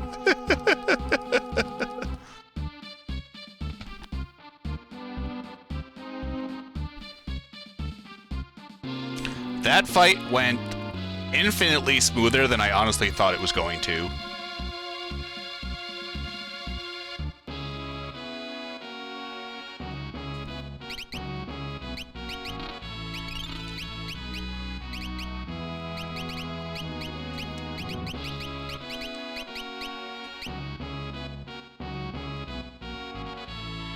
They didn't even get a spell off, which is even more concerning.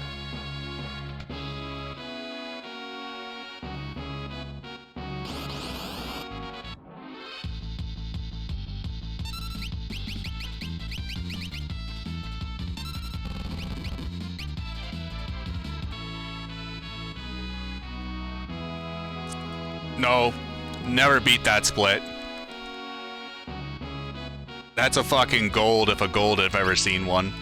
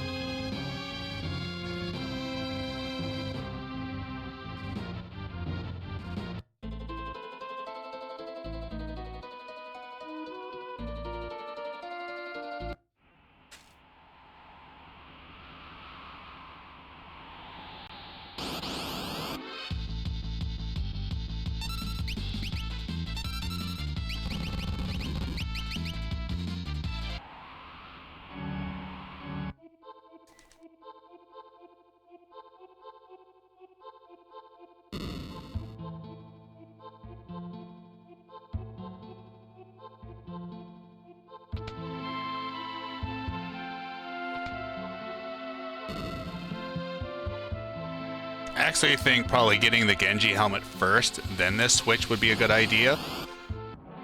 Just to warp stone out.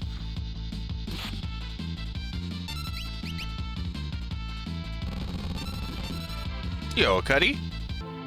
It's going good, sir. How about yourself?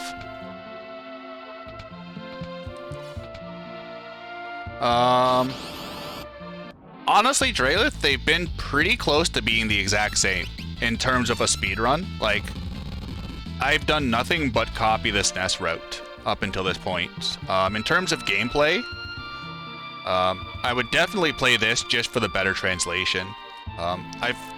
This has been a lot more enjoyable of a playthrough than the GBA version.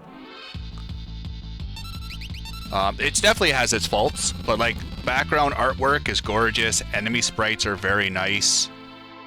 Menus are wonky as all fucking hell.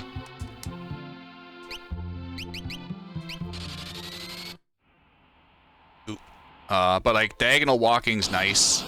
The menus are something you can pretty much get over. I don't know, I feel like you can get over them pretty quickly, but I set the bar pretty low for games.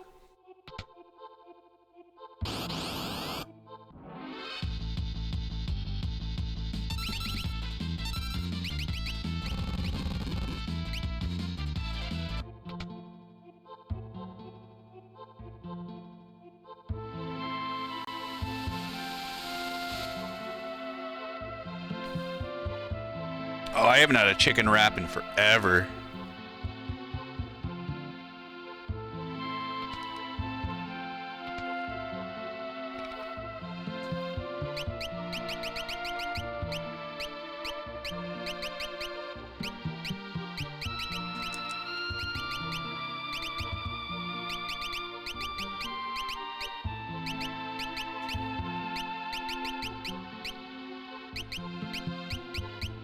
Nope.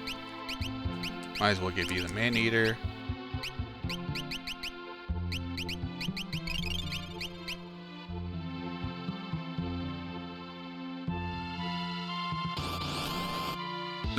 There's definitely some points where you can tell they didn't account for the frame rate difference. The opera is a big part of that. Where like some of the opera music just suddenly ends, so more of it can play.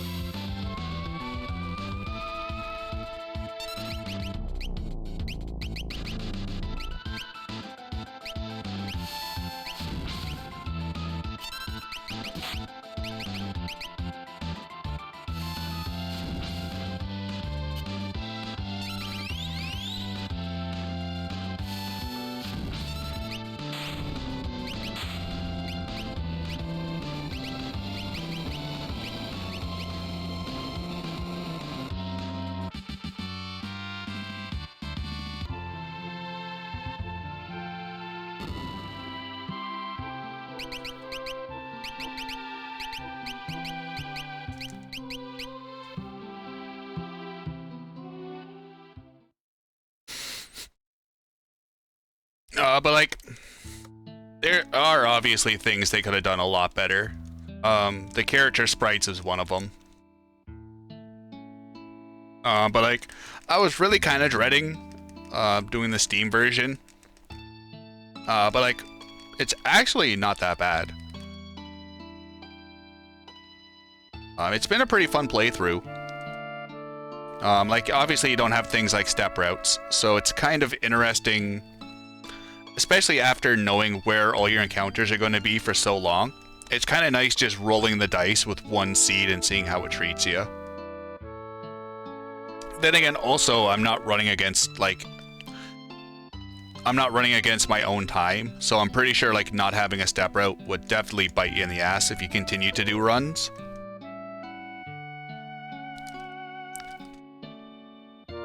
But for like a 1 or 2 off, I'm enjoying it.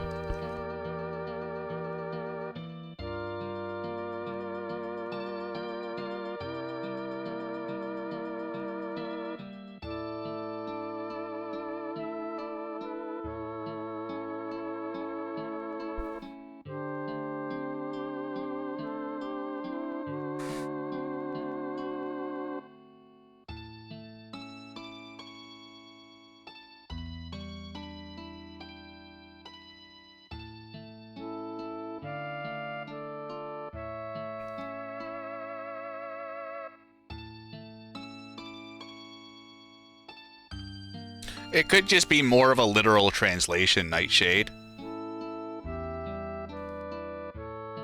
Because, like, Woolsey, I think, had like a month and a half to translate this whole game.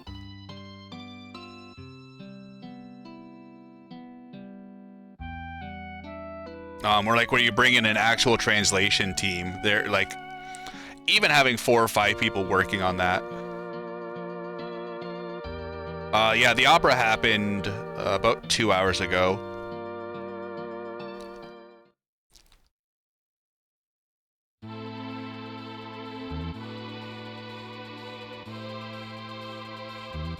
We're getting pretty close to endgame.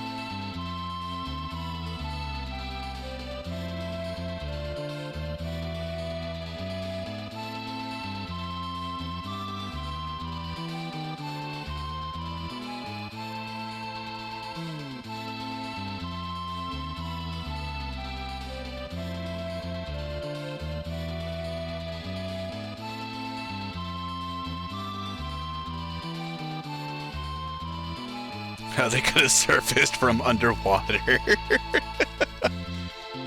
Have you never seen a Batman flick?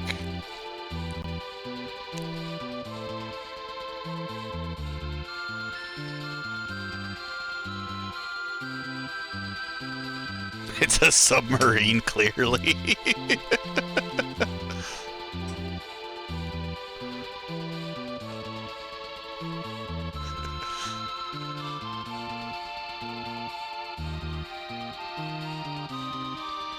I'm gonna save here. Just because my last grind went god-awful. You really don't have a fear of dying.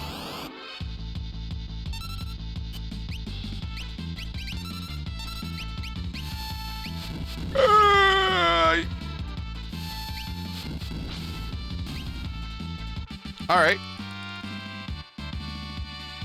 Cool. Everyone got a level. I hit the wrong button.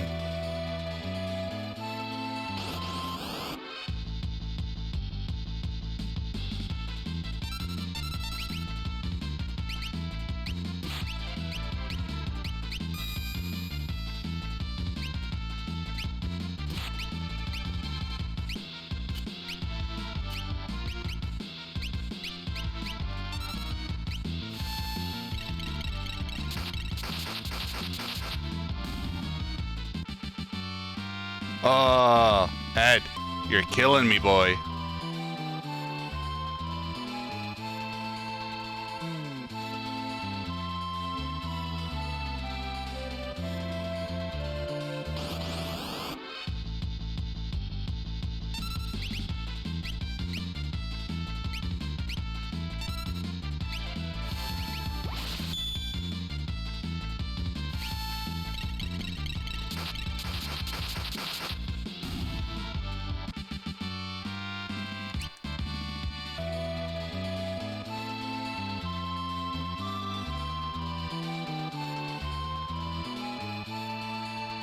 I don't like how auto battle and attack yourself is on the same button.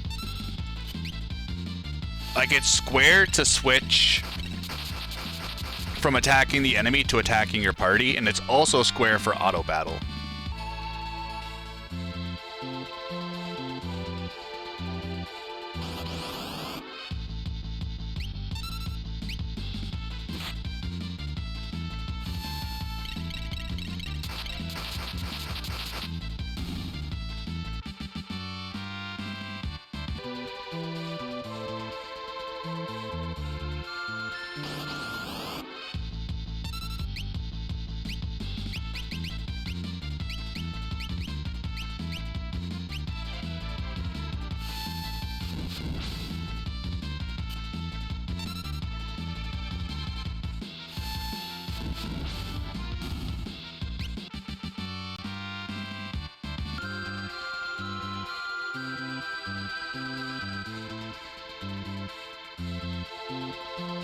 Twins brothers getting stoned.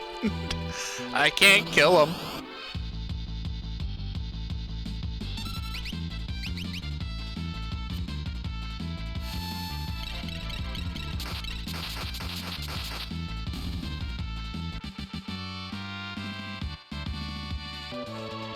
Alright, so Ed did learn Vanish.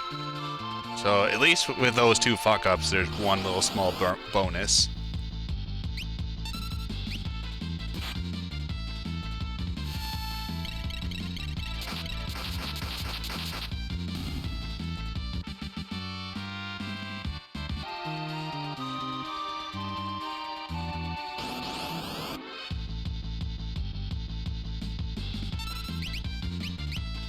Yo, Legwar? How goes it? Yeah, I figured I'd give it a shot.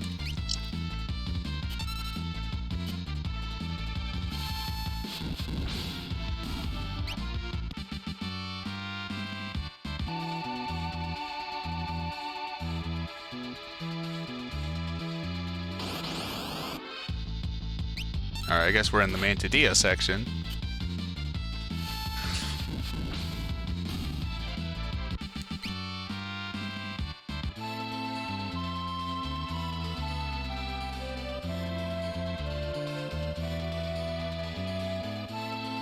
Like, as we were just talking, like, sprites and menus are my two big complaints.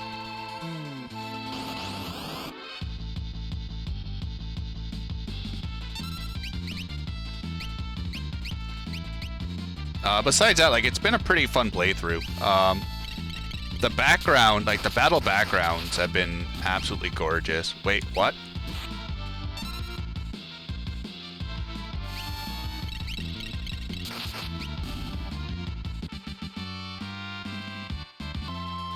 So I'm probably around 39?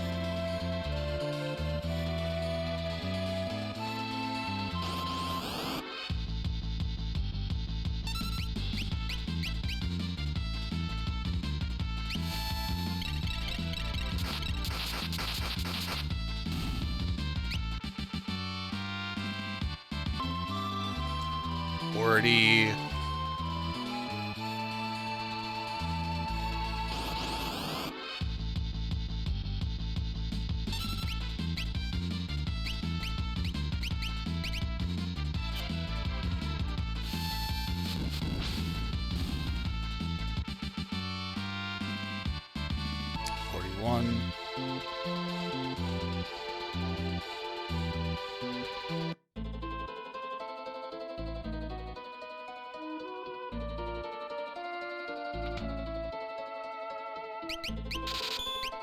Oh, so much money.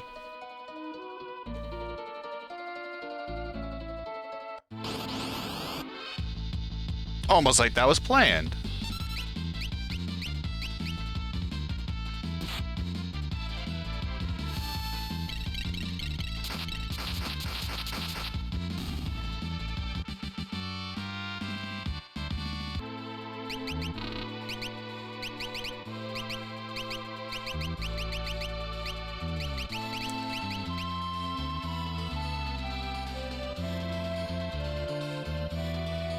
Wrong button.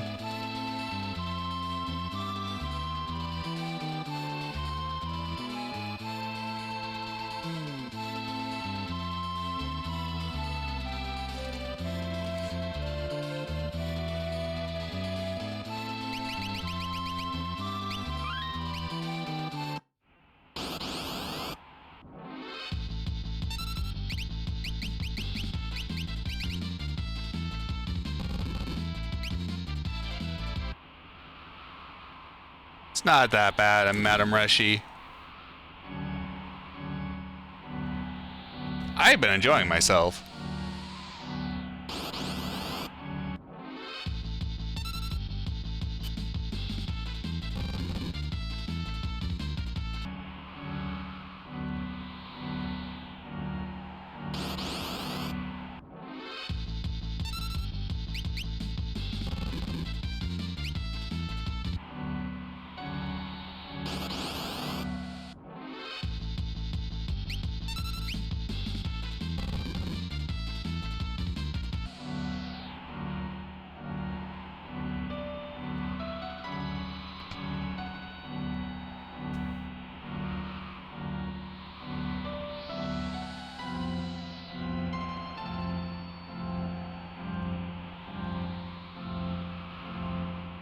I am submitting this.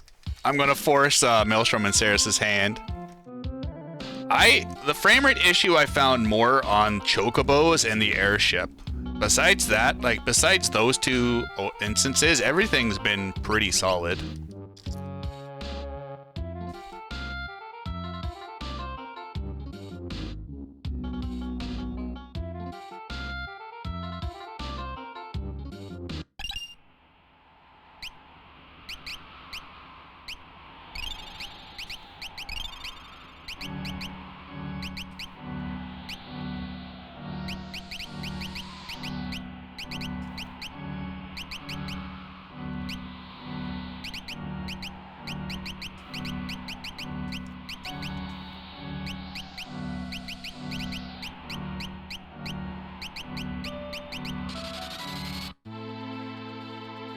Yep. It's not New Game Plus in a traditional sense. It's more like Final Fantasy VII's New Game Plus, where we take data from a pre-existing save into a new game. Because this game doesn't do a very good job of clearing all the RAM values when you hit New Game. If you want to get technical, every speedrun that's done on the SNES is considered New Game Plus. Because we do take over some data when starting a run, but just not nearly enough that's game-breaking compared to the New Game Plus run.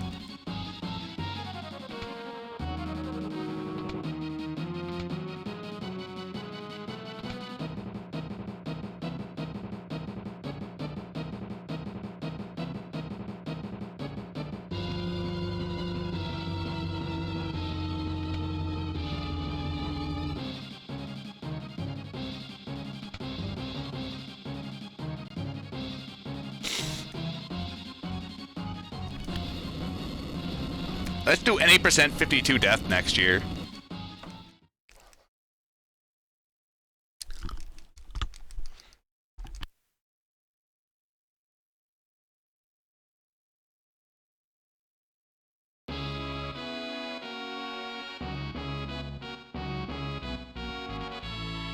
I for one will be waiting to soft lock when I miscount my deaths.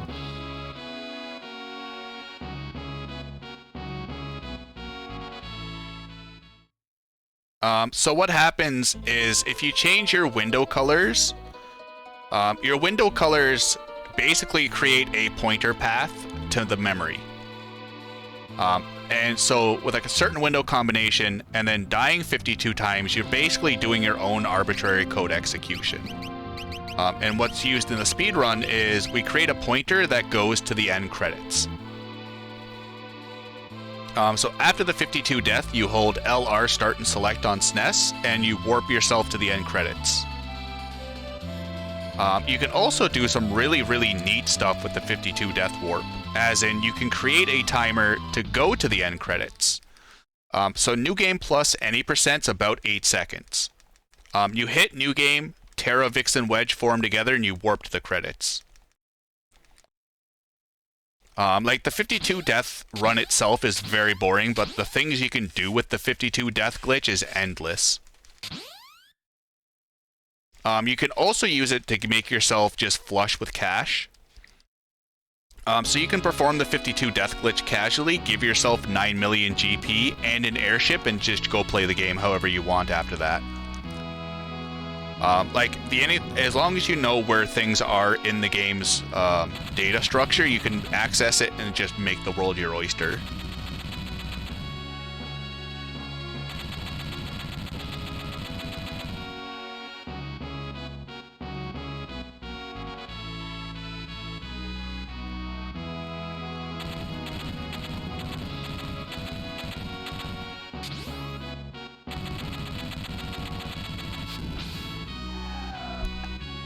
It's a very, very interesting glitch. Like I said, the any percent 52 death isn't the most riveting. The only reason it's up there is because it is technically the fastest way to beat the game.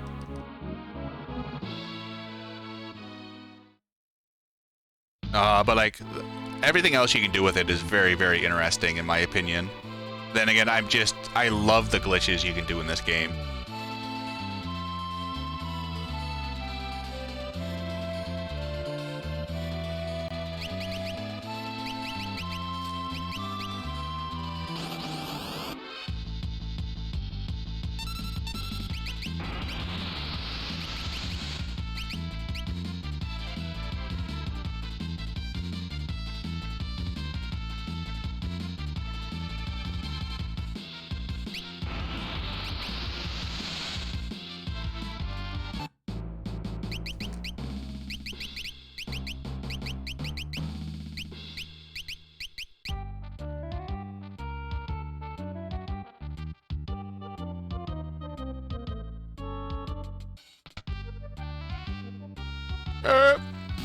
Thank you.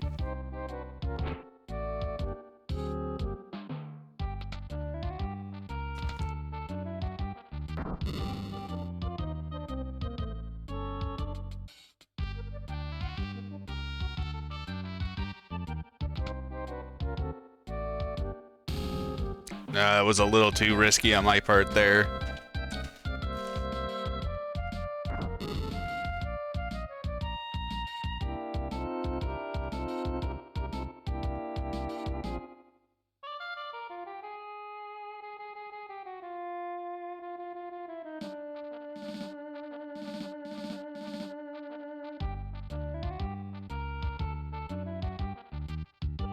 No, I was expecting them just not to turn around.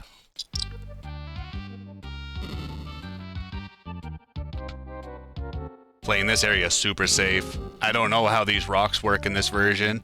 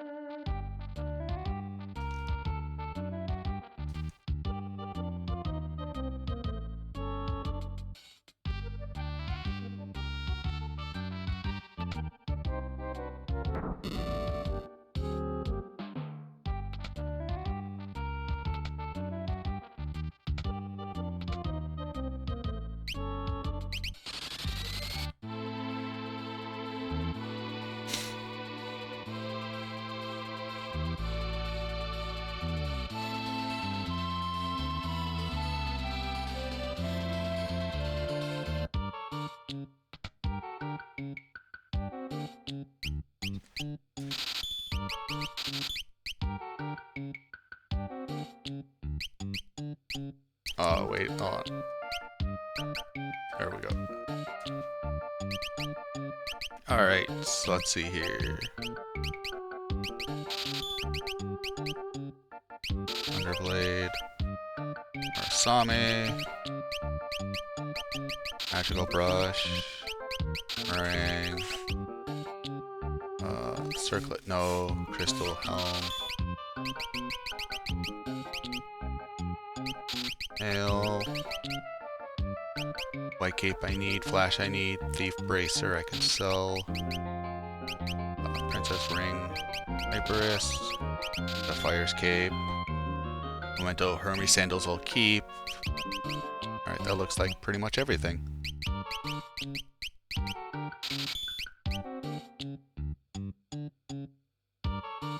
Probably could have skipped selling so much of that stuff.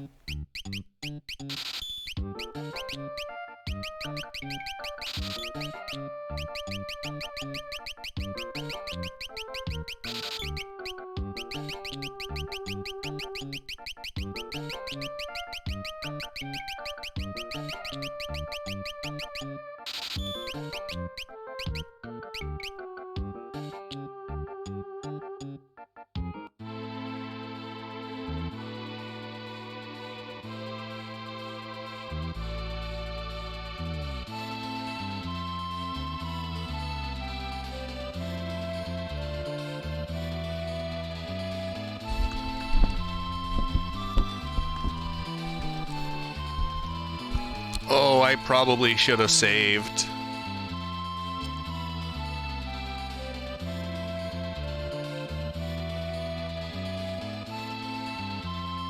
Just because I don't know what encounters I'm going to get.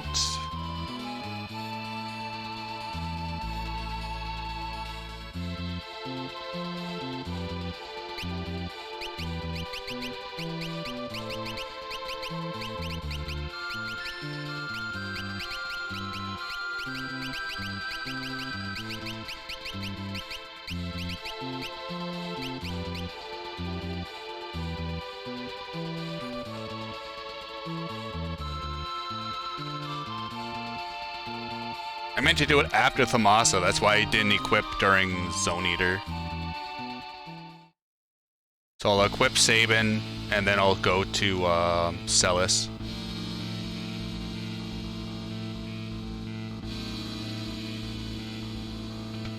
Probably will be okay. But we were pretty tame yesterday with the GT Behemoths. And I don't trust my luck today.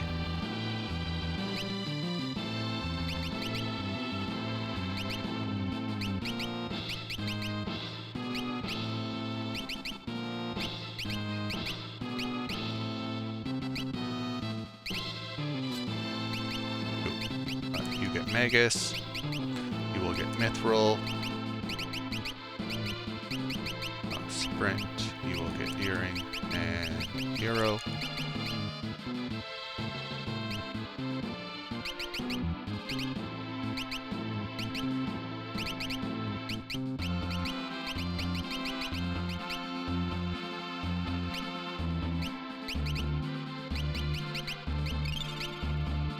I should have elixired. No, I still need it in case I get GTs.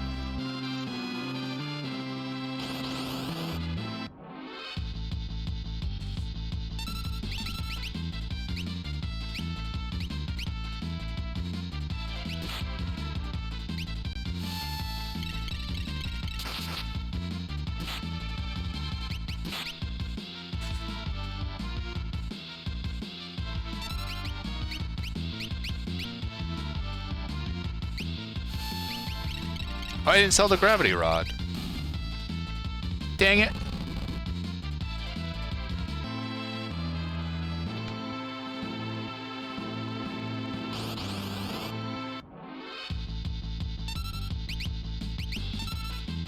I didn't buy smoke bombs either. Fuck. Oh, 22 should be more than enough for this area.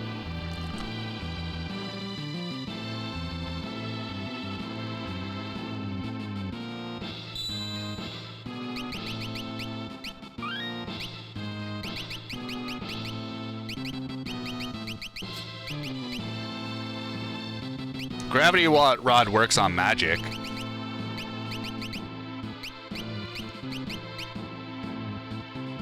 Weirdly enough.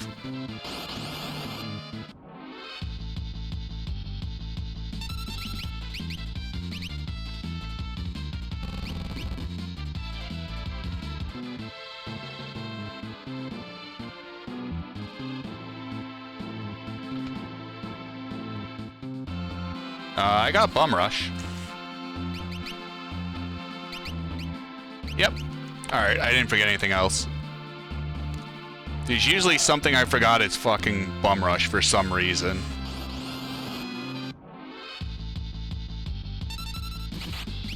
Wait, what?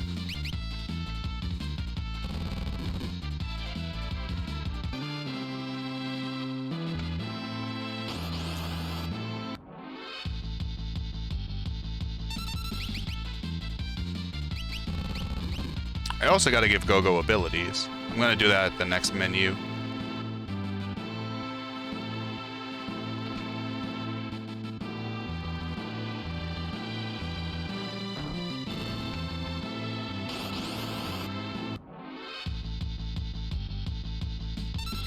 Because Sabin should be basically outspeeding Go-Go for all these smoke bombs.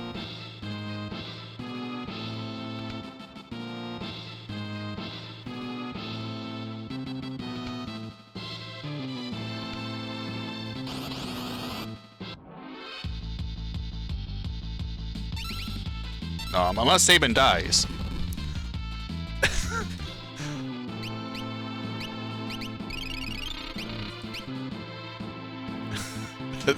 then we're in a little bit of an issue.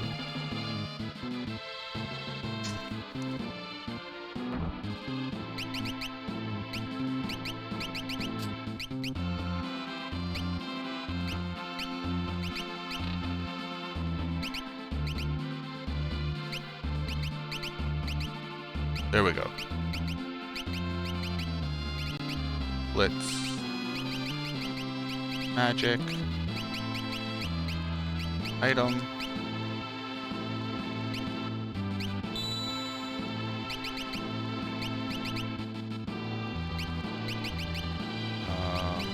Ward.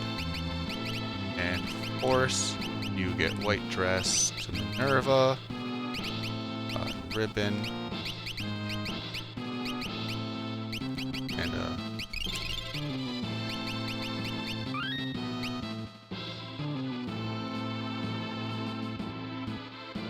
I got it. Just menus out of order are always wonky.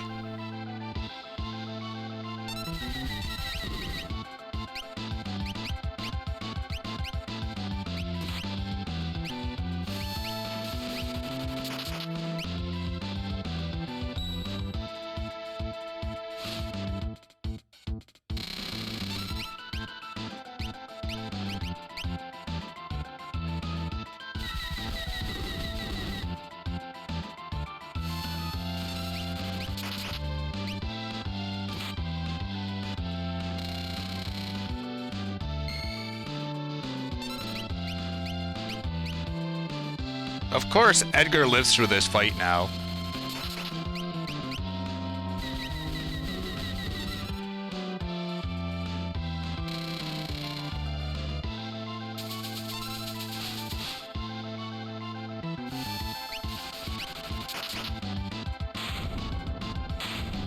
Give Celes the ribbon. Don't even see fucking Delta hit.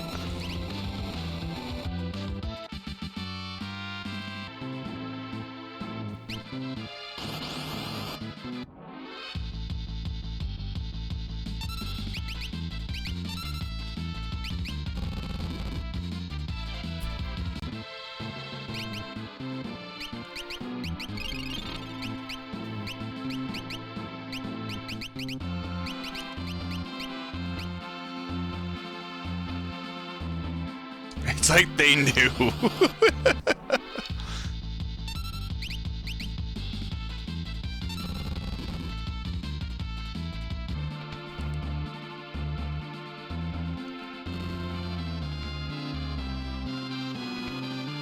Very kind for Kefka's tower encounters. extremely kind. I can't say anything bad about this.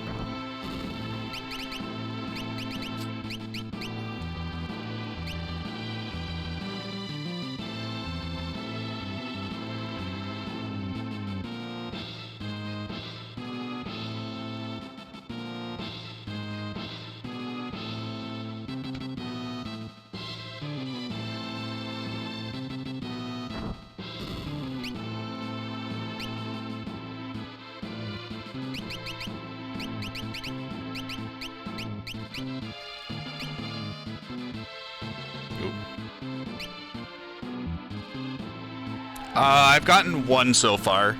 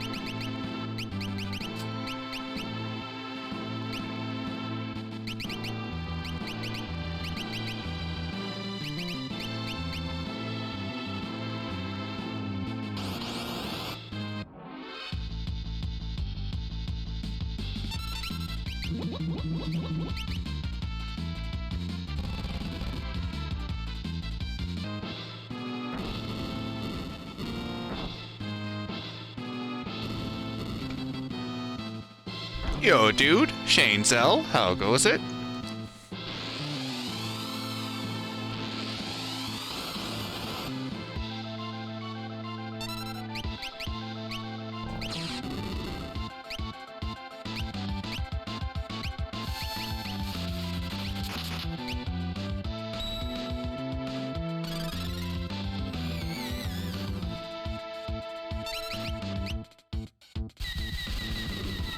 Alright, heal up Celes. I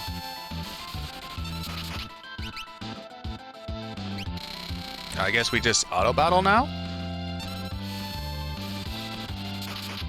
Oh yeah, because it was the long weekend for you. Oh shit. Alright, maybe auto battle wasn't the good thing to do. Wait, what?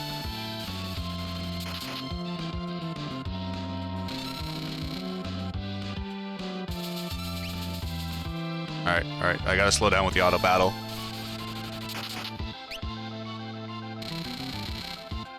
He's gonna start loading Vargas soon.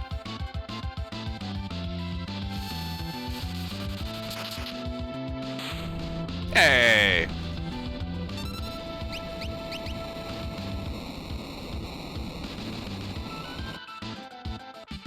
Easy game.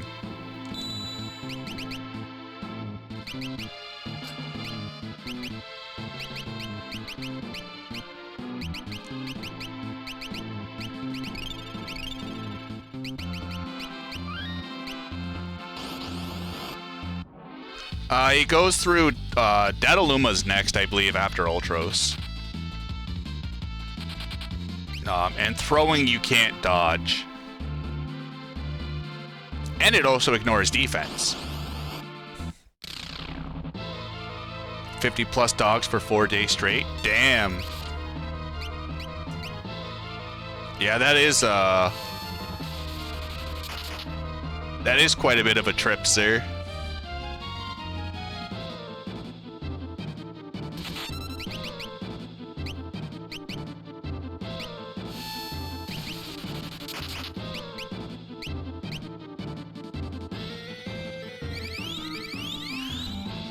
We are going fast, Dustin.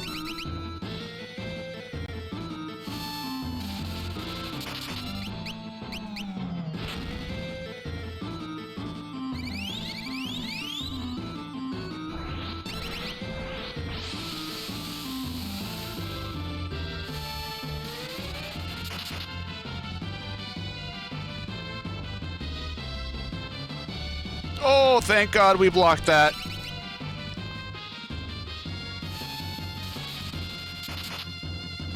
Physical or magic evasion is fixed in this game, so physical is governed by physic evasion. Yeah, evade works. As we found out earlier, Strago can miss on Flame Eater. That was interesting to find out.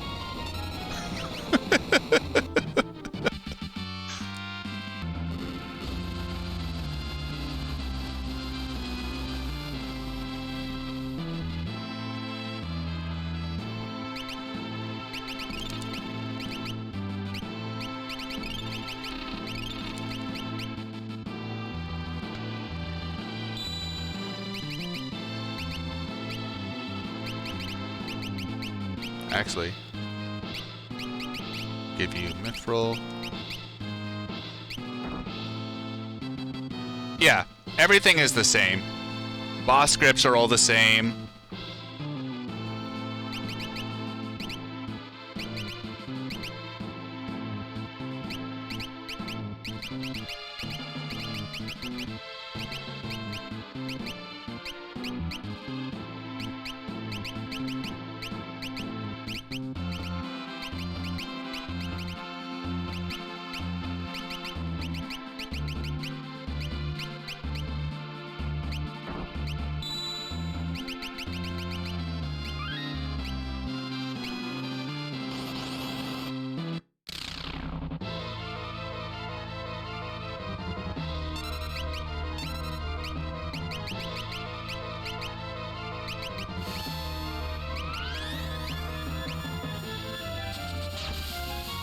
Oh yeah, Mog got extra levels because of that grind.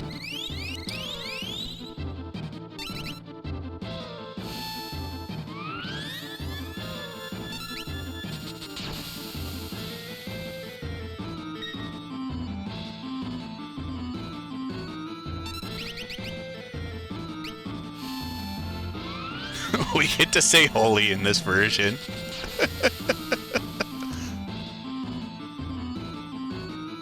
Very tame Doomfight.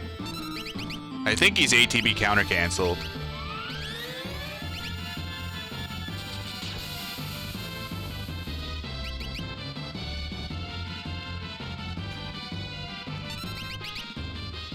Yeah, he was ATB counter-cancelled.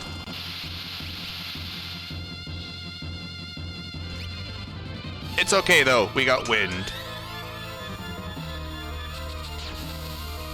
Apparently Guardian has an Atma weapon program? Aw, shit.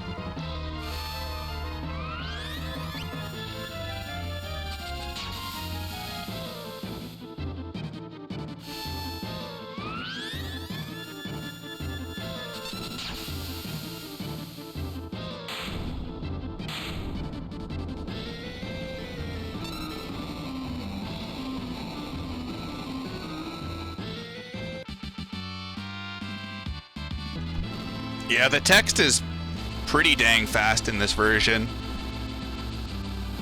Alright, 2 statues down.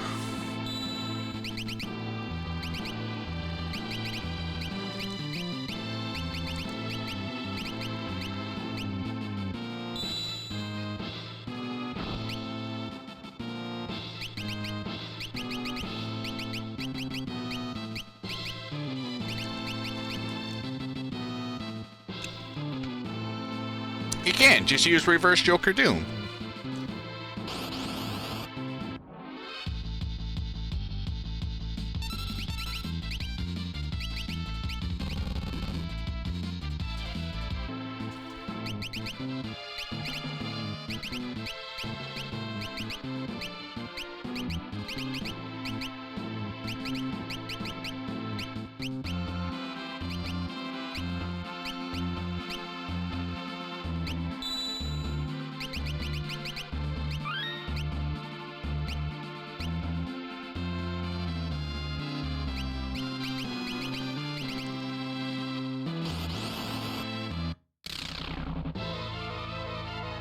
Ah, crap. That's not ideal.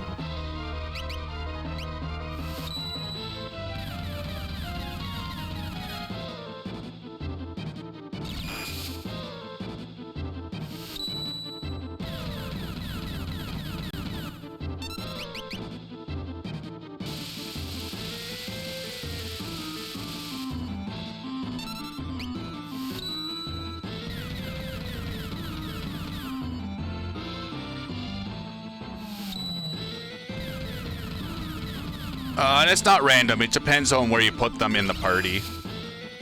I must have put Gogo in 1 and 3, or Sabin in 1 and Gogo in 3. If you put them in 1 and 2, they'll be on the right. If you put them in 3 and 4, they'll be on the left.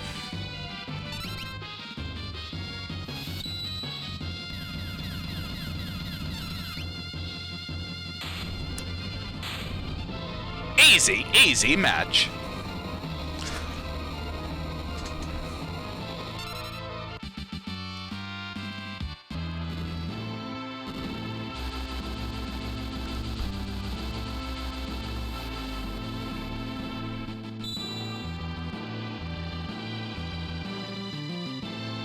So we're probably looking at like a 507.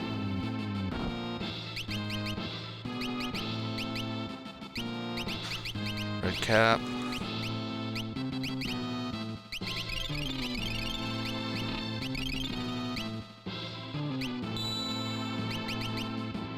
Optimize, you get Enhancer, Force Shield, Genji Helmet, Force Armor will give you White Cape and Ribbon. You keep all your fun stuff.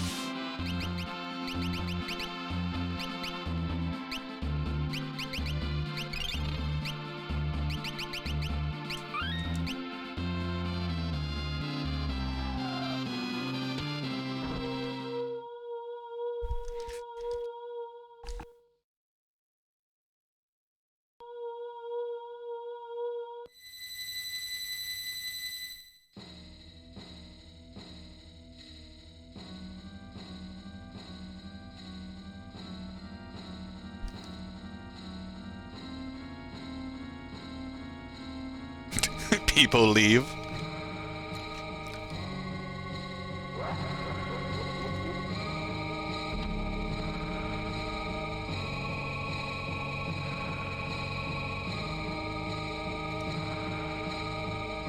We did have very, very tame statue fights.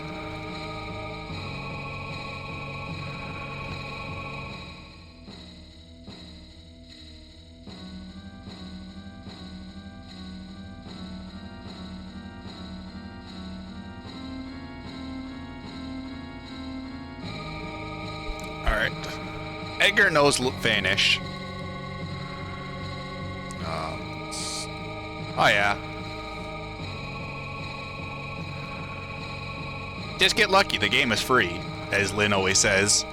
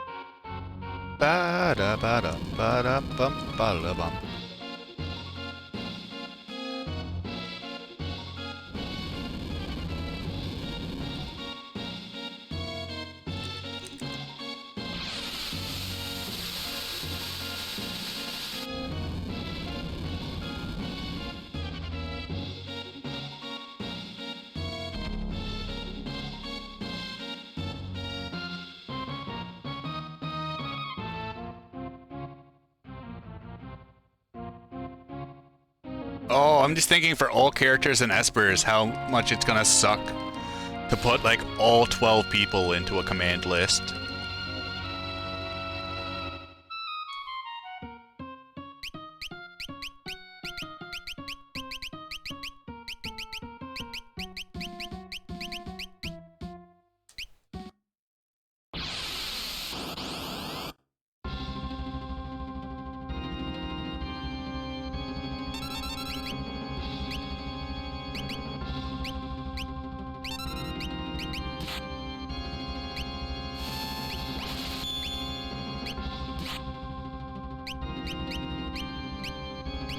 Oh, night, Ed.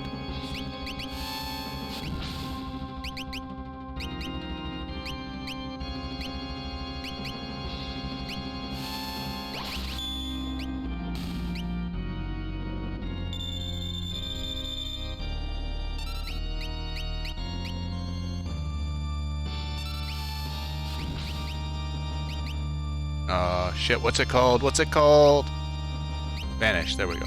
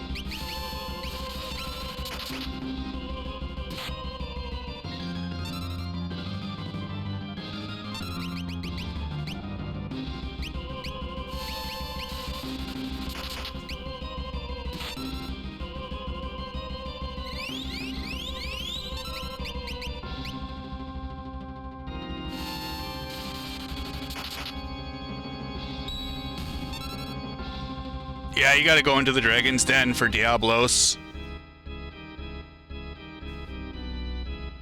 Alright, so we're probably gonna lose the clear status at the start of Tier 2. I didn't like how Tier 1 started.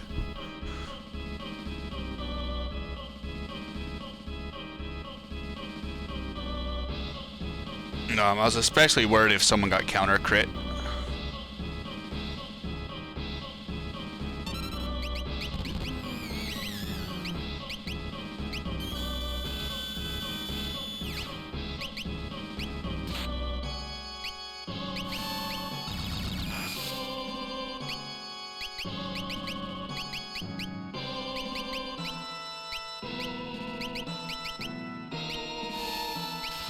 I really need Edgar to wake the fuck up. Actually...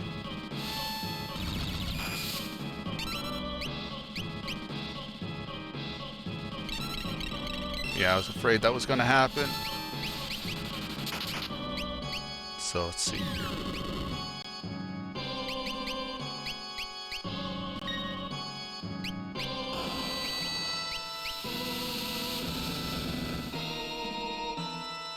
I think this is a...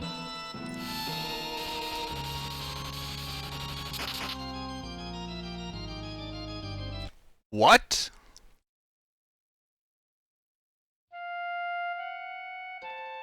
I think they didn't clear the status.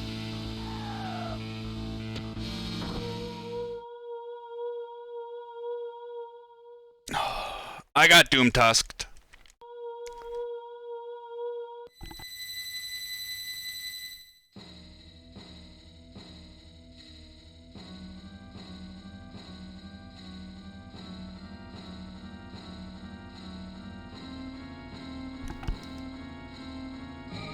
I don't know what that vanish thing was, though. Maybe it just didn't have time to clear it? Oh, that sucks. Oh well, so it'll be like 512.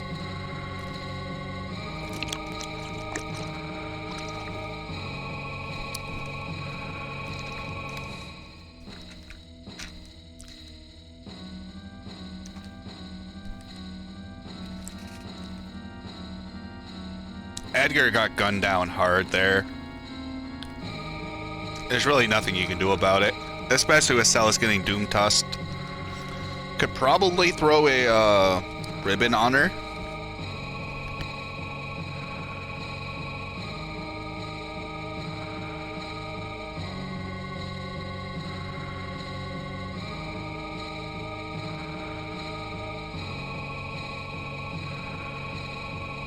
Yo, Justin. How goes it, good sir? How's Super Mario RPG been treating you? GG's on the PB. I seen that in your stream title the other day.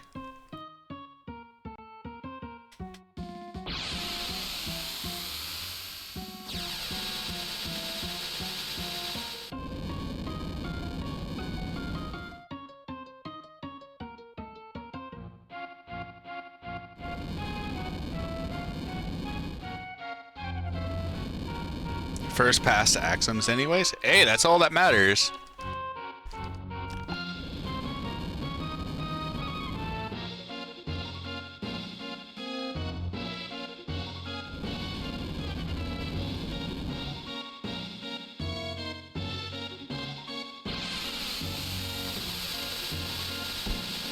Yeah, I seen you were going for the 245 grind.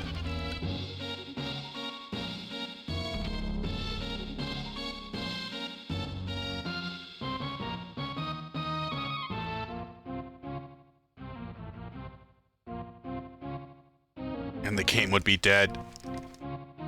If anyone can get it, it's you, sir. You've been grinding it like a madman the last bit.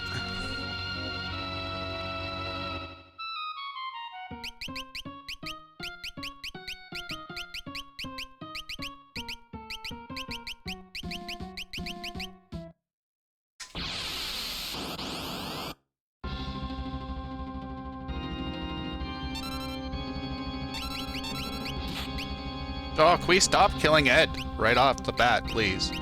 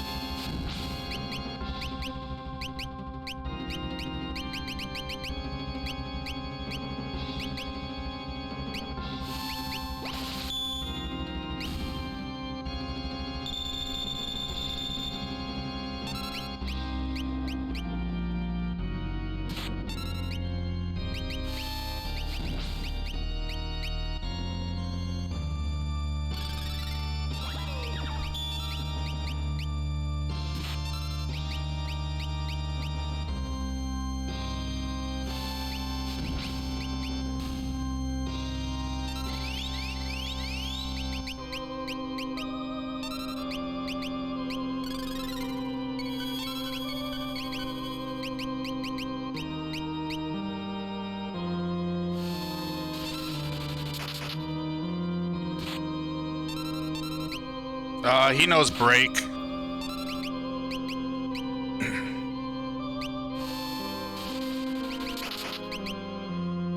And he knows break and he knows phantom for a backup.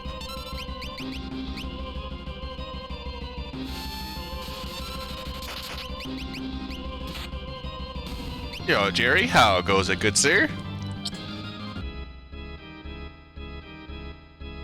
Plus, I really didn't put a lot of time into like rerouting the final fight. We were talking earlier about bringing Mog and using Shout. But then I don't know who Phantom would go on. I guess, like putting it on Celes kind of wonkies things up a little bit.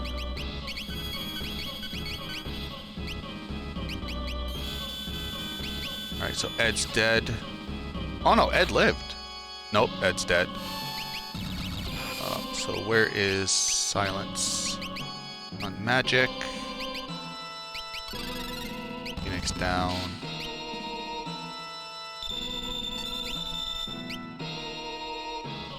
So he's mute. Magic. Saga on Tiger.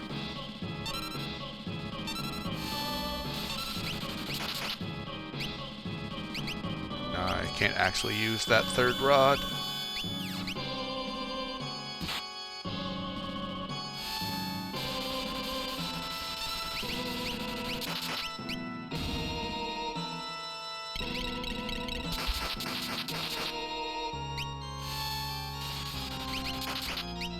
Things are getting pretty hairy, and I don't know why.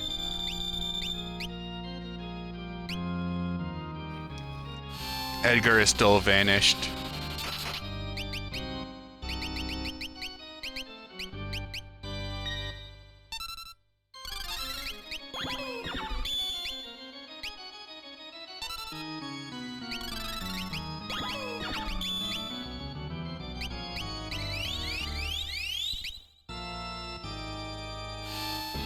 But Ed died. Or he got hit by Diffuser. Which should have cleared it.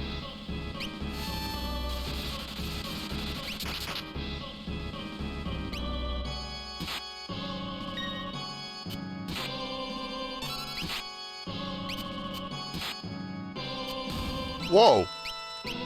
Those misses on Vanish characters were super quick.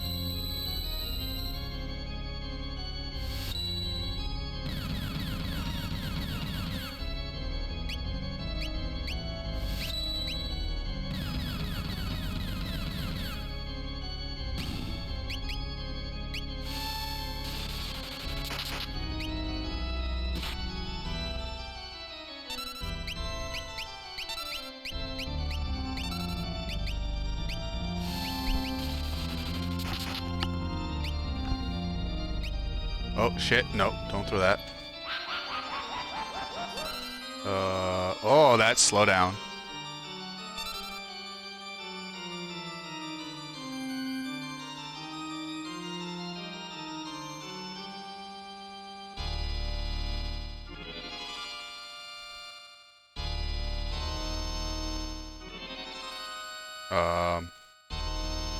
Game?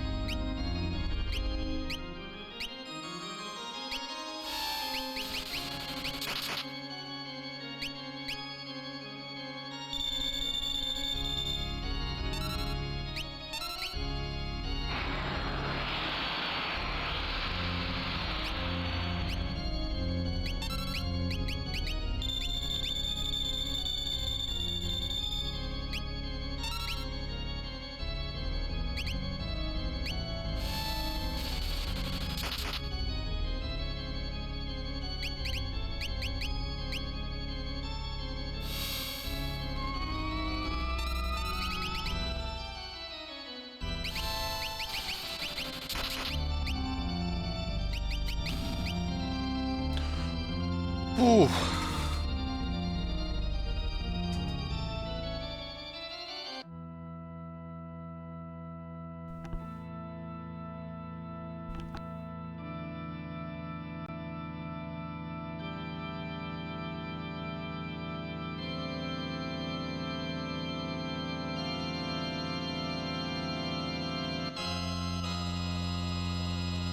That was a fucking horrible tier 3. Tier 2 and Tier 3 were just super fucking messy.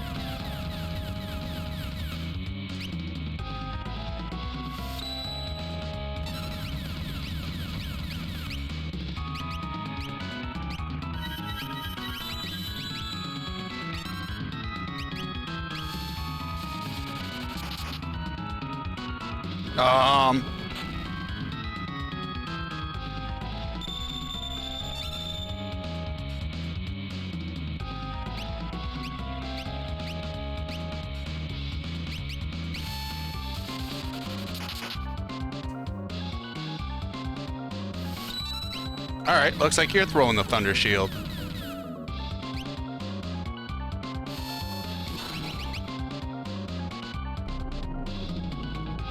Don't fucking wipe here.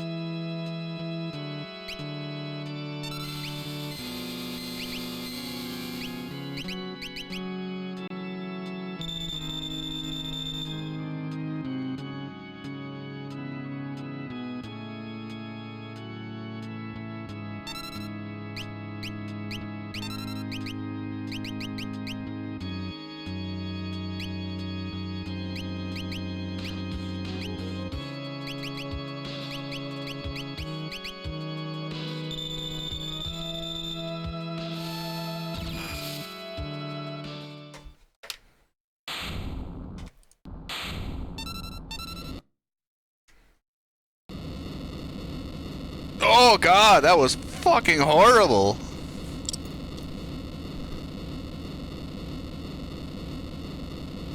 Oh, that was terrifying.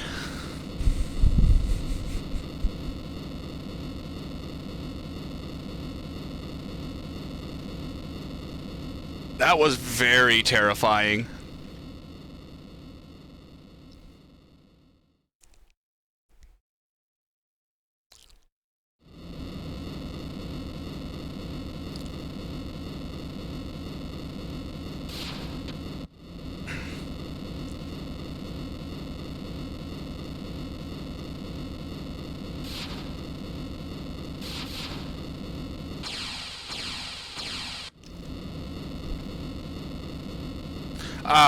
Celes was muted, so I had no other option.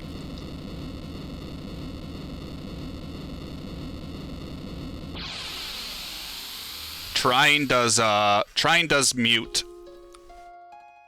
And I forgot I had the Thunder Rod in my inventory. But it was mainly because, like, if Havoc Wing showed up, I wanted someone alive. Because generally in that HP threshold, he gets very Havoc Wing heavy.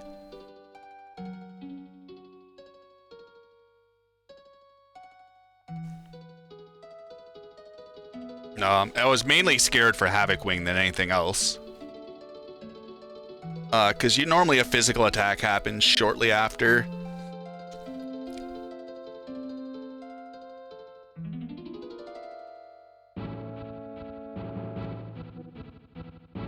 So we probably lost 7-8 minutes on that tier 2 death.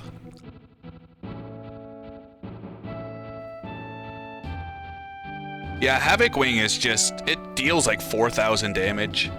And I don't trust my evasion stat.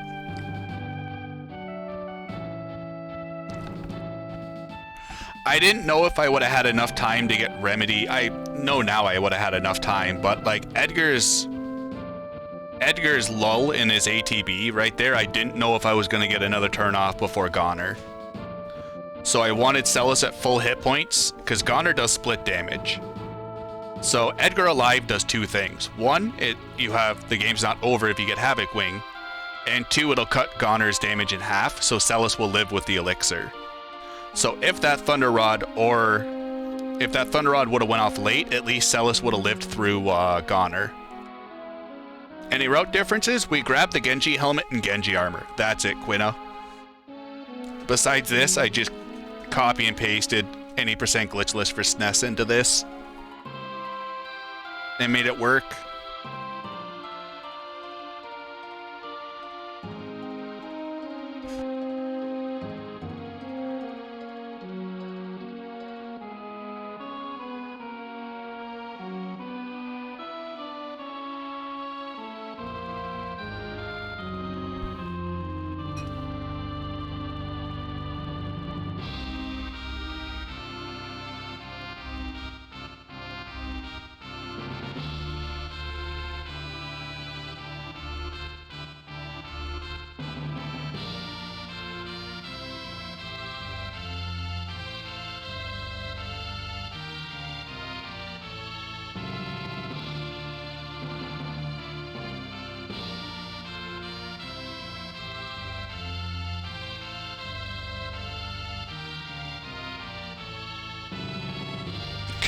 Running the best version. I don't know about that.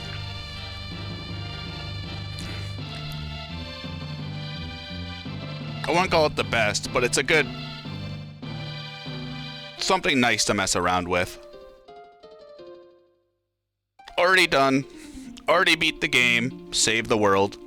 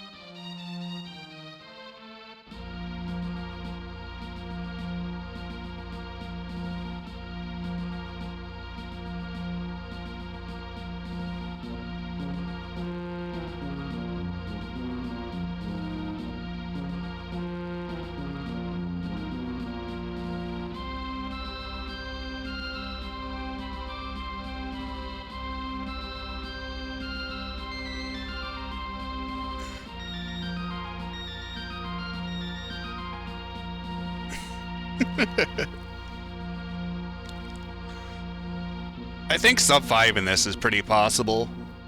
If you clean up like the safety saves and little things like that.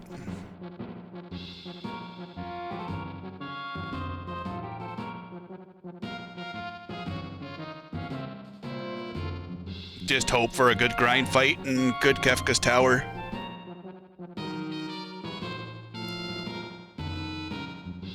Yeah, you save a really nice time on lag.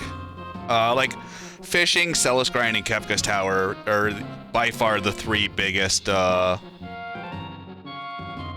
hurdles.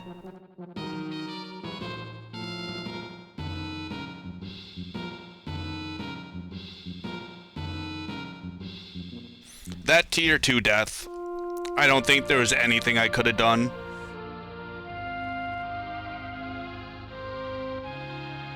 Like, killing Tiger or muting Magic, it's such a toss-up which one you prefer, like, which one to prioritize.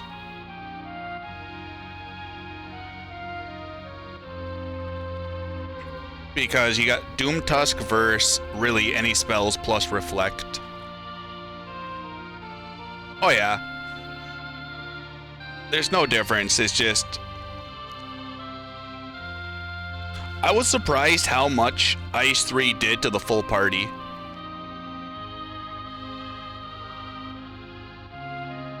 I didn't think it was going to wipe the floor with Go-Go like that.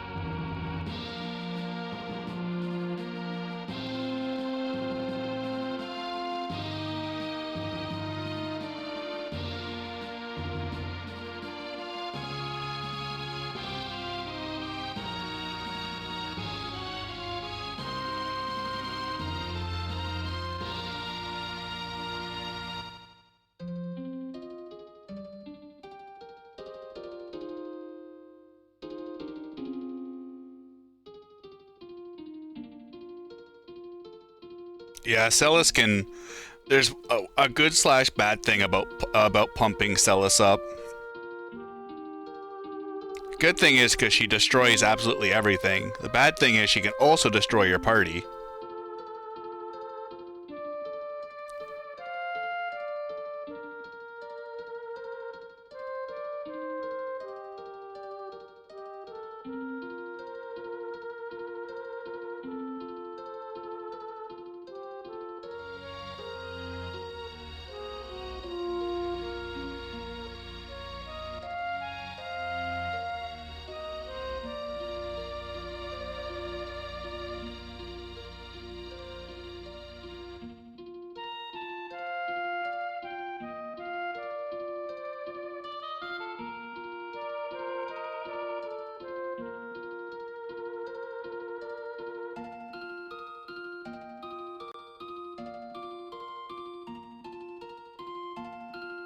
I think B-Dude said it the best. Where Locke ends up finding the Phantom Esper, and he goes to Rachel, and he's like, alright Rachel, we'll finally be together, and then magic just disappears from the world.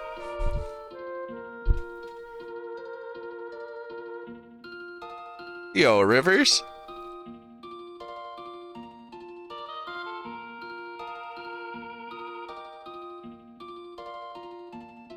This still had a little bit of mess up, but...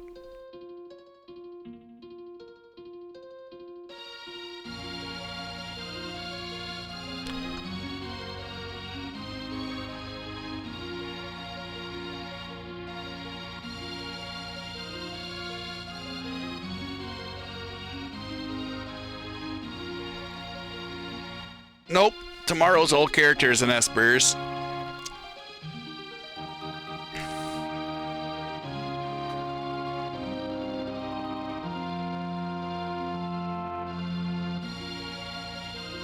If I can remember how to go through the Dragon's Den.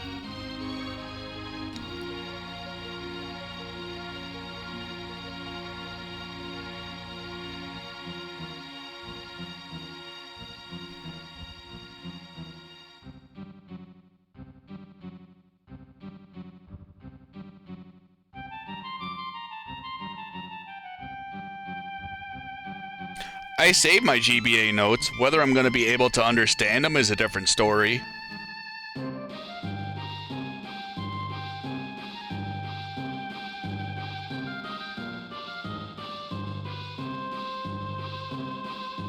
All swollen rivers.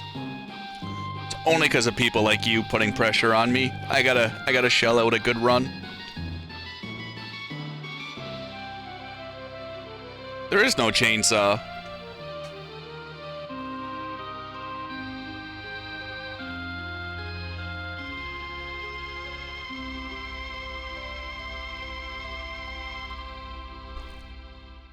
Maybe I'll grab it for shits and giggles.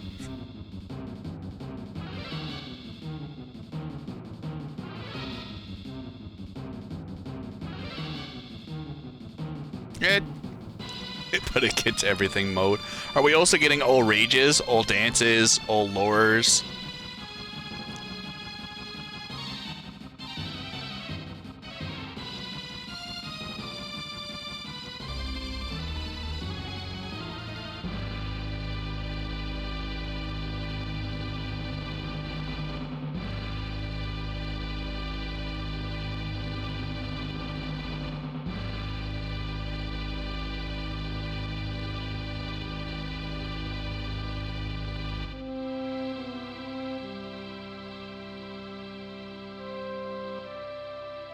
All dances and lures, no rages. All auction items, all Coliseum items.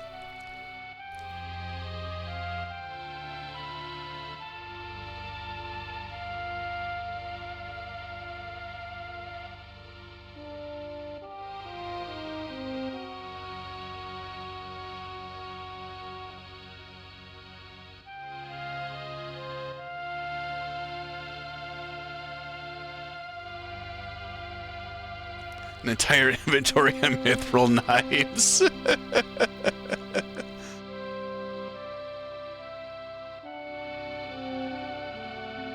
All magic for everyone is like 4 hours.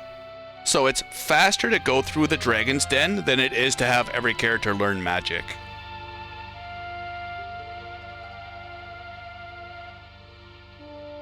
It's faster to grind 540,000 experience for the Excalibur, get Cactuar, Leviathan, Gilgamesh, go through the Dragon's Den, and beat the rest of Kefka's Tower than it is for everyone to learn magic.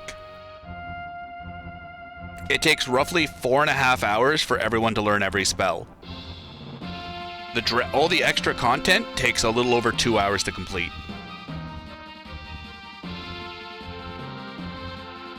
Because my GBA all characters and espers run, I believe, was under 10 hours.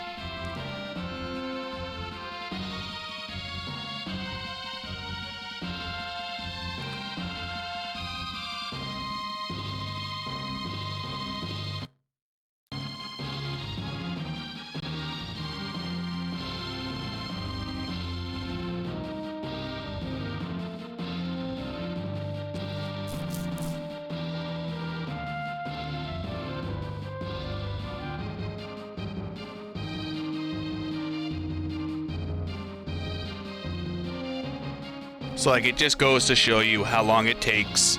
Like all that extra stuff just like really eats into like progression time if you're trying to go from like point A to point B. Dragon's Den is super fun, Nightshade.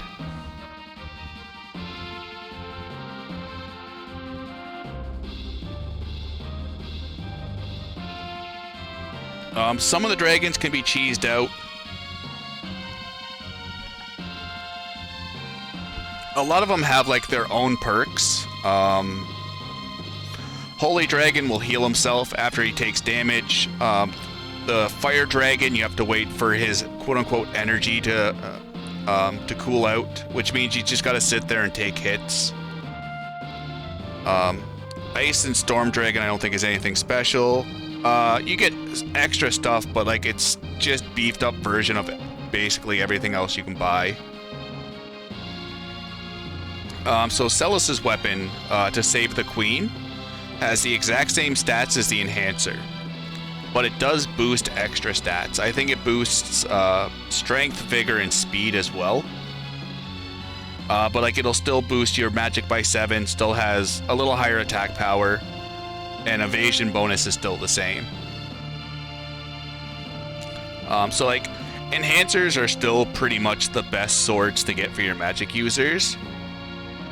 Like the little bit of extra speed is nice, like the +2 or +3 speed's nice, but like the weapons in a vast majority of the weapons in the Dragon's Den just aren't like anything special in my opinion compared to other weapons. They just give a couple of extra stat boosts, but at that point you're already so beefed out, the extra stats don't mean much.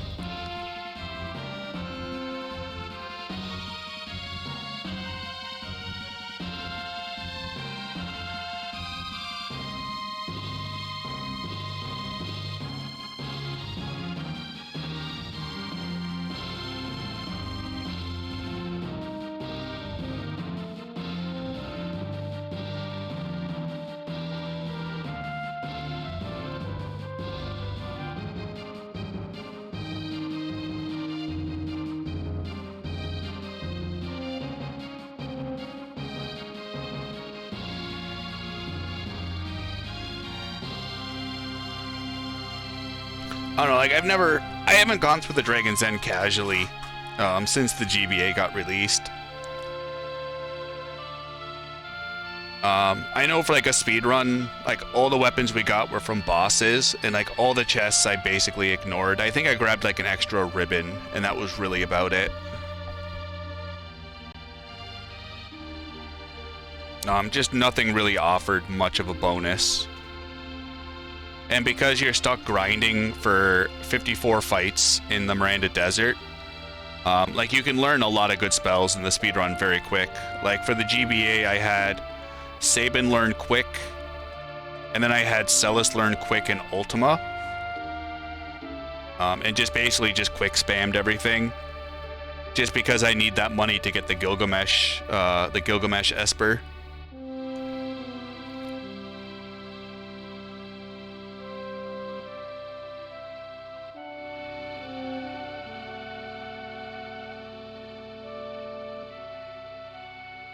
So at that point, you might as well also learn spells.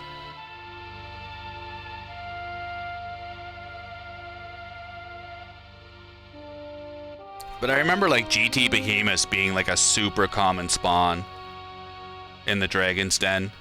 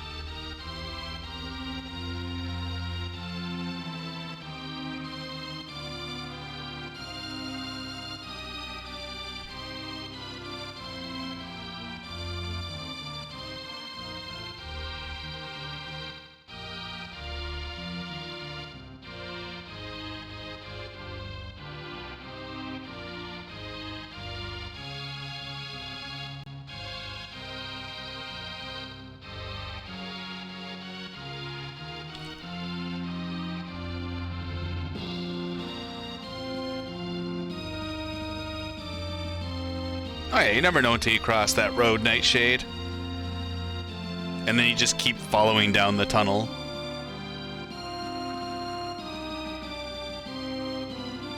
Or the rabbit hole, I guess would be a better word.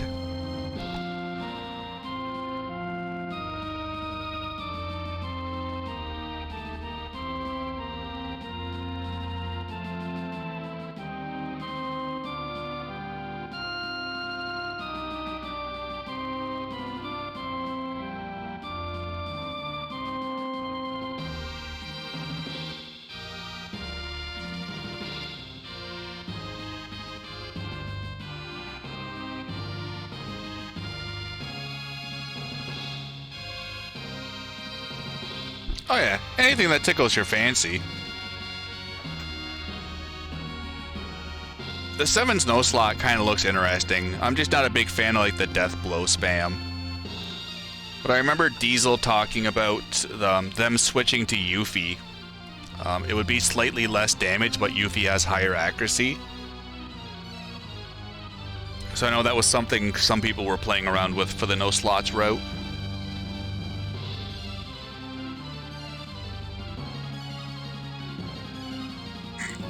So it'd be nice to see if they could bring Yuffie in, just to help kind of make it consistent, I guess.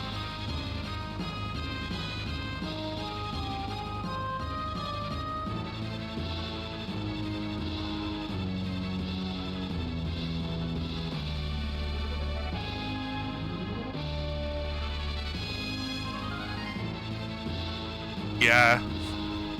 I think it's Mies. I don't remember who Diesel said. But like a couple of Yuffie's weapons have 255 accuracy, which will be really nice for a bunch of bosses, at least from what I've seen.